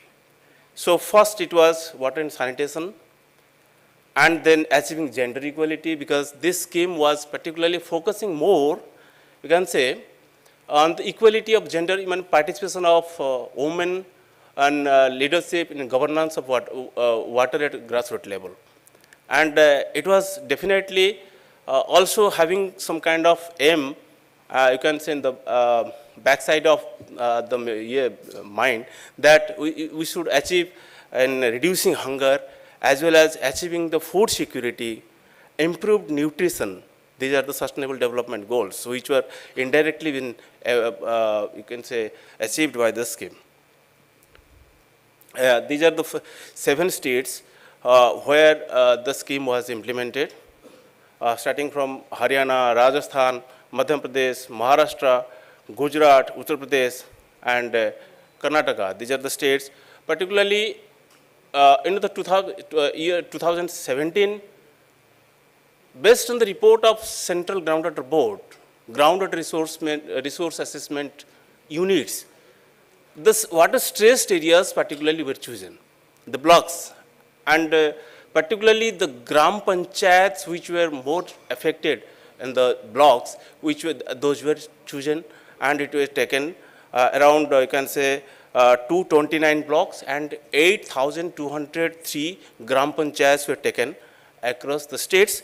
And to manage it, we had a system, National Program Management Unit, then and the state SPMU, DPMU, and you can say some DIPs at district level which were there to implement the scheme. And it was very unique that all the activities were incentivized, and they were classified into 5 DLIs, disbursement linked indicators, so that every kind of work can be incentivized and people can be motivated, inspired to do and come. This should be boarded into the scheme. So also convergence of other schemes, it was one of the major parameters in this. The uniqueness of the scheme was, you can say, community involvement in decision making, preparing the water budget at grassroots level by communities, and preparing water security plans also at grassroots level. Those are very unique. Convergence and demand side management was also one of the important indicator. You can say this was completely a paradigm shift in water governance at grassroots level. From development to management and involvement of public, involvement of community in decision making. So, in this scheme, all these three things, science, society, and sustainability, three things were uniquely blended. Uniquely, they were associated into the scheme. Science, we were involving science in decision making as well as monitoring the water system. And people themselves, they were monitoring the system. So this was very much unique. And society, how? Because all the communities were associated in decision making as well as implementing. They were justifiably, they were in enough way, they were all trained, and their capacity was enhanced by trainings at several levels. So sustainability, because sustainability at all levels, sustainability was taken care of, including groundwater as well as surface water. How? Demand side management as well as supply side management. These two things, people were judging whether my Gram Panchayat is water deficit or water surplus. If it is surplus, then how should I manage? If it is deficit, how should I manage? So they were planning. They were preparing their one water security plan, and that was implemented after approval of this annual work plan. So accordingly, it was incentivized as well as some convergence fund were inflowed. And there were different equipments, you can say, which were given to the people for monitoring of water, including water quantity as well as, you can say, water level as well as water quality. And we had different technologies were also roped into the scheme for making it success. We had a Atal Bhujal Yojana mobile app, which were used by the people at grassroots level for entering the data at grassroots level into the system. So we had MIS portal also, where all the data system, all the data from the grassroots level were entered by the people immediately after its generation. So this is just a glimpse of the things which are also available to public for viewing, how the things are happening at the GP level. Different, you can say, even if it is known to everyone, there are different interventions which were at large scale made by Atal Bhujal Yojana at Gram Panchayat level, your demand side interventions and as well as supply side interventions. And different states, there also, they adopted certain scientific techniques in water governance, water management, besides all this. So, several states, they also experimented different kinds of IoT techniques and AI techniques, how this can be roped in water governance in their area. Because data was is very important, it was disseminated for data-driven planning of water security plan. At different types of forums of water, they were training for making training at different levels in one, you can say, cascade model. And definitely, I will say Atal Bhujal Yojana has already triggered one kind of momentum for involving community in water governance. And definitely, you can say, we will try in future how this model can be taken off at national level.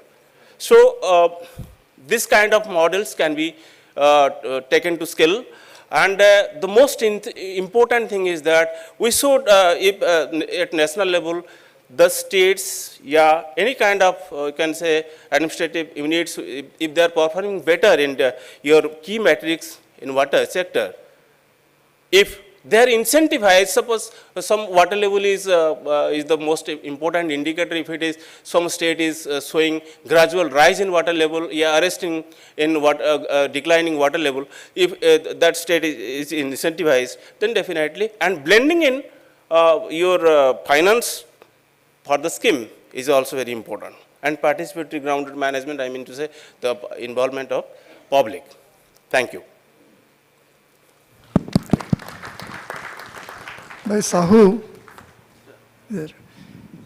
whatever lessons that you have learnt from this pilot project of Atal Bhujal Yojana, have you communicated to states who are not part of Atal Bhujal Yojana?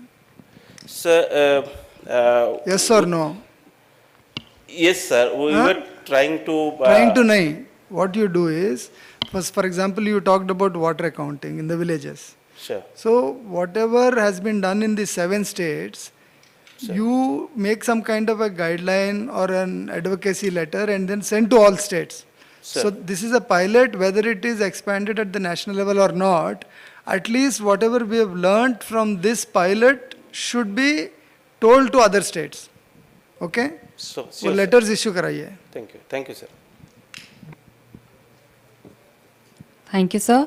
Up next, I invite Shri Cyril V. Darlong, Secretary, Water Resources Department, Meghalaya.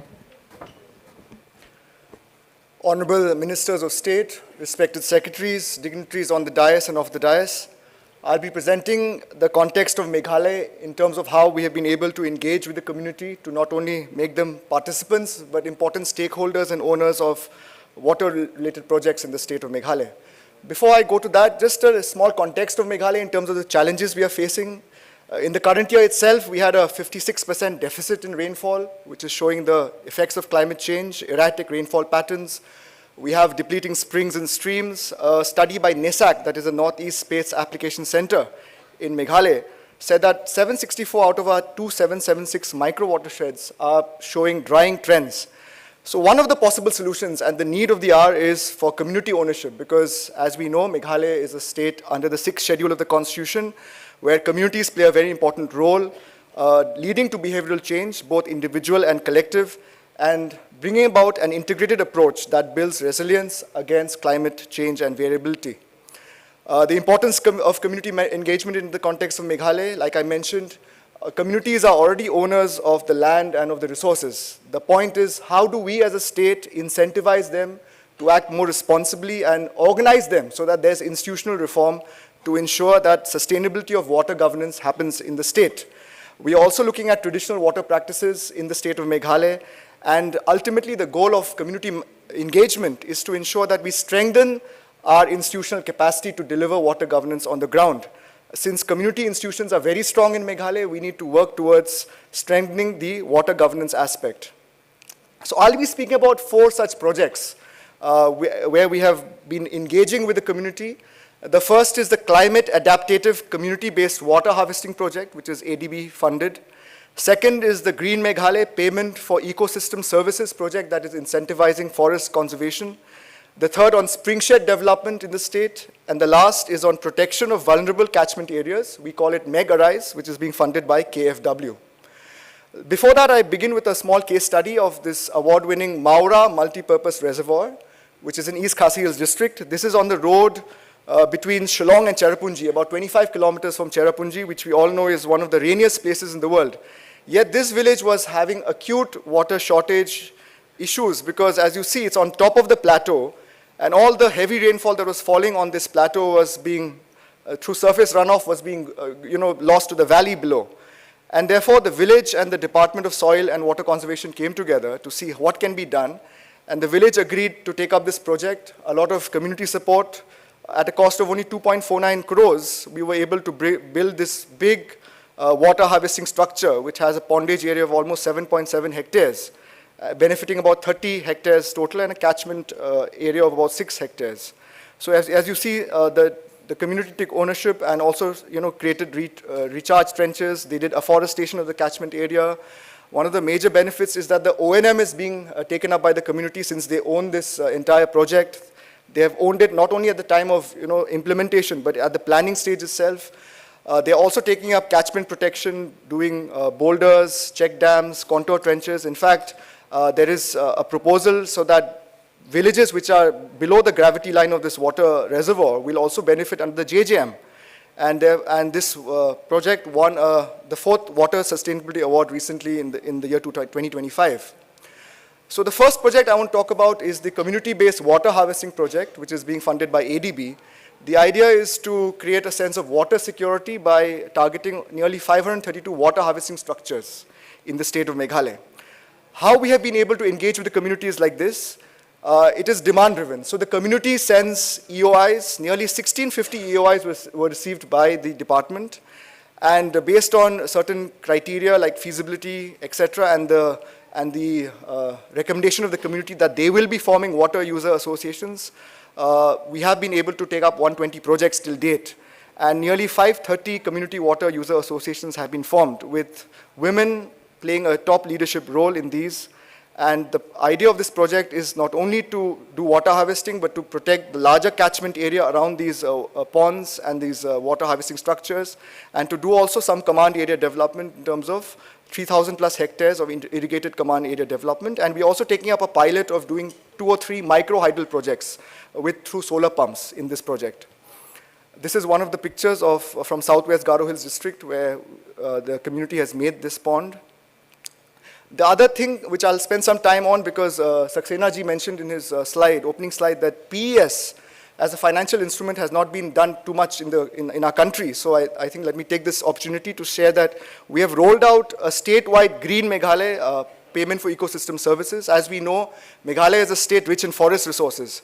In fact, 92% of our forests are owned either by the communities or by individuals. The rest, of course, by the forest department through reserve forests. And we have seen that it is much more expensive. Conventional treatment of degraded forests is much more expensive than the cost of doing a PES, which is almost nearly only 2% of this amount. So we are roughly transferring about 10,000 to 20,000 rupees to an individual or a community per hectare to preserve these forests. These are pristine forests, and this makes a lot of ecological and economic sense both for the communities and for the department, because to restore a degraded forest is much more expensive and difficult. Through this PES program, we have been able to train nearly 14,000 village community facilitators, which are from that village, but they're working for the project in terms of going to the village, doing the GPS survey, doing the boundary verification, putting things on the MIS, and roughly till date, we have benefited 4,000 beneficiaries, and our target is about 1,000 square kilometers in the next 5 years, and till date, we have achieved 540 square kilometers of this transfer through PES. The next is on spring shed development. We have been doing it across many years now. Firstly, from the National Adaptation Fund for Climate Change, we mapped about 3,000 springs. Then the community-led landscape arrangement project, which was World Bank funded, we were able to map about 59,000 springs. And now with the support from the Ministry of Jal Shakti under the National Hydrology Project, we are taking the spring census of the state, and we are also starting to do work on spring shed management, which is the important step to look at entire spring shed planning and development for the state. Here also the community plays a very important role because they identify the springs. They are able to tell us, very important data like the discharge levels. They're also telling us whether there's any threat to the source, and all of this is mapped on this MIS system. The next is the Mega Rise project, which is a project to protect the vulnerable catchment areas. We have 2 important catchments, the Umyo catchment, which provides water supply to the Shillong urban agglomeration area in the Khasi Hills, and the Ganol in Tura. This is funded by KFW, 344 crores. Here also it's very much community driven because as we know, we have the Meghalaya Protection of Catchment Act, but it was not successful because communities were reluctant to give their land for catchment protection. So here a combination of afforestation and soil and water conservation activities is the method. But my focus on in this presentation is more on the approach. And we are looking at this free, prior, informed consent process approach. It takes time, but it's a sustainable process because each village is coming up with something called a village-level micro-action plan, where they identify the lands which can be afforested or this land can be given for the purpose of, building a small check dam. So it's a very community intensive and participatory approach where communities have taken ownership. And also in terms of O&M and long-term, maintenance, that issue will be solved because these people are taking ownership. And also it helps in convergence with important programs like NREGA and other programs where they're using funds in a much more holistic fashion.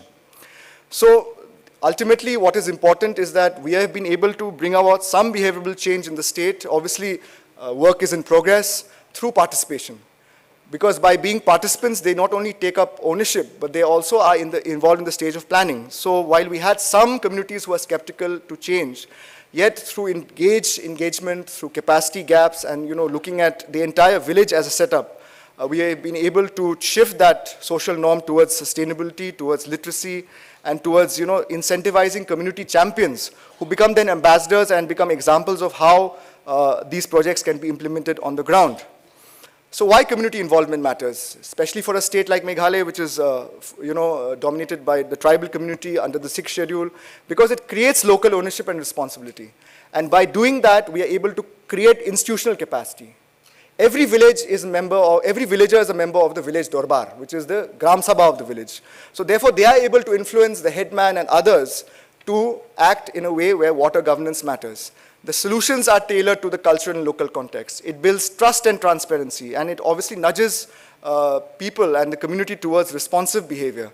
And ultimately, enhancing policy and a participatory approach, and it reduces resistance and also helps in convergence and cooperation among multiple stakeholder departments in the government setup itself, because water, as we know, is a multi-sectoral department approach. These are the outcomes that we are seeing, long-term sustainability of projects. We saw the Maura project, which won an award, and other projects, improved accountability and transparency, enhanced agricultural productivity, climate resilience, and communities as custodians of this change. And my last slide, some of the recommendations. It's important that the community participation is not just an approach, it should be a mindset shift for all of us, because then there is true ownership. When we look at people as not only as recipients, but as partners, they go on to preserve and protect and innovate. In fact, a lot of learning happens by the departments by engaging with the community, because they know the traditional wisdom, and then therefore it leads to empowered communities, and also promoting gender inclusive leadership at the village level, and therefore again engaging and enhancing at the end the institutional capacity for community-led water governance. So thank you very much. Thank you. Our next presentation is by Shri M. Seshu Kumar, Joint Commissioner, PR and RD Department, Telangana. Thank you, Madam. Good afternoon, Honorable Ministers and dignitaries.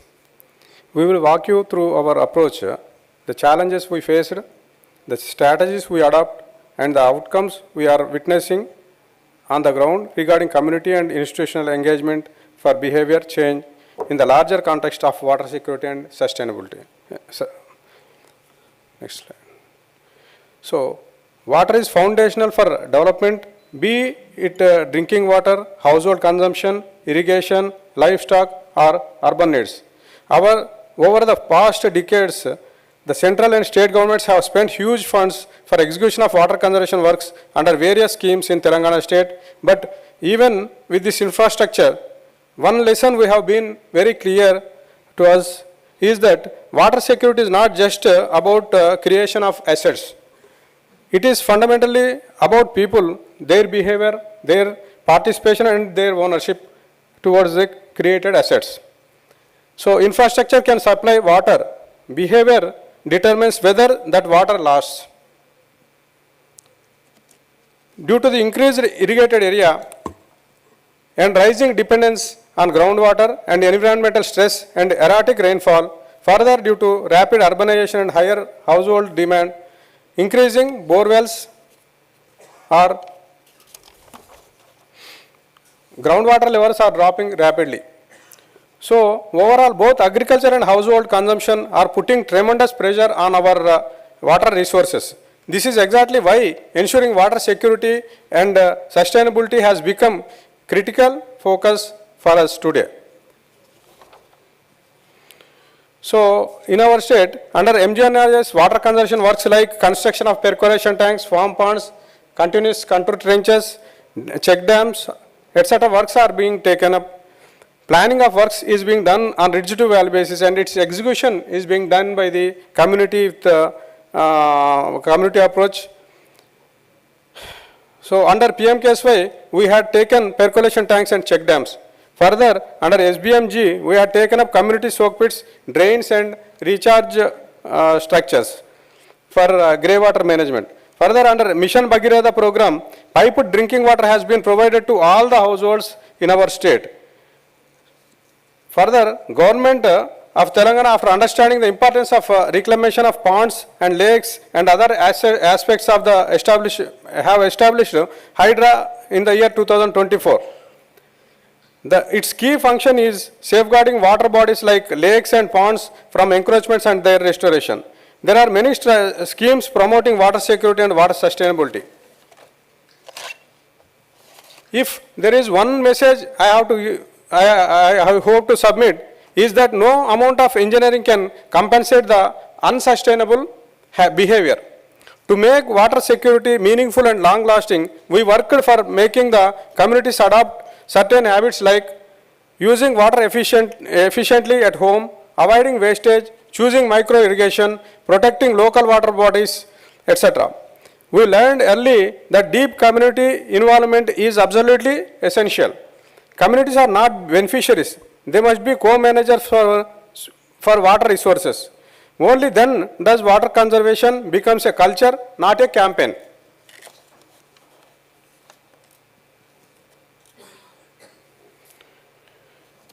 In our state, various awareness campaigns through traditional folk arts, storytelling, cultural events are conducted to reach every household, ensuring that people understand why saving water is essential nowadays.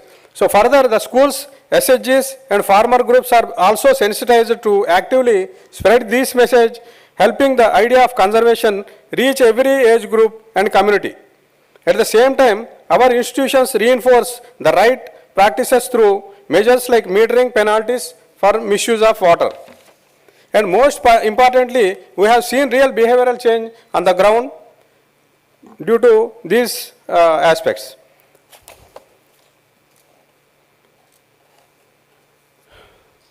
Due to the social mobilization through Grama Sabhas and water user groups meetings, which play a pivot role in ensuring accountability.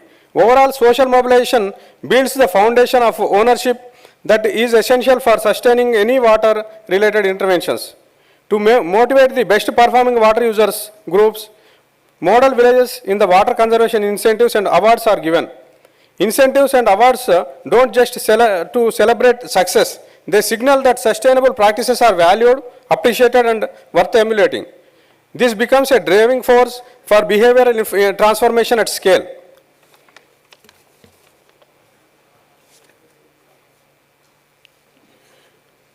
One example I would like to highlight in the renovation of Batkama Kunta in Ambarpet of Hyderabad district. For nearly 2 decades, this lake existed only on paper. Today, it stands restored, covering 4.7 acres of holding nearly 23.8 million liters of water.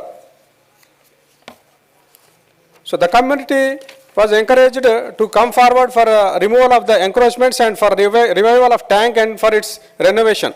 Scientific desilting was done and native plantations are established by Hydra and by community participation. Beyond its physical restoration, the real achievement was reviving community pride and ownership. The lake is now a model for other parts of the state.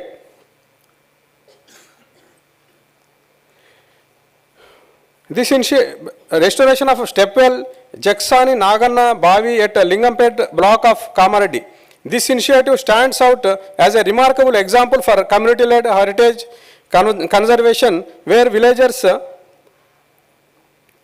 NGOs, politicians and other officials came together with a shared purpose.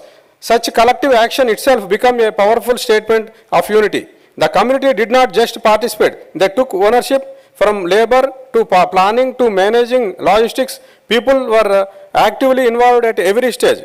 This hands-on engagement created a deep sense of belonging and pride. A key enabler was the public-private partnership with the Infosys Foundation, which provided both financial support and strong accountability. Though this restoration effort, we witnessed a clear behavioral shift. Further, through Mission Kakatiya scheme and related programs, Telangana has restored nearly 46,000 water bodies.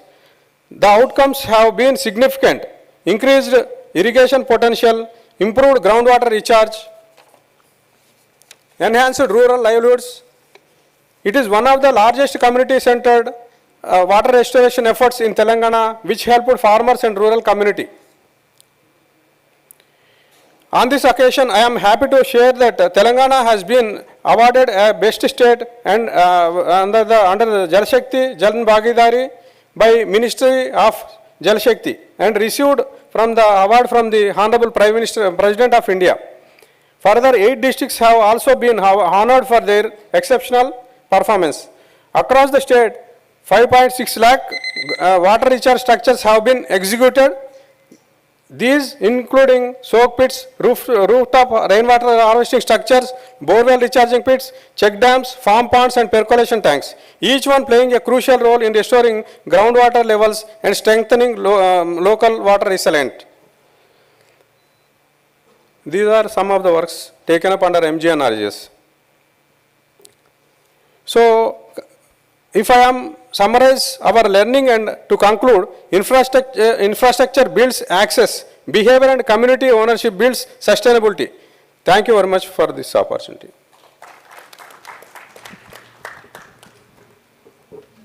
Thank you, sir. I now invite Shri Rabi Sharma, Principal Chief Engineer, ABY, Sikkim.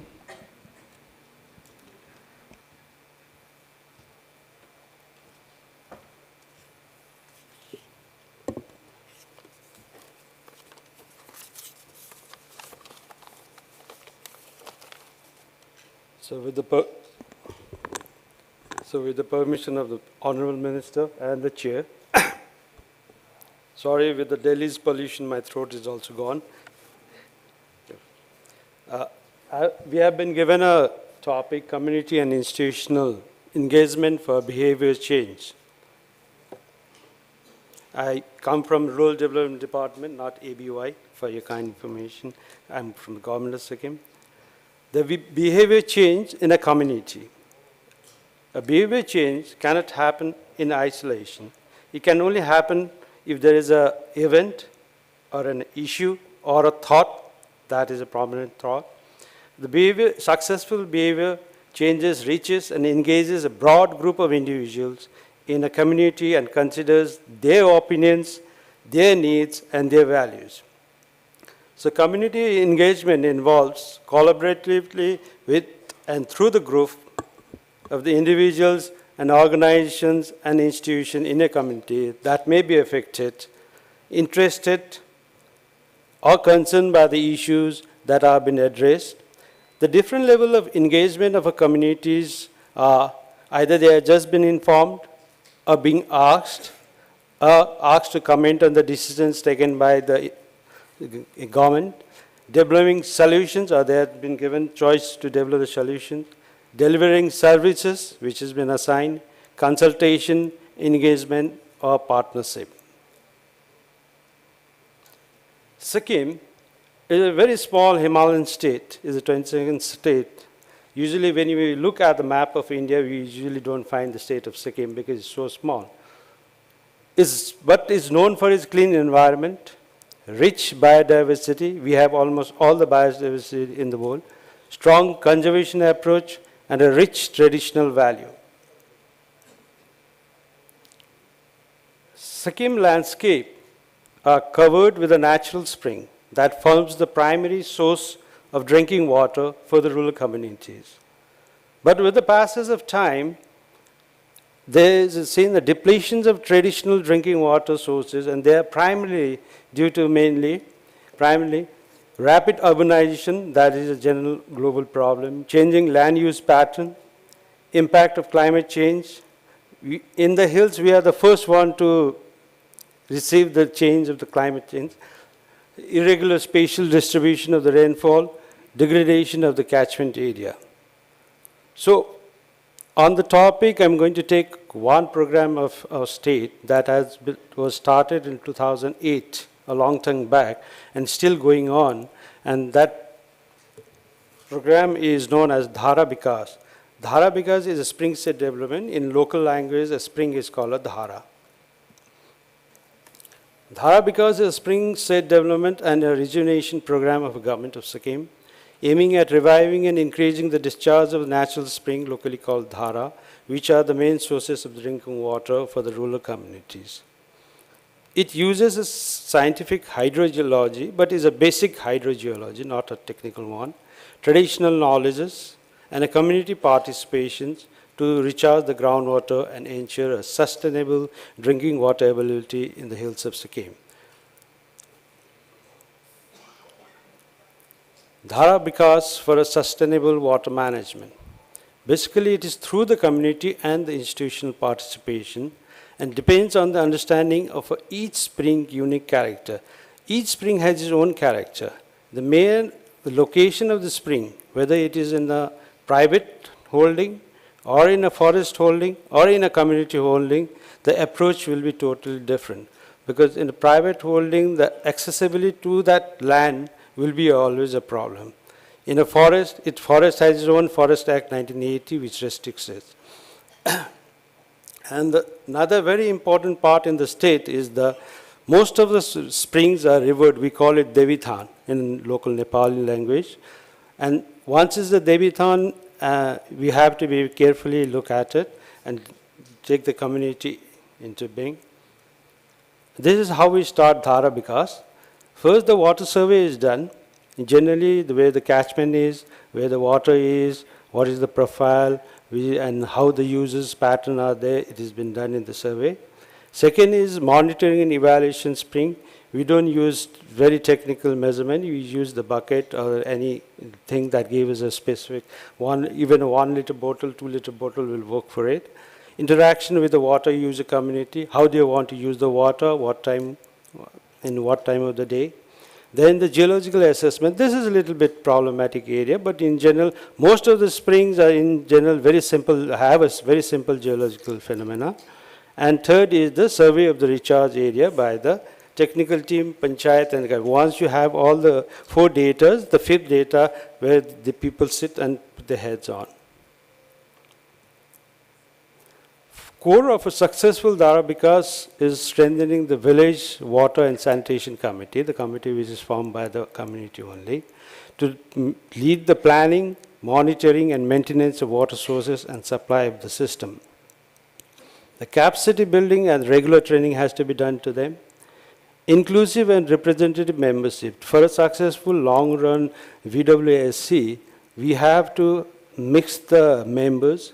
The men are usually there. You have to add the women, the local leaders, youth, marginal householder, even people from the different religions will be a better composition. Making clear rules and responsibility. We have to define the rules and responsibility of the VWSC. The community participation. Now, a very simple village and water security plans are made based on the local hydrology, demand, seasonal variation, and climate impacts. The words we use in the presentation are very high, but in fact in the village is a very simple term. They make a very simple security plan. The Gram Panchayat and other line departments are involved for conversions. Now, the most important part to keep the connection between the community and the institution, the traditional knowledge, respect for it and continuity of it has to be maintained. Then the regular monitoring and survey, these are done by VWSC. Then we have a term called barefoot engineers. These are basically skilled plumbers which are given basic trainings. Participated local to conduct routine quality checks, spring discharge monitoring and pipeline inspection. Revive traditional water conservation rituals. Like I said before, that's all the sacred Devithans, you have to do yearly, twice the pujas are done, so they maintain the sanctity of the place. then you share the values and the collective ownership. Once the pujas and rituals are done, automatically it becomes a village element. It does not become an individual element. Community awareness programs regularly has to be done, village meetings, street plays, rallies, workshop, and water conservation. And local participation in spring and catchment protection, ownership has to be developed. Institutionally, where we come is basically we come on the training and capacity building and documentation and reporting. And the third one is giving them recognition and incentives for motivation, then showcasing demonstration tools like soak-pit, rainwater harvesting, grey water reuse units like that. And the last, the school-based water education system. Basically, Dhara Vikas was developed in 2008, and basically it works under Manrega. The nodal state program officer is the person who deals with the Dhara Vikas also. So these are the Manrega works that has been taken. How to stop the surface runoff, make a pitch and recharge, because most of the springs are on the lower end of the hills. So basically we have the springs from somewhere around 1,000 feet to 6,000 feet in the altitude mean sea level only. Below that we don't have, above that we don't have springs. These conversions are another program, PMKSY, and with the Forest Department also. The main facilitator of technical input is done by State Institute of Rural Development Department. So this is one of the examples of a lake. In 2008 it was dry. In 2011 we revived it, and at present 2024 is still there. These are the areas that have been covered under the program. And the forest area we have covered around 1,023 hectare. And most of the springs have a catchment area in the forest only, because almost 47% of Sikkim is under forest department. That's why there's a heavy forest influence. Okay. And the number of trenches, we have 1,05,000 and 6,018 is the number of ponds. This is the practice, and the whatever lesson we have learned, we have said it is international also, national also. These are the partners who made possible. We have a very high-end like BARC here. We have foreign and Swiss development. We have German corporation. We have ICMOD. We have our own ministry, rural ministry, Ministry of Forest, Central Groundwater. And thank you very much. The final presentation for this session is by Shri Mohan Sharma, Executive Director, Development Support Center Foundation, Gujarat.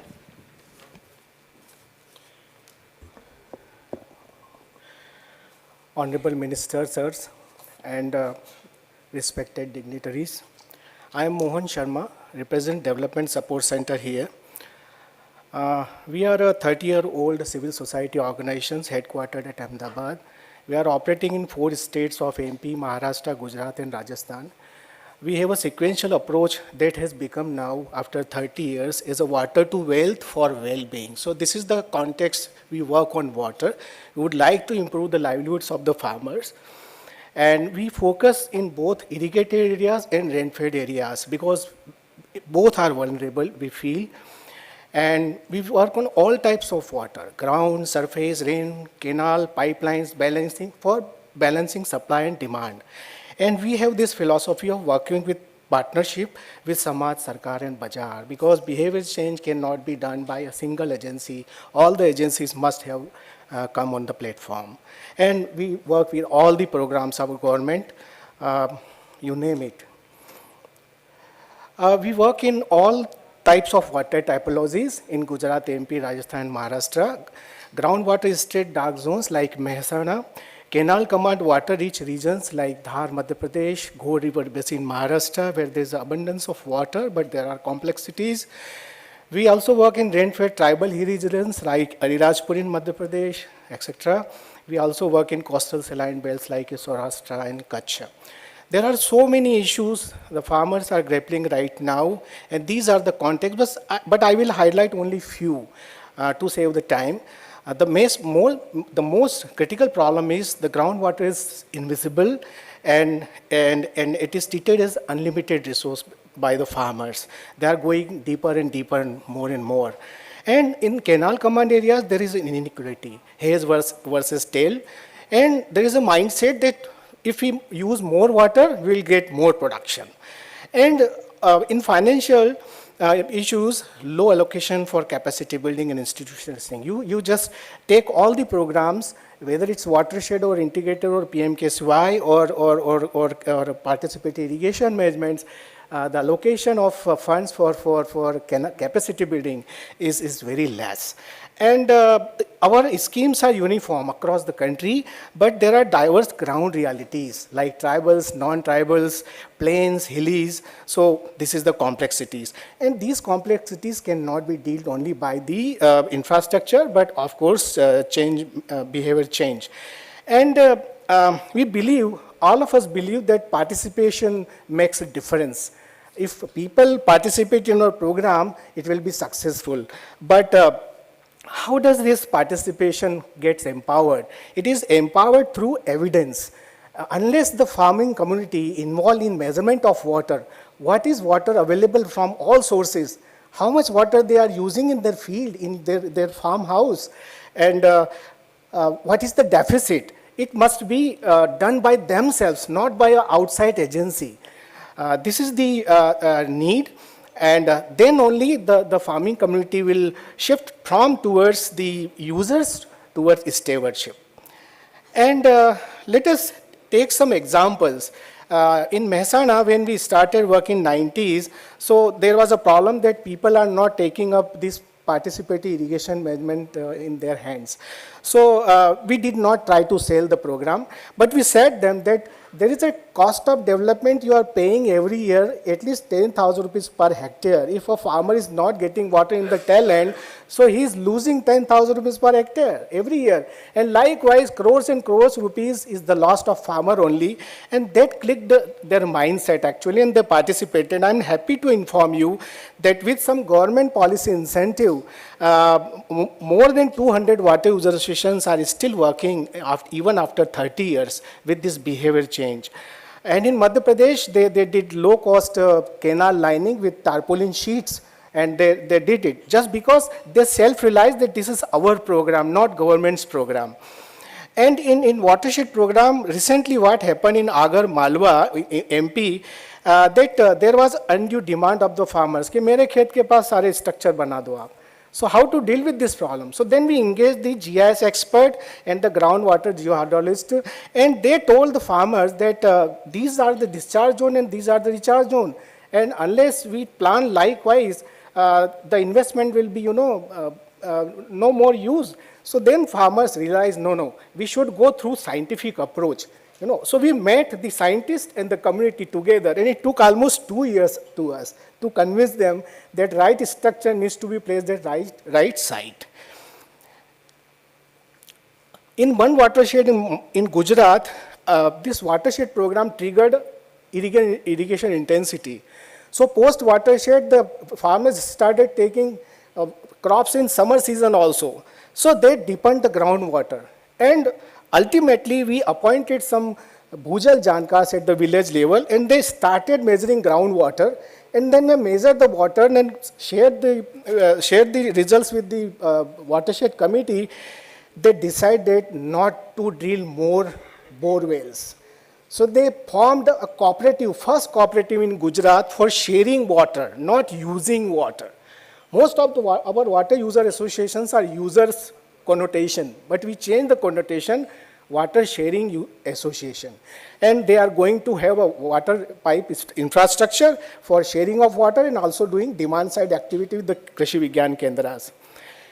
In Atal Bhujal Yojana, I think, sir, you have touched upon this, so I will not go in much detail into that. But yes, I think that this is the strong evidence we could gain in last 30 years, the Atal Bhujal Yojana. It is the strongest example of behavior change where we developed almost 200 Bhujal Jankar, the young boys of the village, young girls of the village, they shared their data to the local participating groundwater management committee, and they have changed the scenario. The overall water balance of 122 village has been improved from a deficit of 2,800 lakh cubic meter to now 11,000 lakh cubic meter. And it is the data not of the scientists or not any external agency, not the department. But if you go to the Mehsana and ask the community, they will say that it is our data because they did it actually. And we also formed a district level participatory groundwater information center. Sir, it is not managed by the government agency, it is not managed by the NGO, it is managed by the Krishi Vigyan Kendra and the Village Group Association. So more than 10,000 are the visitors at this center, where the farmers can learn about the water chemistry, about the water recharge, about the weather station, about the crop moisture, and also the aquifer. How is their aquifer, local aquifer? They can go there and they check their aquifer. One more example from Maharashtra, Ghod River Basin. Sugarcane and onion are like, religion for them. They don't want to lose it. So we said, okay, you keep it growing, but can we do one thing? Can we have a package of crop practice with Krishi Vigyan Kendra, which reduce the water footprint? And I'm happy to tell you that 5,000 water warriors, the youth, they engaged with the farmers and they saved 15,000 cubic meter of water from 1 hectare of sugarcane, which is equal to one check dam which cost almost 15 lakh rupees.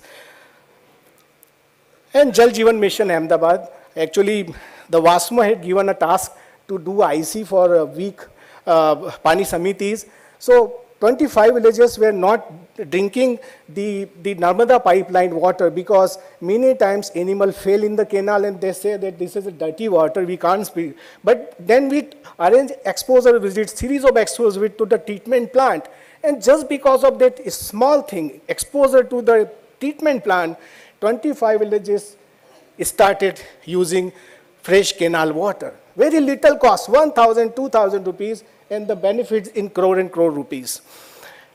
So this is the model ultimately evolves. How can we change the behavior?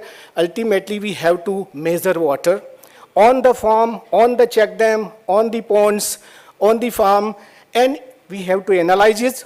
We share it to the community, and the community must share it with the farmers, and then we'll adopt it, and then it will become a behavior change. They will become a water-wise community.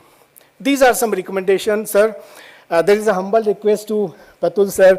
Sir, we must allow these water committees developed under Atal Bhujal Yojana to continue these water budgets and water security plan for next at least 3 years. They must share with the district administration, and this Bhujal Jankar must engage in it. So they will surely minimize the water deficit at the Gram Sabha level and the village level, sir. And we need a program approach, not a project approach, because behavior change is a very difficult task. It can't be done in under single project. So at least 10 years are required. So this is a humble request. Thank you very much, sir.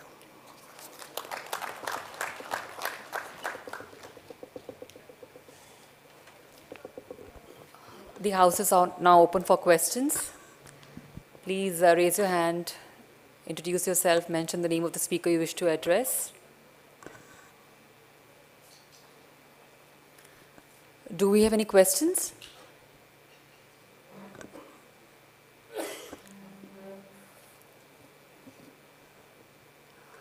This is a sign of a brilliant session. With this, we conclude. Thank you very much to our distinguished speakers for sharing their valuable and significant insights with us. May I now request Shri N. Ashok Babu, Director NWM, to please join us on stage for the presentation of mementos.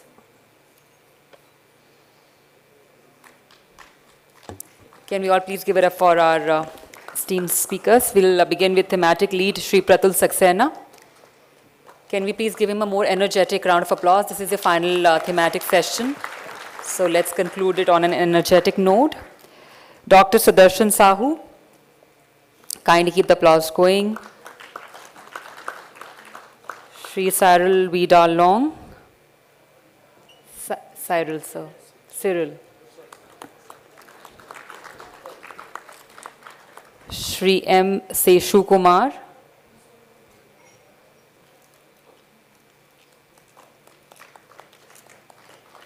Shri Ravi Sharma.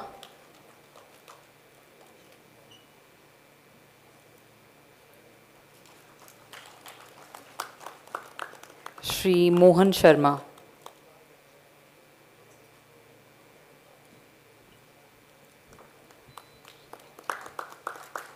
Thank you very much. Kindly come together for a group photograph. Please step forward and come together. We would request our Honorable Ministers of State also to please join for the group photograph. Requesting our Secretary Sir also to please join for the group photograph.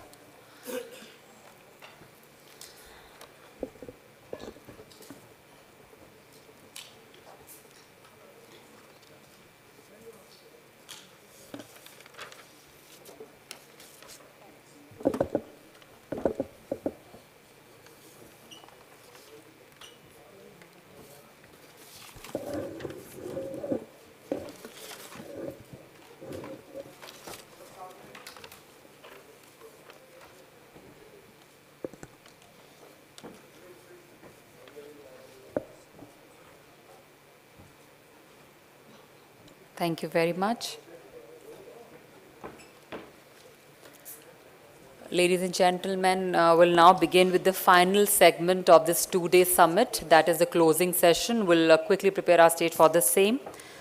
This closing session will capture the key outcomes and collective resolve that has emerged.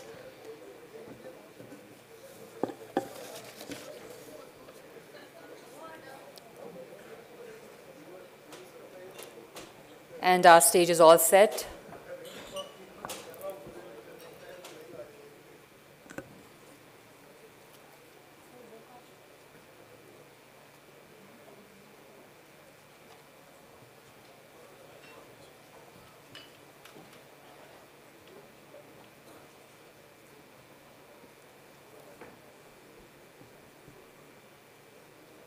We'll also have a group photograph towards the end, post the closing session, so we would request all to kindly stay with us.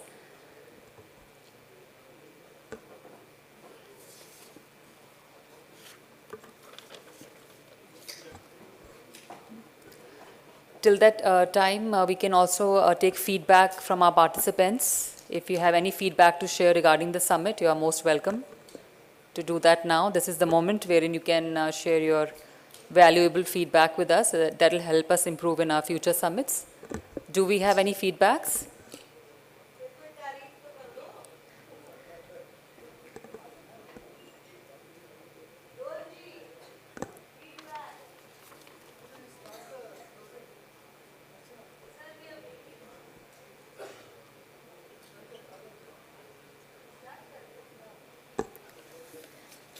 Let's begin with the closing session. Please join me in welcoming on stage Honorable Minister of State, Ministry of Jal Shakti, Shri Raj Bhushan Chaudhary ji to please join us. Shri V. Somanna ji will also join us in a while. Can we please welcome Honorable Minister of State, Shri Raj Bhushan ji Chaudhary ji with an energetic round of applause. Sir, please grace the stage with your presence. Kindly join us on stage. Please welcome Shri V.L. Kanta Rao, Secretary, Department of Water Resources, RD&GR, Ministry of Jal Shakti. Shri Ashok K.K. Meena ji, Secretary, Department of Drinking Water and Sanitation, Ministry of Jal Shakti. And as informed later as well, Shri V. Somanna ji will also join us in some time. For now, may I invite Shri Ashok K.K. Meena ji to render his remarks.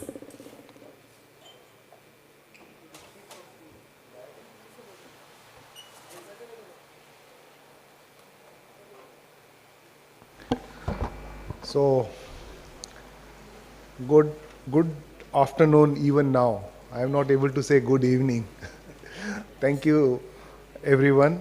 So, respected Rajbhushan Chaudhary sir, Somanna sir, C.R. Patil sahab, who started our conference yesterday at 10:30. So, after 30 hours of long duration, we are coming to a close of this conference. I must add one thing, that during these 30 hours, we listened to the Cabinet Minister, Government of India, up to the level of Jal Sahiyas from a village in Jharkhand. And I must admit that the depth and the breadth of discussions have been astoundingly wide. People from the civil society, people from the local self-government, state government officials from the field, state capitals, and the central government officials, not only from our ministry but other departments such as rural development. All of the participants participated and discussed various complex issues which involve with water and sanitation. Water, more about water, but sanitation also, because grey water management was one of the thematic things. Dear friends, you would have realized that the complexity is enormous. The whole thing involves all of us as human beings. We are the consumers of water. The day we are born, we start interacting with water. And I was just during the break discussing with Rajesh Topo, Kantarao sir, that if at all a behavior change has to be brought, the behavior change will only happen when we will start discussing about water conservation in a house. When the child grows, he should start thinking about water has to be conserved. So that is where the story begins. And if we tackle the water issues at the household level, then rest of the life, when the human beings go out of the house and handle water, they will be conscious about it. And that message came out very clearly in number of ways. You would have seen presentations making case for Gram Panchayats and village water sanitation committees and water user associations should take control of the water related issues. You would have seen presentations from the NGOs trying to tell us that in the villages our rivers had gone dry, suddenly they started digging ponds and then river is alive. You also heard from Namami Gange how they are trying to preserve the e-flow of the river itself by putting STPs so that the rivers don't get polluted. Our grey water management at the village level, number of initiatives starting from the household level soak pits by Jal Sahiyas in Jharkhand to say Thapar model in Punjab, and Urban Development Department representative did discuss about grey water issues. So dear friends, I think the point why I am trying to narrate these things is just to tell you the complexity with which all of us are dealing here. And therefore, a couple of takeaways for me are, one is that we now need to think water holistically. The national water policy exists, but it is quite old, and in the new circumstances we need to have a relook. It provides that drinking water is the highest priority, but we also need to ensure that when drinking water is the highest priority, so for the priority use, how do we bring the water conservation, water sustainability in the forefront for the drinking water use itself? Similarly, the regulation required for water sector needs to take shape slowly but surely.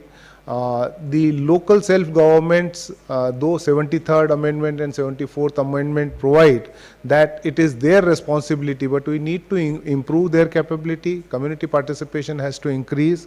The O&M policies need to reflect that on the ground. I am very happy that most of the states are now drafting their policies, adopting their policies. Quite a few states have notified their policies. I would also urge that we need to map all schemes, assets, and move towards real water budgeting. The hydrological cycle at the village level needs to be mapped. Yesterday, you would have seen during the presentation that Sujalam database for the rural drinking water piped water supply schemes ID has been launched. So we actually are working towards providing a grid, national grid of piped water supply schemes across the country on PM Gati Shakti portal, so that all assets are visible there. Taking the cue and the data from the National Water Informatics Center, the Central Groundwater Board, Central Water Commission, all those data sets, if they are provided in the hands of the community and real water budgeting is done by the community themselves, I am sure the awareness will lead us to the sustainable use of water resources in the villages, just like what transformation you saw from Jal Sahiya speaking at this national platform. So with these words, I think the key takeaways for me would be operational O&M policies by the state governments, involving the community at the Gram Panchayat level, working on the water budgeting across the country through the use of the data, and providing all our water assets on the GIS maps. These 4-5 takeaways should be recorded, and will work along with the state governments, along with the local communities, along with the Gram Panchayats to realize the vision that will be coming out of this today's conference. With these words, thank you everyone, and my personal thanks to the organizers led by Archana, beautifully Ashok Babu. Your team have done wonderful job. I am sure all the participants would agree with me. They need a round of applause. Thank you.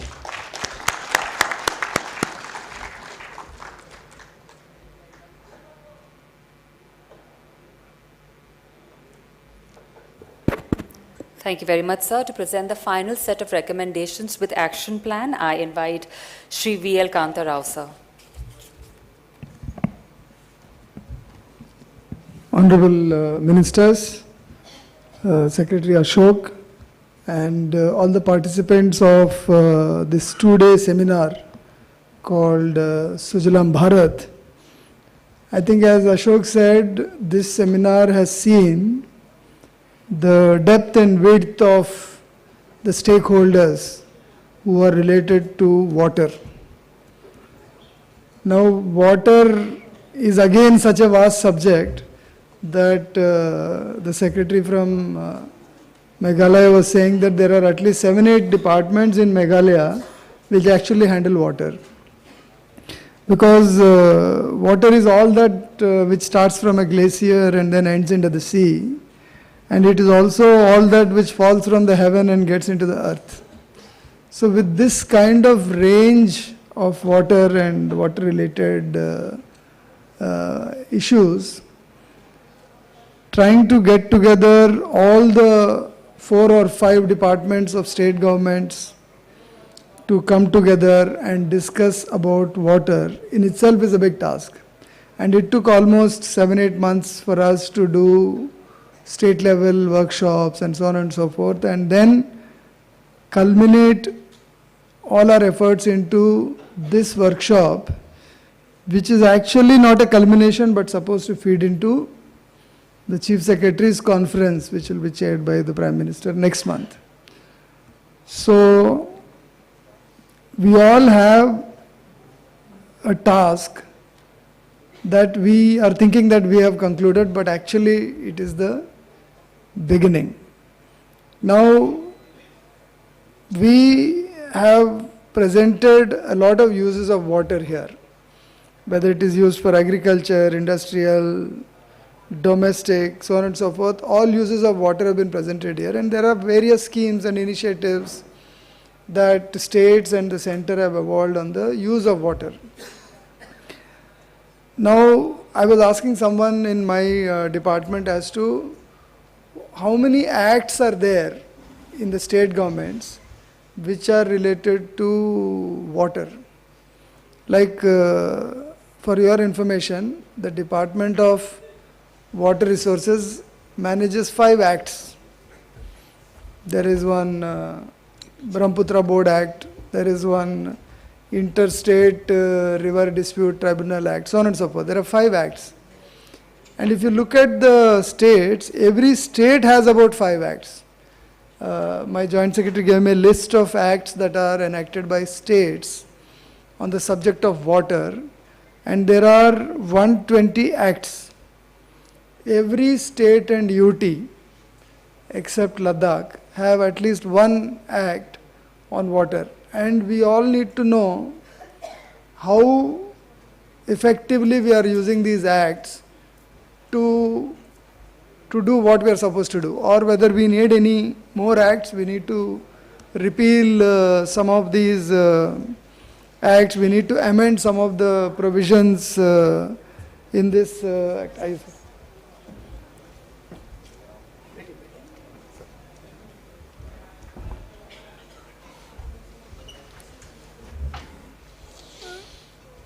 So the first thing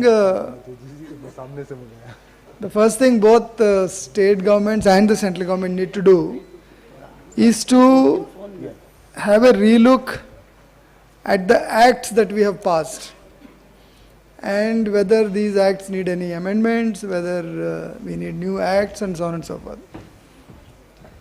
Secondly, we have made a lot of policies related to water, both in the state and in the center. Whether it is just a water policy or a river basin policy or a flood related policy or a reuse of water policy or an O&M policy. Lot of policies have been made at the state level, and these policies also require a relook. The idea of this Sujalam conference is to reform our work. How do we improve our work? So probably this gave us an opportunity, this current conference, as to what other states are doing, what Government of India is doing, or what state governments are doing on the various policies relating to water, and then go back and think and see how to improve on the policies. There are also water related policies, probably our sister departments manage. For example, urban people presented about the work they do related to water. Then rural development, Manrega is doing something on water related work. There is an issue of mining department which needs to align some of its rules to ensure that we widen or we rectify the alignment of the rivers. Then there is a lot said about O&M policies. So the policies that our departments make and the policies that our related sister departments make are also to be looked at and are also to be implemented in consonance. Now, apart from the acts and policies, a lot of models have been presented here. The central government presentations, the state presentations have presented different types of models, and these are not just models, but these are also success stories.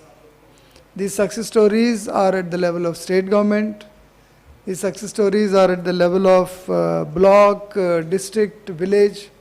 All these success stories are for us to look at, understand, make notes, and go back and see whether we can adopt those success stories, whether we can implement those in our state. I'm sure every state has a success story, but there are certain stories which you can borrow and implement in your state and start a new chapter on some of the work related to water. Now, Minister yesterday said that we need to make a strategy paper, action plan, way forward, whatever you call it, and the basis of the deliberations of these 2 days, and then implement it. Before we implement it, we need to present it to the Chief Secretary's conference and then implement it. So on the 6 themes that we have selected and we have discussed, deliberated, I am sure the theme in charge officers must have made copious notes and then prepared action plans. So sometime in the next week during the Parliament session, we will make a presentation to the ministers, the 3 ministers, on what is the action plan that we have prepared on the basis of this conference, which we will present to the Chief Secretary's conference and which we will implement thereafter. So I will request all the 6 leads, whether it is Rajiv Mittal, Kamal Kishore, Atul Jain, Aishwarya, then Saxena, and not last but not the least, Archana Verma, to coordinate the action plans being made by all the 6 thematic leads and then present them for implementation. Since this is an opportunity that I've got, I have to thank each and every one of you, especially those who have come from far off states, those who have come from field, those who actually implement a lot of schemes, whereas we only give speeches. Actual people who work in the field have come and given a lot of wisdom to us. I want to thank each and every one of them. And I want to thank all the thematic officers, the presenters, the panelists, the people who gave very, very good presentations in a short span of 10 minutes. Big congratulations to you for presenting your work at this level. And we will look forward to more and more meetings like this. I think the next immediate meeting that we are looking at, maybe within the next 6 months, is the conference of state ministers, which we are very keen and we are looking forward to. We will present a lot of new ideas that we are going to come up with. As you know, we are revising a lot of our schemes. There are about 20 schemes put together between Ashok and me, and we are revising a lot of these schemes, getting newer concepts into it thanks to the feedback given by you.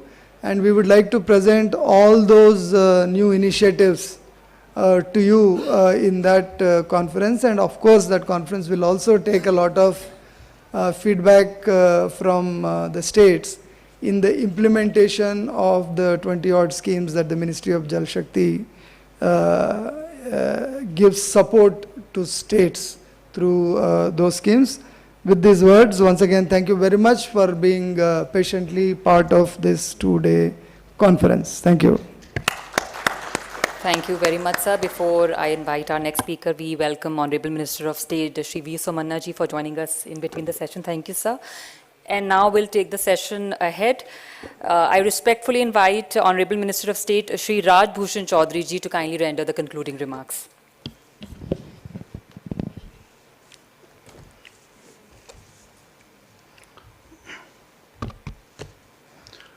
Honorable Minister.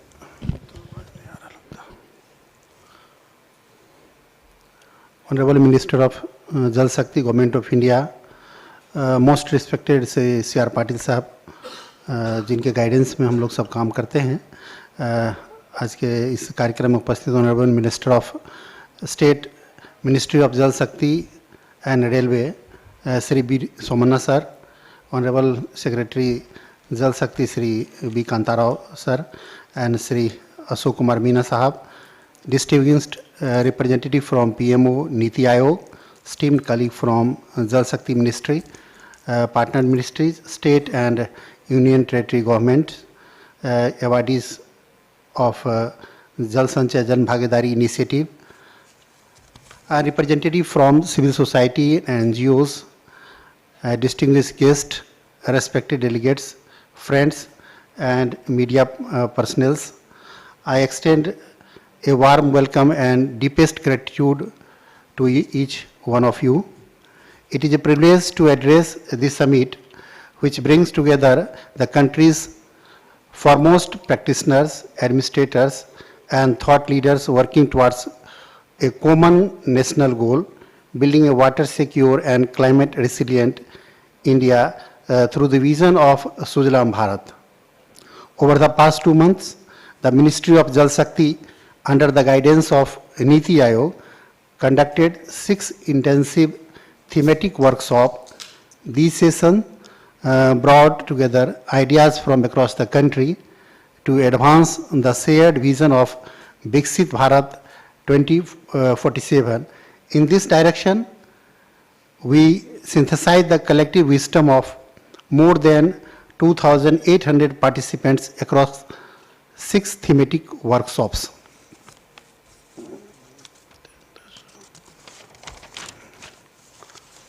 A clear understanding has emerged from these deliberations that one size fits all approach simply does not work in water management. The workshop brought our diverse narrative shaped by India's vast hydrological diversity.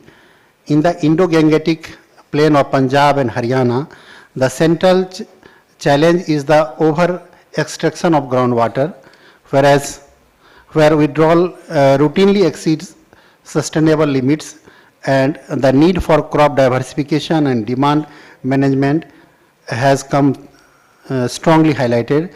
In the Himalayan belt, the experience of Sikkim through its Dhara Vikas initiative has shown how rapid runoff makes springside revival vital for sustaining hilly communities. In the cold desert of Ladakh, we have seen remarkable innovations such as ice stupas, insulated pipelines, and solar-powered pumping system, all designed to overcome extreme winter condition and ensure water availability throughout the year. We are also witnessing a paradigm shift from traditional engineering to digital engineering.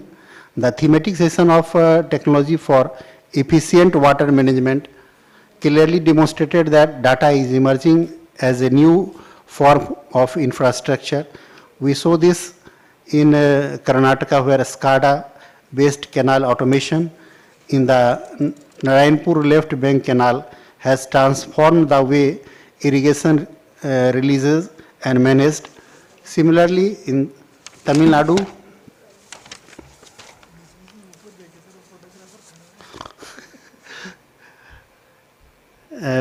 integrates water data, reservoir inflow, and real-time information into a powerful decision support system that enhances transparency, where this is combined with the use of AI-based analytics for watershed monitoring in Telangana. The impact becomes even more evident. We are moving away from reactive crisis management towards proactive and optimized resource management. Madhya Pradesh has also shown a structural transition where pressurized pipe distribution network are being replacing traditional open canal. This significantly reduces convenience losses and improving water use efficiency. Another important insight from the workshop is redefining of what we call waste. Under the grey water management theme, the mindset is shifting from disposal to reuse.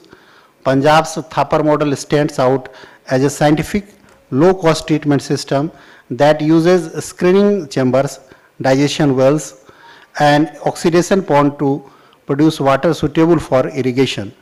This effectively turns a sanitation challenge into an agriculture asset. These experiences also remind us that technology and infrastructure alone are not enough. Even the best designed intervention cannot achieve its goal unless the community takes full ownership. Odisha's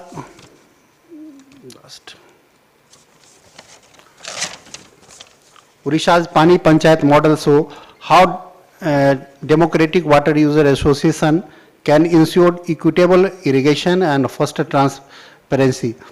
Across rural India, the Jal Veers and Water Champion Village demonstrate how local leadership can be nurtured and recognized. In urban area too, there are numerous examples for participatory governance. As we move forward, our mantra must be convergence. We must break silos. The recent amendment to Schedule 1 of MG Narega, which prioritizes water-related works in water-stressed area, is an important step forward. The roadmap emerging from the workshop is clear. We must digitalize our system using modern technology and strengthen decentralized governance through the empowered local water institutions. Let us work together to turn this vision into reality and build a future where every region is water secure, every community is empowered, and every drop is valued. Jai Hind, Jai Bharat. Thank you, Honorable Minister. With due respect, I now invite Honorable Minister of State Shri V. Somanna ji to deliver the concluding remarks.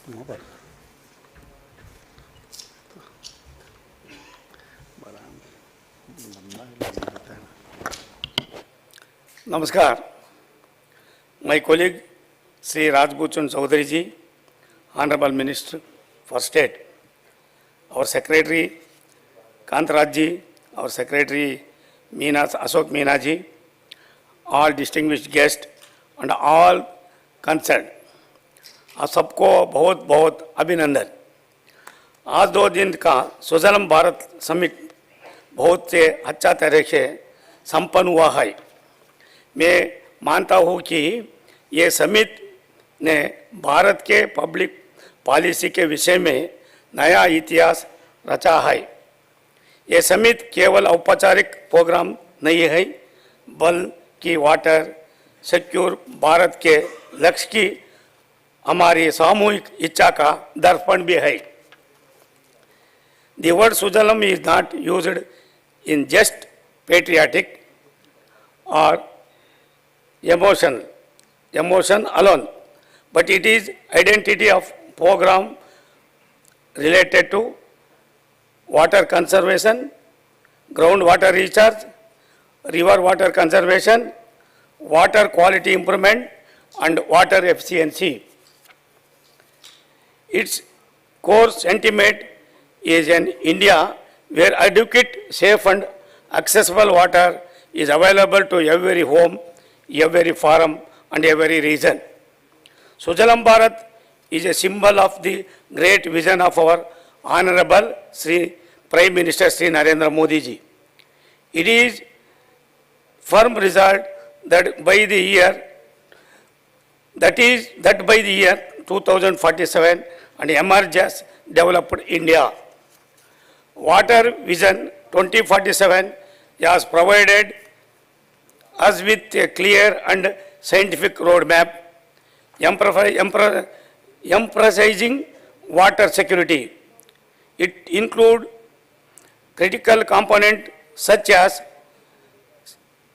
sustainability of water resources management, rain-based planning and groundwater conversion, water quality improvement and smart irrigation, reliable and water supply, water management and community participations.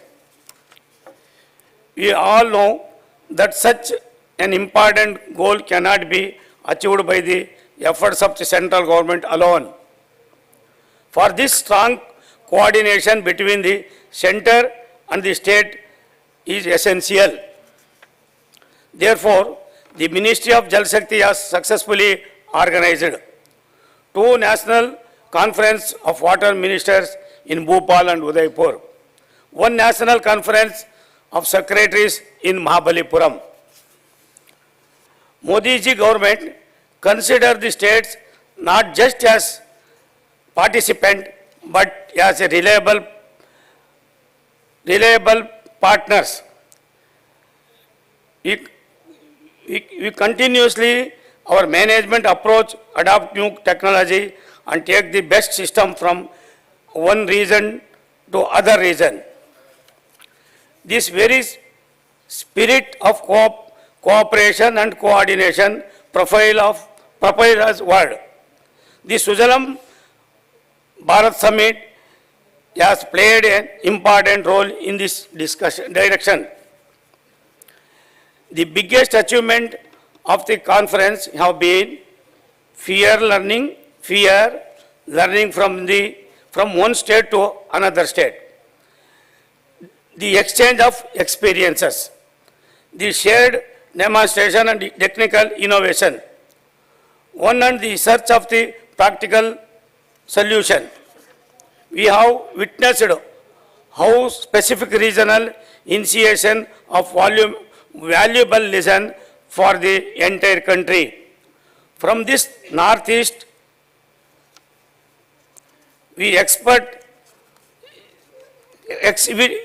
from the northeast, we see excellent work in water sources conversion and screen shed management. Gujarat and Maharashtra have shown a way through large-scale micro-irrigation recharge initiative. Karnataka and Andhra Pradesh are strengthening command area management system. Our Himalaya states are building advanced water information system. Punjab and Haryana are adopting modern irrigation standards, while Rajasthan and Madhya Pradesh continue to inspire us with their strong tradition of rainwater harvesting. The Ganga Basin with the protest pollution control efforts offer yet another model of transformative action. Similarly, the use of new technology is vital for our water future. Meaningful discussion were held in this conference on drone-based system, automated water pro and water quality monitoring, IT-based water management, smart drainage and irrigation system, groundwater mapping, coordination, use of water, weather data, river basin level scientific models. This vision of Modi ji is to transform water conservation into a true mass movement, Jan Andolan. Campaigning like Har Ghar Jal, Nawami Gange, Atal Bhujal Yojana, Jal Shakti Abhiyan have shown that when the government and society came together, positive change in achievement.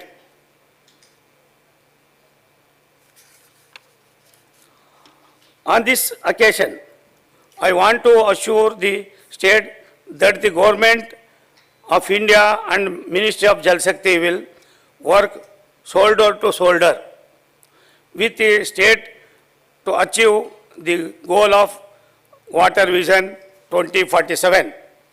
This conference is an important milestone, but it is not the end. It is not the end. It is new beginning. The suggestion, new ideas, innovation and experiences expressed on this platform will give a new direction to the country's water sector. I express my heartfelt gratitude to all the states, experts, educational institutions, civil society, community representative, and all other officers of the ministry. Our commitment and cooperation have made this conference huge success. Let us together build a Sujalam Bharat where every drop is respected, every citizens get pure and adequate water, every river flows clean. Sujalam Bharat will contribute to fulfill the vision of our Prime Minister Narendra Modi ji, Vikasit Bharat 2047. Thank you. Jai Hind. जय Bharat.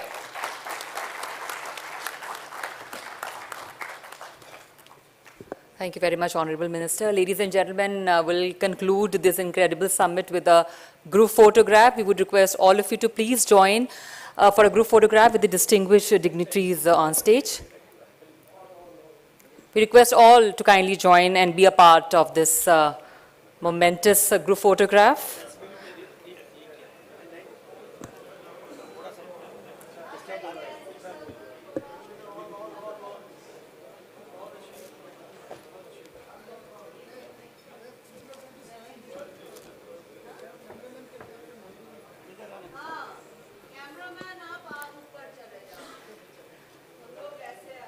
We would request the camera men to please come on stage. Our dignitaries can take the front row and rest all can come together.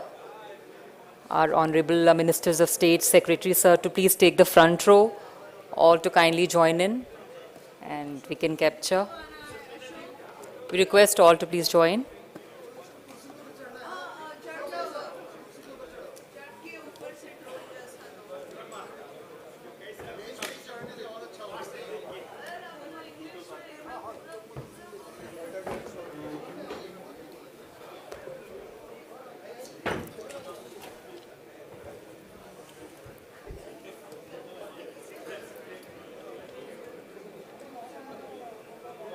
जाएगा